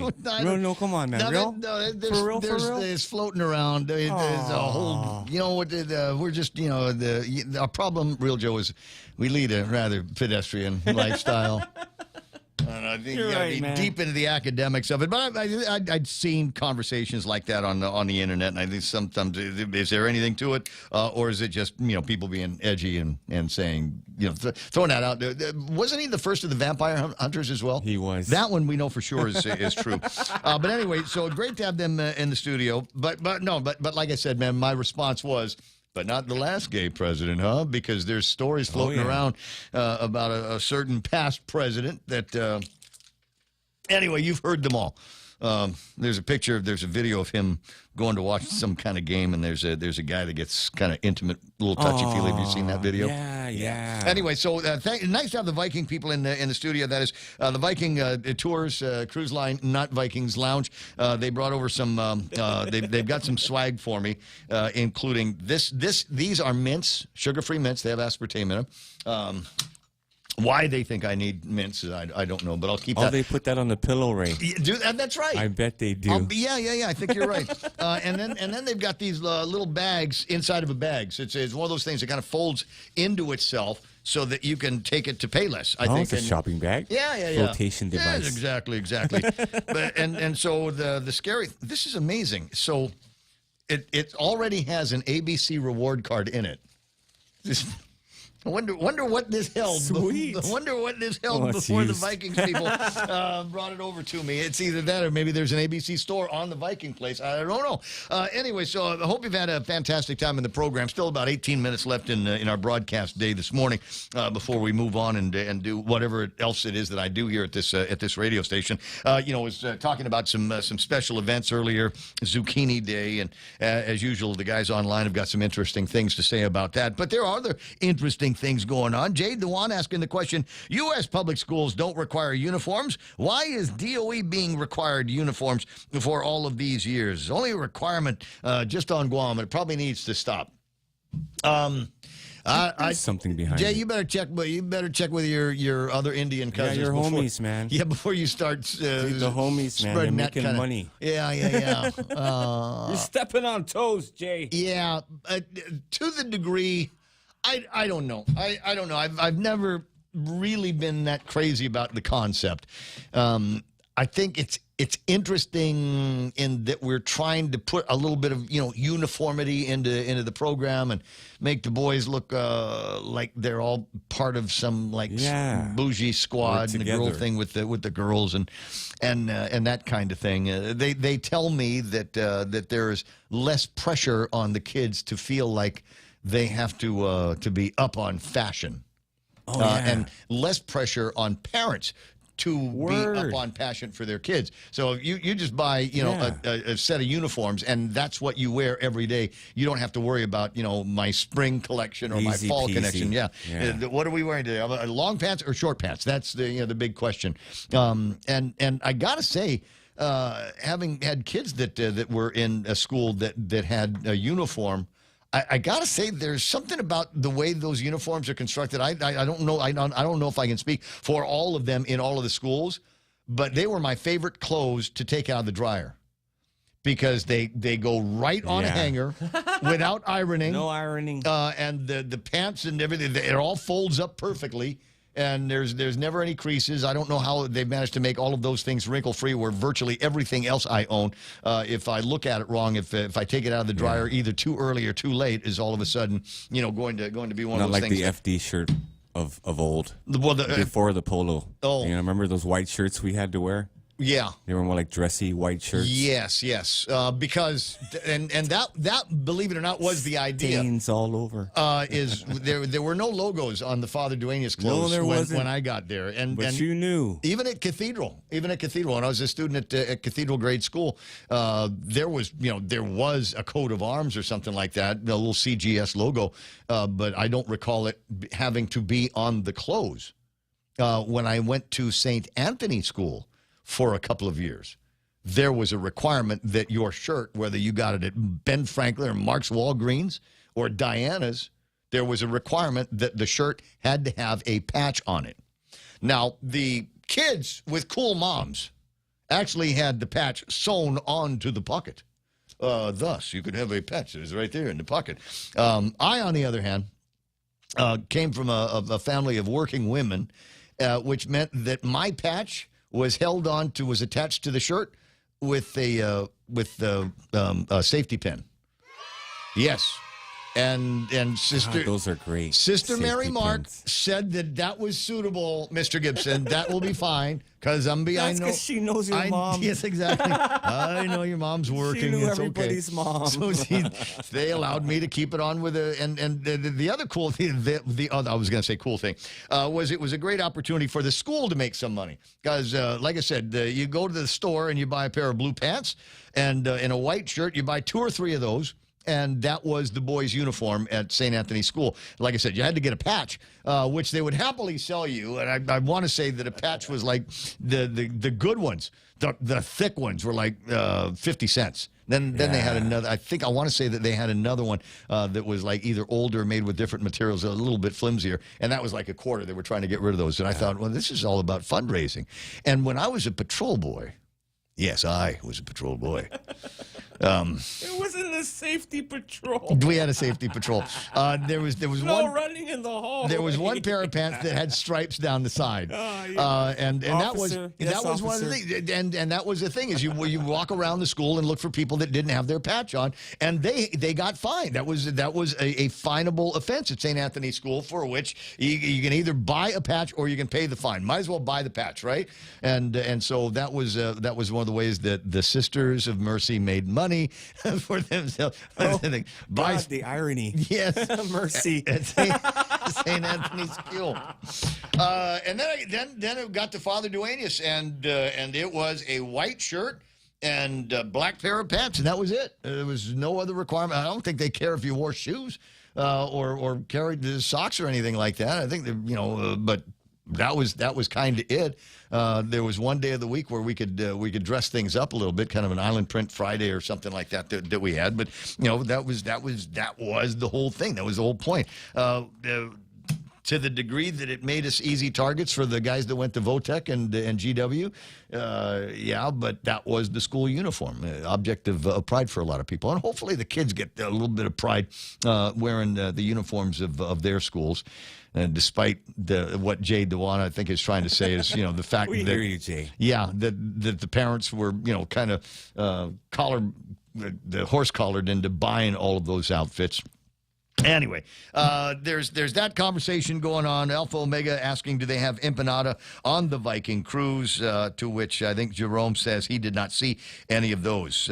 Jerome says public schools here, California, and high schools, etc., wear uniforms in that place. So the idea that we're the only ones in the United States that follows that is not true. I think one of the other reasons why they got deep into it at the time had to do with gangs. There was a blossoming gang problem. Yeah, colors. And can wear colors. Well, they make red and blue. They make stupid movies. And you got kids that are stupid enough to believe everything that they see in there, and so they all wanted to pretend to be gangbangers or something like that, and so that became a little bit of a problem. So at the end of it, they decided maybe if we have everybody, your gang should be your school, your colors should be your school colors. Gang. And so they did some of that stuff. What's that? Jerome says, I was a patrol boy too. I never forget. Bang. Nelbert Bortello's head too. Against the wall for misbehaving. He actually cried. That was the fun. It was no fun being that was I think the happiest moments of my young life is the years that I spent as an altar boy, followed by the couple of years that I was a school patrol boy at St. Anthony's School. The items in the table of contents, and I don't know that I got through most of it, 10 away from the top of the hour, and about 50 minutes ago, they began the last of the free healthcare days over at GCC, and I'll make a plug for them because I think it's important for many, many people on Guam. The idea of being able to go and see a doctor is right up there with every other luxury you can think of. A lot of people don't have insurance, don't have access to insurance, don't have cheap ways to go and see doctors. And that means that there's a lot of things that get put to the side. Pregnant mothers that may never talk to a doctor about prenatal care, things like that. You might have problems hearing or seeing, but you don't know what to do about it because you can't go see a doctor. So it's nice that they have these free clinics floating around.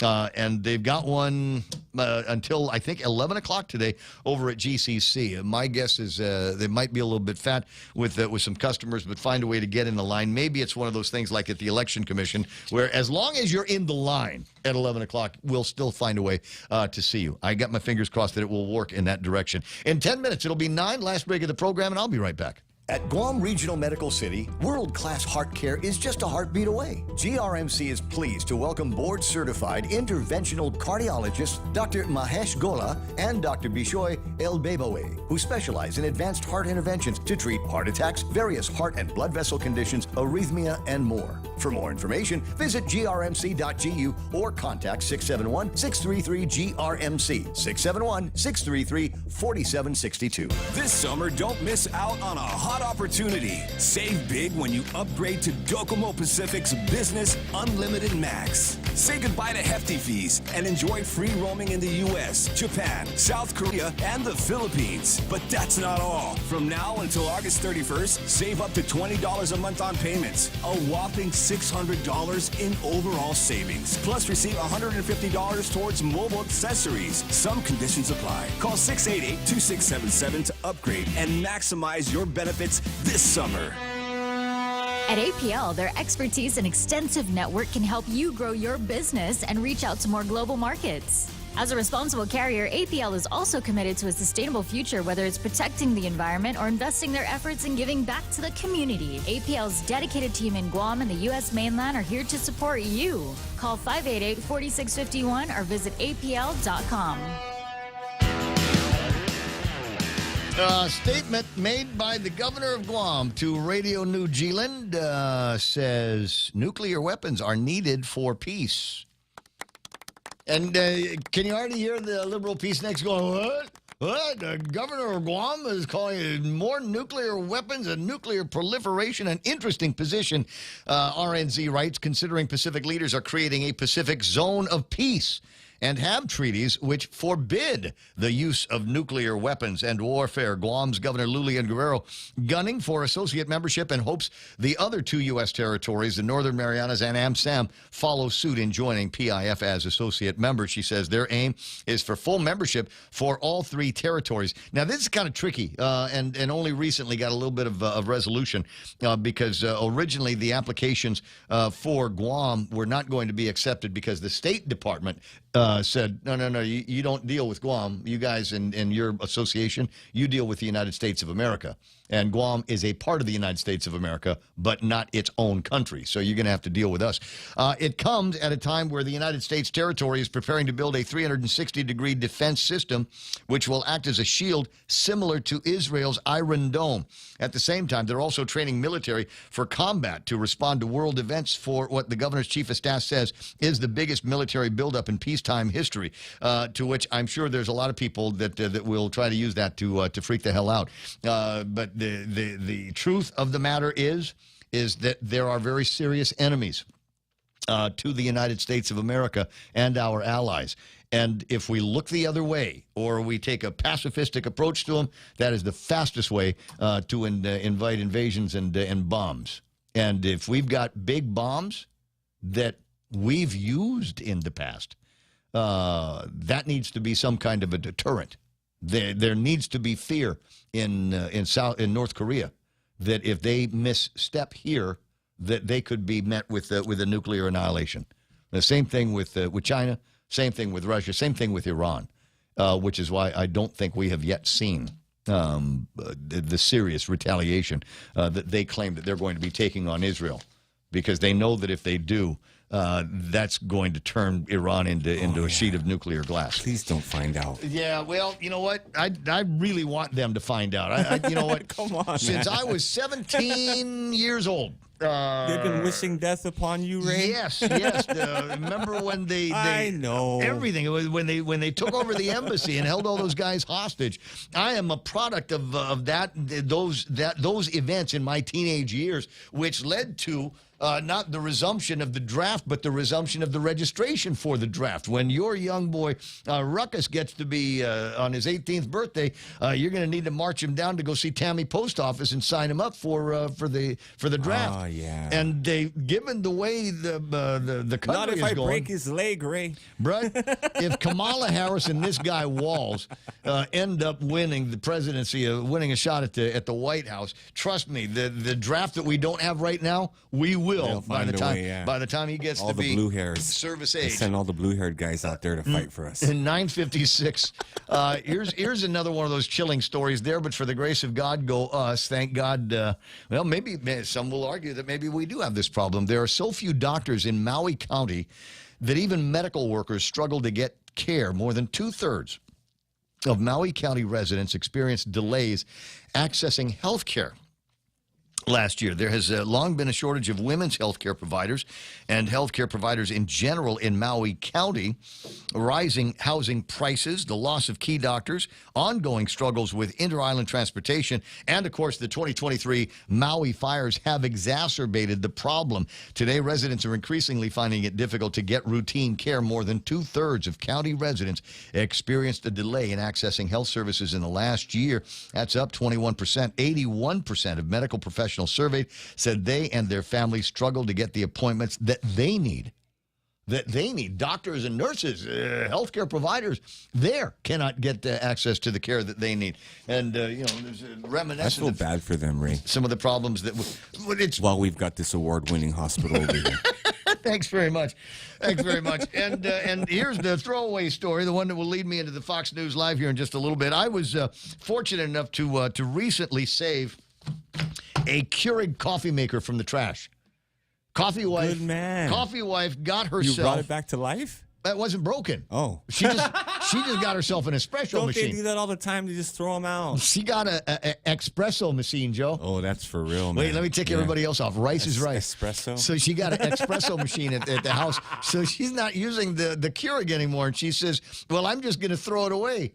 And she said that knowing that I would take it because I'm the dumpster diver, fish stuff out of the trash husband, and so I go, okay, nice, I'll take the Keurig from you. I'm happy for you, dude. There is a new device from the Keurig people though. It is and naturally Jerome McDonald and Keenan McCausland will be able to get one of these and try them out before us. It is the K-Brew and Chill, a new platform which promises to brew and then rapidly cool coffee and other brewed beverages, creating an experience like that of a cafe's iced drinks. Oh, man. So you put the Keurig thing in there, and it will brew, and then there's another mechanism in there that will get it down to a point where it's like iced coffee.